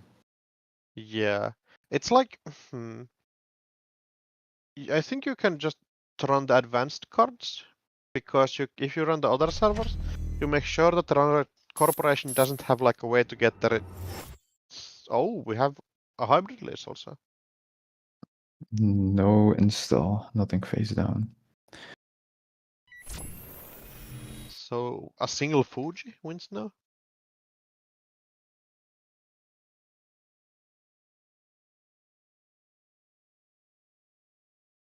Oh, blood in the water. In the water. Like pretty good 5-2 agenda. Yeah, that's looking more Yeah. and more tough. Now any agenda wins the game. In this game, that's So a 6-2 I think- agenda. Sorry? With all this end of turn drawing, that's a 6-2 agenda. Oh yeah, even worse. It's yeah.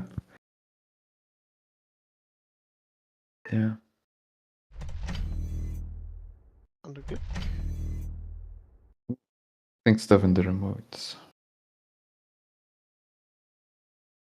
I was thinking the runner was gonna deep dive, but now with stuff in the remotes, you might see contesting instead. I feel like we just contest this. Especially Oh, with the definitely wheels, yeah. Makes sense. It costs you so little to especially check this one. Because the corp does need 2 cards in the remote to be able to like sneak out a win. I'm not sure if you even need to trash this flat anymore. If the opponent scores something and you get sniped your deep dives out, it could be an issue. Yeah, just clearing everything and just popping fermenters. I think the runner is preparing for a deep dive next turn. Yeah, the fermenter pop does look like it. For sure.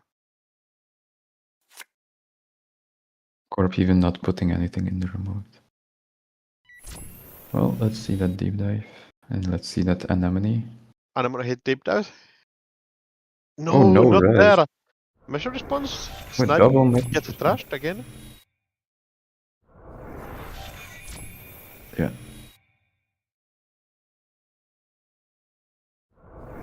And that's I can't And imagine that's it. game, yeah. You see almost every single card in there.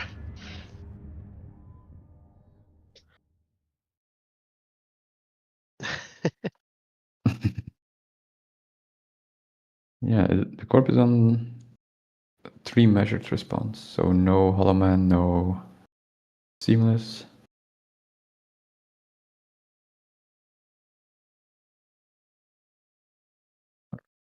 What's the timer like? I think we have still like 20 20 minutes? Are there even... How much games are still going on? A decent amount. I can jump into like table 7.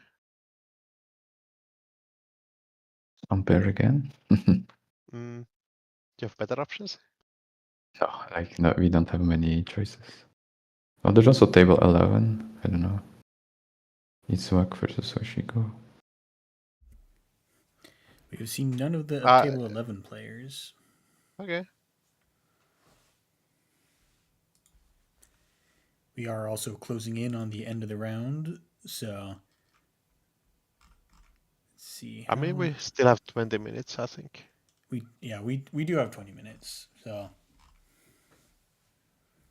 Yeah, players on table 11 not wanting to focus on the game.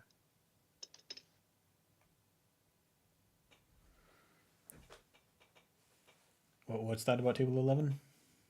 They would rather focus on the game. Okay, sounds good. We can also go over to the casual tab and watch some random games there. Wow. They may not realize that they've signed up to showing up on stream. Yeah, table the Ampere game is fine to be on stream. Alright, cool. Let's see. Definitely Borstate again. Ampere. Seeing more of the... We see ganked as well. The refuge campaign again. Are we good to Yeah. stream? Yeah.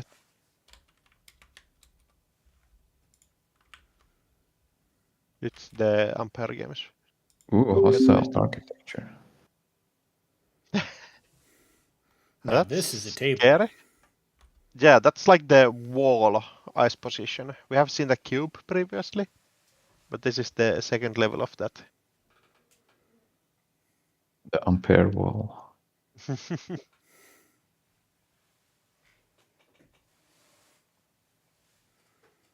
And again, we have 0 points scored and like 20 points gotten out of the game already. Yeah, I think this Ampere deck is on only 3-pointers.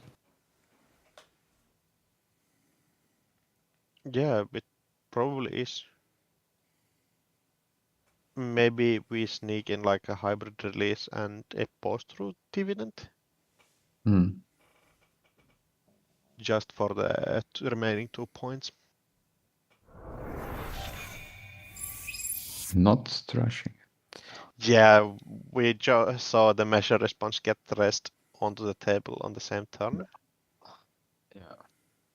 I imagine that you don't... Like, there's maybe some Ashen or buffer drive you don't want to get trashed. It does look like it, yeah. And we just get our free draws with amanuenses. Amanuensis is kind of a console that has seen like a glow up after Sebastia became like a more threatening runner with draw options kind of getting fewer and everything. Does mean like draw 2 is much nicer. Also R plus getting banned does mean that there's just like less annoying tag hate out there. Yeah, that's true. And like it's when you get the engine running, it's like it works well. The problem, or like what you need to do is like get everything up in the first place, which can be tricky sometimes. Like And it's a after you huge- get Solidarity Badge, Valentina, amanuensis, it's kind of nice. And it's a huge benefit to not be giving your opponent 4 credits per turn cycle because there are less. Yeah, that's for sure. I was trying to think of a funny joke to say there, but just couldn't. My bad. R plus is not funny. Friends don't let It's serious, friends. serious gameplay on. Very good. Friends don't let friends play R+. Depends on how evil your friends are. I don't think I can stop some of them.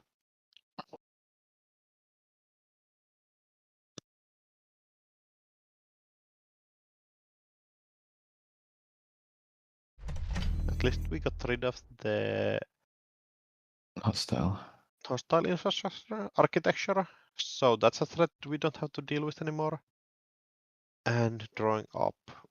Oh, wait, the Ashen Oh, we and have lost Buffer. Buffer and Ashen. That's scary. Hmm.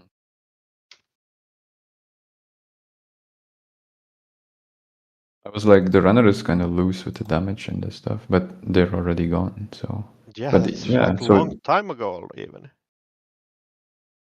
so using the Lago is kind of it's risky. Like you trash the crew and your deck will be empty, unless the runner is on 2 action. But wait, is that possible? I've It seen 2 technically transfers. is. Well, Lego is optional, so I think you just decline from now on. Oh yeah, definitely. But the runner did use it last turn and trashed their one of their crews. Maybe the last one. No, there should be one still around somewhere.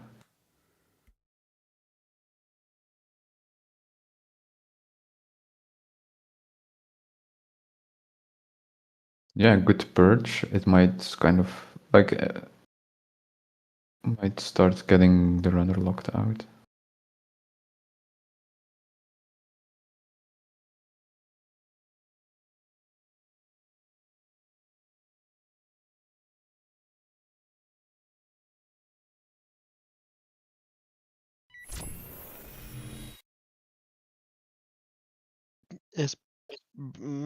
Yeah, especially with every single card here taking damage on runs, except Bortulus.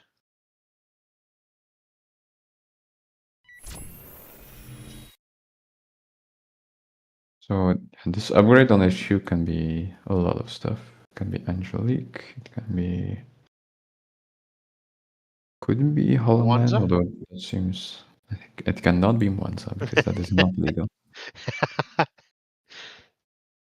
That's my one commentary trick is naming old cards and oh, Ooh, that's so vibe. tough. That's tough. Talking about a good purge. Yeah, time to eat the 2 damage here. And you don't even get access for your troubles. Well, maybe the corp can let you in. No, you got a Gourmand to refill the Audrey. You can't let them in. Yeah.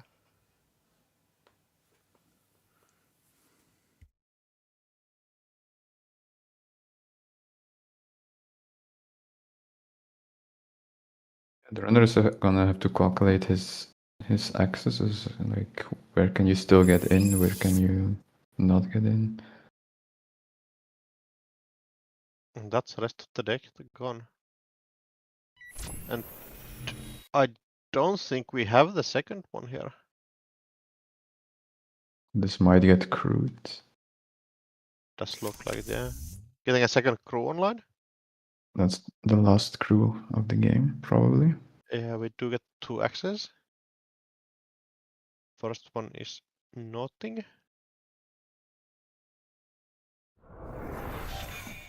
Oh, the Russian hypoxia.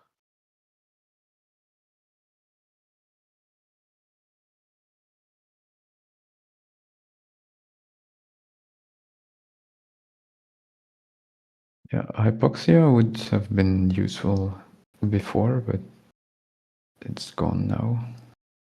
Yeah, I think you're trashing it maybe just kind of for the order counter.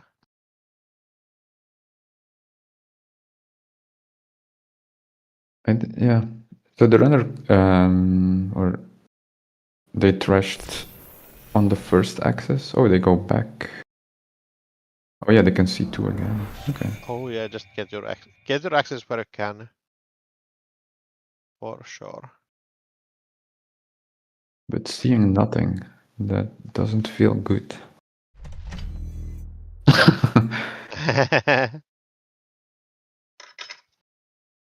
Just don't play agendas. Why has no one thought of that? Last round or so, Ampere was on a pretty hot streak of not getting agendas. Yeah, and the same has happened here.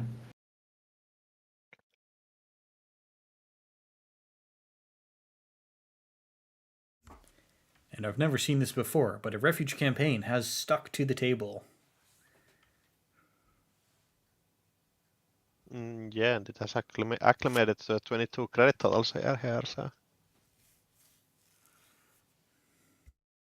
definitely a game that I feel like is just going to be Corp kind of just icing the runner out here, and runner definitely on a clock with stuff like bunker and everything, trying to figure out where you can get those small amount of access still that can let you win the game. Or the runner still has the second Ashen in hand, and we just win the game. Though I think they are playing 3 transfer of wealth. Yeah, that seems plausible. I think we spectated one of his games, and he said that they lined up the 3 transfer of wealth already from previous opponents. So. Double charm. Okay. Oh, Devil Charm, that lets you kill something. Not just depends on what do you want to keep open. A Gourmand also? Yeah, sure, there are chances on HQ. It does feel kind of bad killing the one ice with a Botulus on it, though. Yeah, that's so. The Botulus is just Cleric? holding us one. back. We're waiting for its permission to run HQ. Okay, that's the next big thing. It's a good agenda to get stolen though, because the corp can refill. Oop, mindscaping. Yeah, refill Ice HQ again. And Yeah. Shuffle any agendas back. Wait for them later. yeah. And I think we have like 1 or 2 more runs on R&D here. We can even like public trail Mindscaping for 2, just to take out more cards from hand. And then it starts to be kind of tough to send it in with Bunker or Audrey anymore. Yeah, that's a good point. Yeah, you could definitely do that. So the deck has one there's one transfer still. There is could be 3 Botulus, maybe. I feel like transfer we might have played last time. No, you want it to be health in your hand, basically. I think it's like transfer of wealth 1 Lago. Trust operation. Oh, we have trust operation. Yeah, I got the Boto back. That's brutal. That is. both. Mavars also works, yeah. Oh, getting the virus.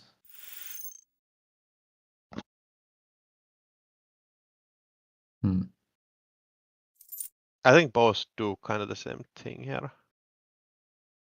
Yeah, but yeah, I guess. Sorry? The thing is, Botos kind of sticks around, I guess. But yeah, the virus is definitely will do some work as well. Well, I guess the thing is, okay, with Movirus, you kind of can pop it instantly, making it kind of difficult for the runner to Mavars do protects something. every server where Boto protects 1, and if your HQ is like 2 agendas still, might be scary. Well, but then you would have used the next big thing, I think. True.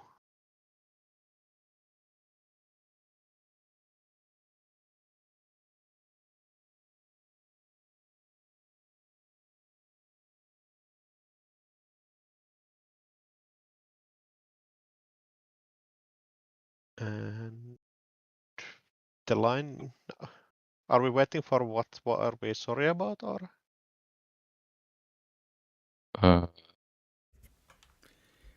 That was from the Manuel getting trashed by the trust operation. Oh, that could be, yeah. Reading chat stuff. Bunker Can't- R&D, send it for one. Just find the agendas. But the runner could die if this is an ice with three. Yeah, totally. They could also win if it's 2 agendas on top. I, for one, am a huge believer in envelopment, specifically for the Banhar users. Yeah, you surely loved Endless Julep before rotation, right? That was tough. It has 0 strength, dies to our Sarah's crew. And notably, Cleaver. True. Oh, Jaguarundi. Oh yeah, we're coring today. That's tough when that's two. I mean, you do get 2 access still. No, the Manuel is gone. No, you can run back. It's just a core. Oh, yeah, I guess. No, Yeah. but not an agenda.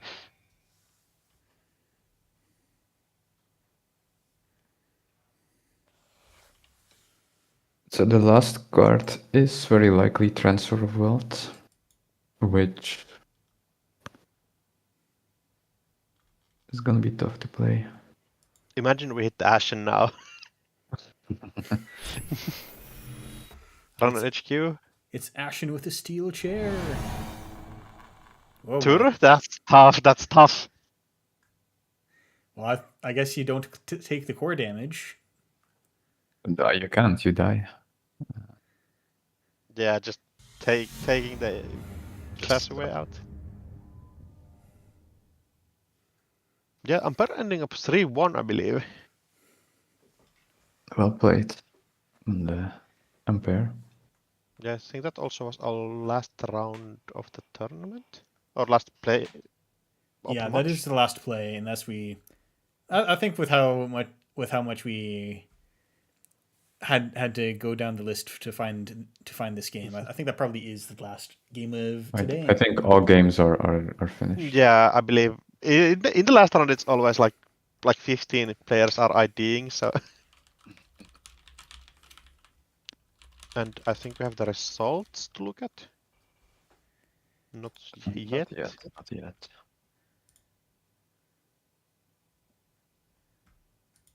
But we can see who has won. So Wenjong will make it in. Wait, no, I'm looking at the wrong. So Ting Feng won their game. Baby Shark won against the King. Hotel Foxtrot and Alex Haverfun ID'd. Yeah. I don't know if Alex will make it in. Yeah, that's I think a scary one. His strength of schedule is a bit.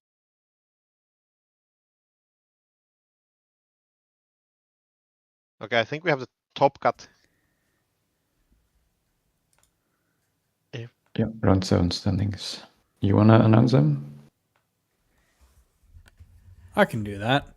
So we have Jai coming in with a couple of IDs at the end. Alco and Sable coming in at the top of the Swiss. Then we have Cyberspace Panda coming in at 16 with Alco again and Hoshiko.